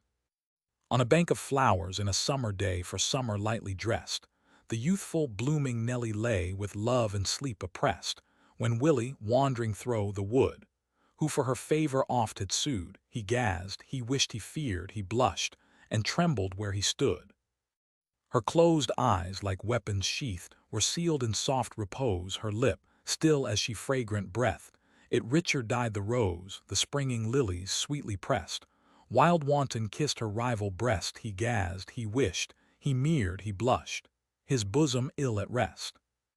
Her robes, light waving in the breeze, her tender limbs embrace, her lovely form, her native ease, all harmony and grace. Tumultuous tides his pulses roll, a faltering, ardent kiss he stole, he gazed, he wished, he feared, he blushed, and sighed his very soul. As flies the partridge from the brake, on fear-inspired wings, so Nelly, starting, half awake, away affrighted springs. But Willie followed, as he should. He overtook her in the wood, he vowed, he prayed, he found the maid forgiving all and good. Young Jockey was the blithest lad. Young Jockey was the blithest lad. In our town or here a waff foo, blithe he whistled at the gawd foo, lightly danked he in the haw. He roused my een sae bony blue, he roused my waist sae genty sma, and I my heart cam to my moo, when ne'er a body heard or saw. My jockey toils upon the plain thro' wind and wheat, thro' frost and snaw, and o'er the lee I look foo fain, when jockeys ows and hameward ca. And I the night comes round again, when in his arms he tacks me and I he vows he'll be my ain, as langs he has a breath to draw. The banks of Nith. The Thames flows proudly to the sea, where royal cities stately stand, but sweeter flows the Nith to me, where Comyn's aunts had high command. When shall I see that honored land, that winding stream I love so dear? Must wayward fortune's adverse hand for ever, ever keep me here? How lovely, Nith, thy fruitful vales, where bounding hawthorns gaily bloom, and sweetly spread thy sloping dales, where lambkins wanton through the broom. Though wandering now must be my doom, far from thy bony banks and braes, may there my latest hours consume, among the friends of early days. Jamie, come try me. Chorus. Jamie, come try me, Jamie, come try me. If thou would win my love, Jamie, come try me. If thou should ask my love, could I deny thee? If thou would win my love, Jamie, come try me. Jamie, come try me and see. If thou should kiss me, love, wha could espy thee? If thou wad be my love, Jamie, come try me.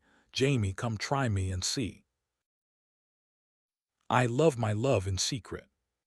My Sandy jied to me a ring, was a beset wide diamonds fine, but I jied him a far better thing.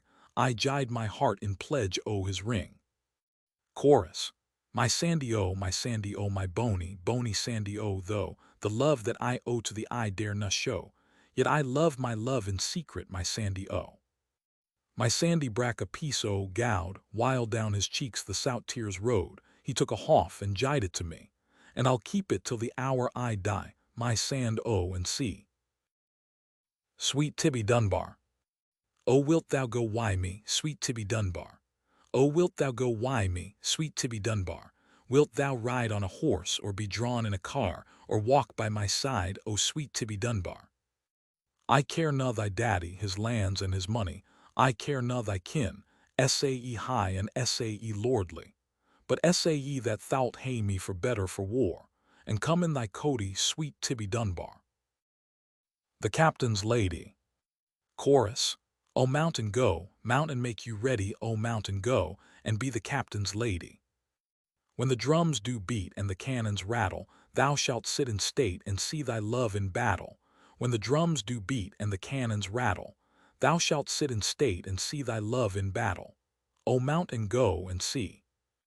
When the vanquished foe sues for peace and quiet, to the shades we'll go and in love enjoy it. When the vanquished foe sues for peace and quiet, to the shades we'll go and in love enjoy it. O mount and go and see.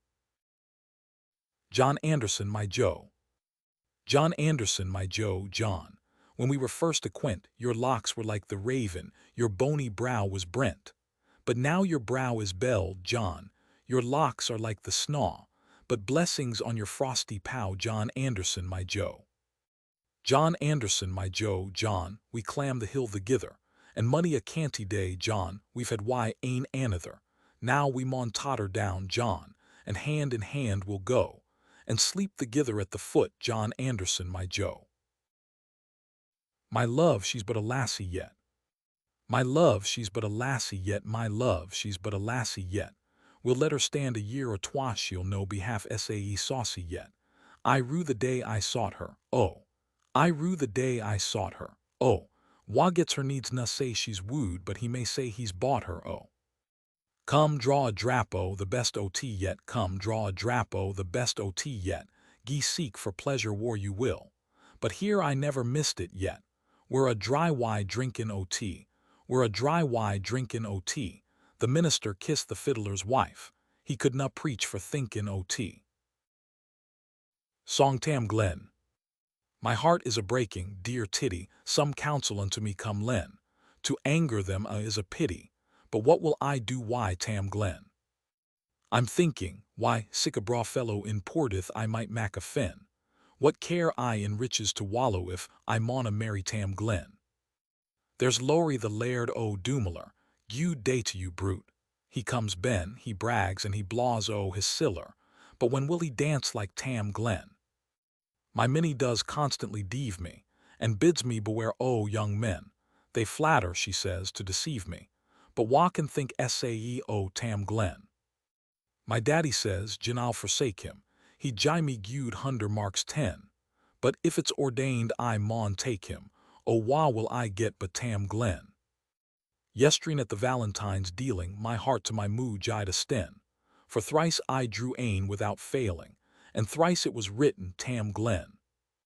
The last Halloween I was walkin' my drowket sark sleeve, as ye ken, his likeness came up the house stalkin', and the very grey breeks o' Tam Glen. Come, counsel, dear Titty, don't tarry, I'll gie ye my bony black hen. Gif ye will advise me to marry the lad I law dearly Tam Glen. Carl and the King come. Chorus. Carl and the King come, Carl and the King come. Thou shalt dance and I will sing, Carl and the King come.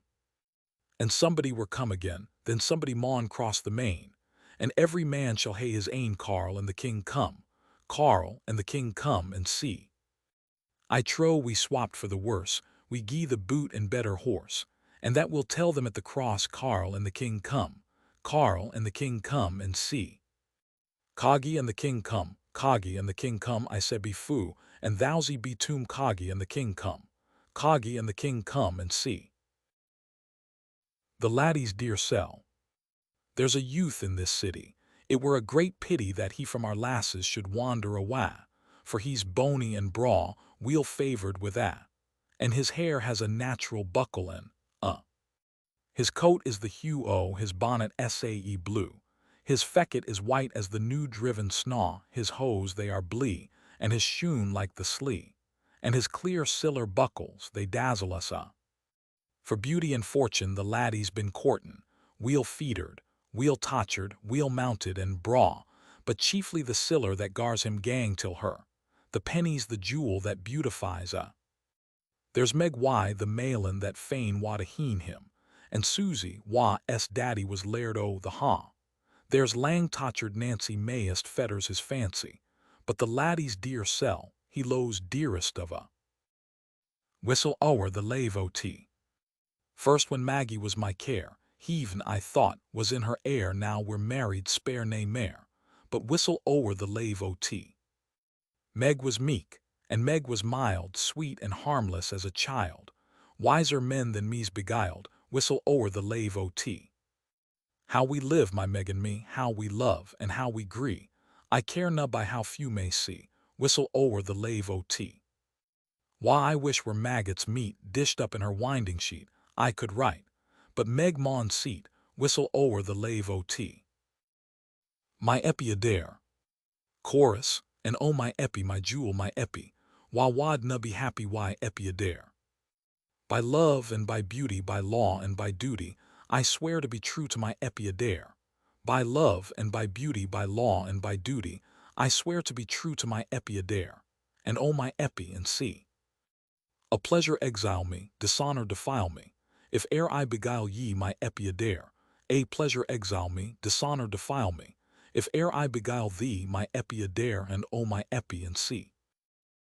On the late Captain Grose's peregrinations thro' Scotland, collecting the antiquities of that kingdom. Here land o' cakes and brither Scots, free Maidenkirk to Johnny Groat S. If there's a hole in your coats, I read you tent it, a chield's among you talkin' notes, and faith he'll prent it. If in your bounds ye chance to light upon a fine, fat Fogel white, oh, stature short but genius bright, that's he Mark Wheel and wow, he has an unco slight o' caulk and keel.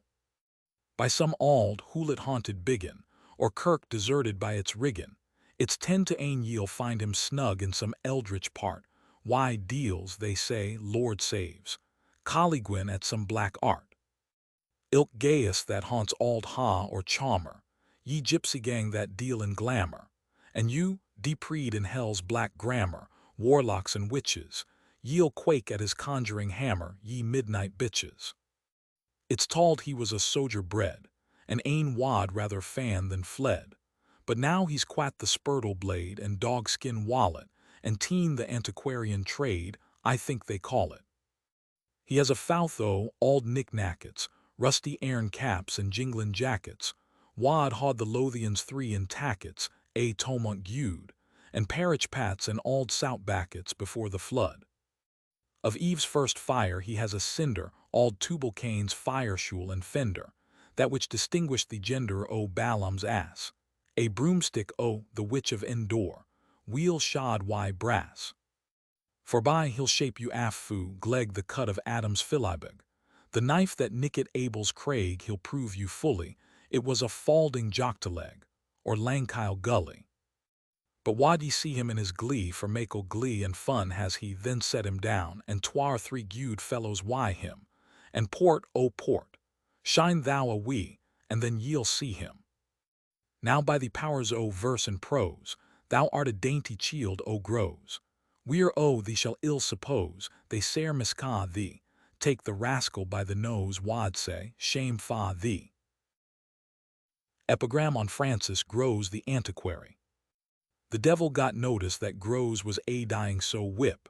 At the summons old Satan came flying, but when he approached where poor Francis lay moaning, and saw each bed-post with its burthen a-groaning, astonished, confounded, cries Satan, "By God, I'll want him, ere I take such a damnable load."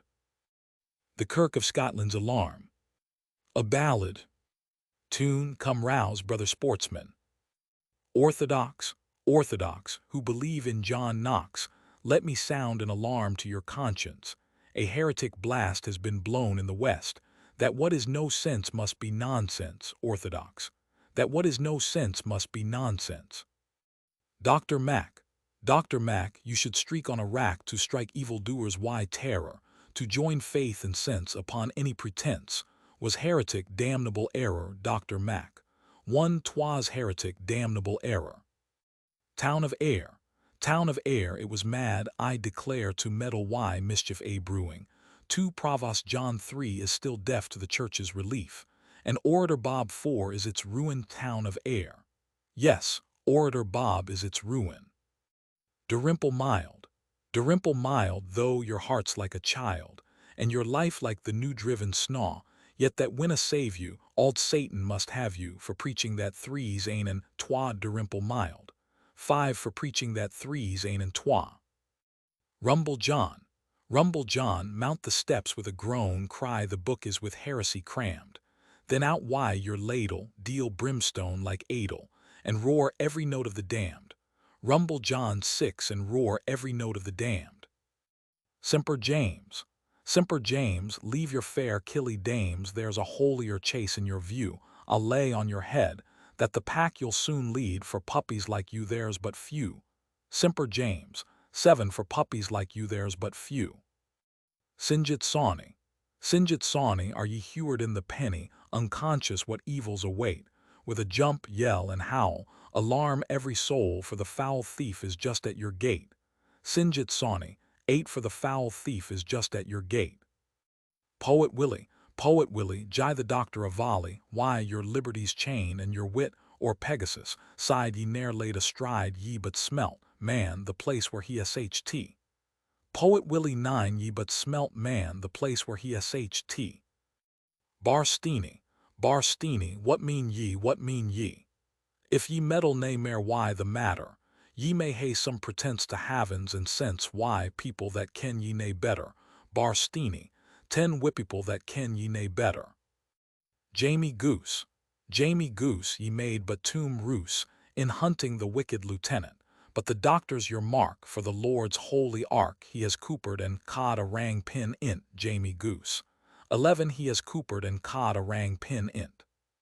Davy Bluster, for a saint ye do muster, the corps is no nice recruits. Footnote 9. William Peebles in Newton upon Ayr, a poetaster, who, among many other things, published an ode on the centenary of the Revolution, in which was the line, "And bound in liberty's enduring chain." R.B. Footnote 11. James Young in New Cumnock, who had lately been foiled in an ecclesiastical prosecution against a Lieutenant Mitchell. R.B. Yet to worth let's be just, royal blood ye might boast. If the ass were the king o' the brutes, Davy Bluster. 12 if the ass were the king o' the brutes. Irvin sighed, why your turkey-cock pride of manhood but sma is your share, ye of the figure, 'tis true, even your foes will allow, and your friends they dare grant you nae mair. Irvin sighed, and your friends they dare grant you nae mair. Murland Jock, when the Lord makes a rock to crush common sense for her sins, if ill manners were wit, there's no mortal so fit to confound the poor doctor at Ants. Murland Jock, 14 to confound the poor doctor at Ants. Andro Gauk, ye may slander the book, and the book not the war, let me tell ye, though ye're rich and look big, yet lay by hat and wig, and ye'll hae a calf's, had o sma value. Andro Gauk, 15 Ye'll hae a calf's head o' sma value. Daddy Auld, there a tod in the fald, a tod make a war than the clerk, though ye do little skaith. Ye'll be in at the death, for gif ye canna bite, ye may bark. Daddy Auld, 16 Gif ye canna bite, ye may bark. Holy Will, there was wit in your skull when ye pilfered the alms o' the poor. The timmer is scant when ye're teen for a saunt, wha should swing in a rape for an hour. Holy Will, 17 Ye should swing in a rape for an hour. Calvin's Sons, seize your spiritual guns, ammunition you never can need. Footnote 16, William Auld Mauchline for the clerk, see Holy Willie's Prayer. R.B. Your hearts are the stuff will be powder enough, and your skulls are a storehouse o' lead. Calvin's Sons. Your skulls are a storehouse o' lead. Poet Burns, why your priest skelpin turns? Why desert ye your auld native shire? Your muse is a gypsy, yet were she e'en tipsy, she could cast nae war than we are. Poet Burns. She could cast nae war than we are. Presentation stanzas to correspondence. Factor John, whom the Lord made alone, and ne'er made another thy peer, thy poor servant, the bard, in respectful regard. He presents thee this token sincere, Factor John. He presents thee this token sincere.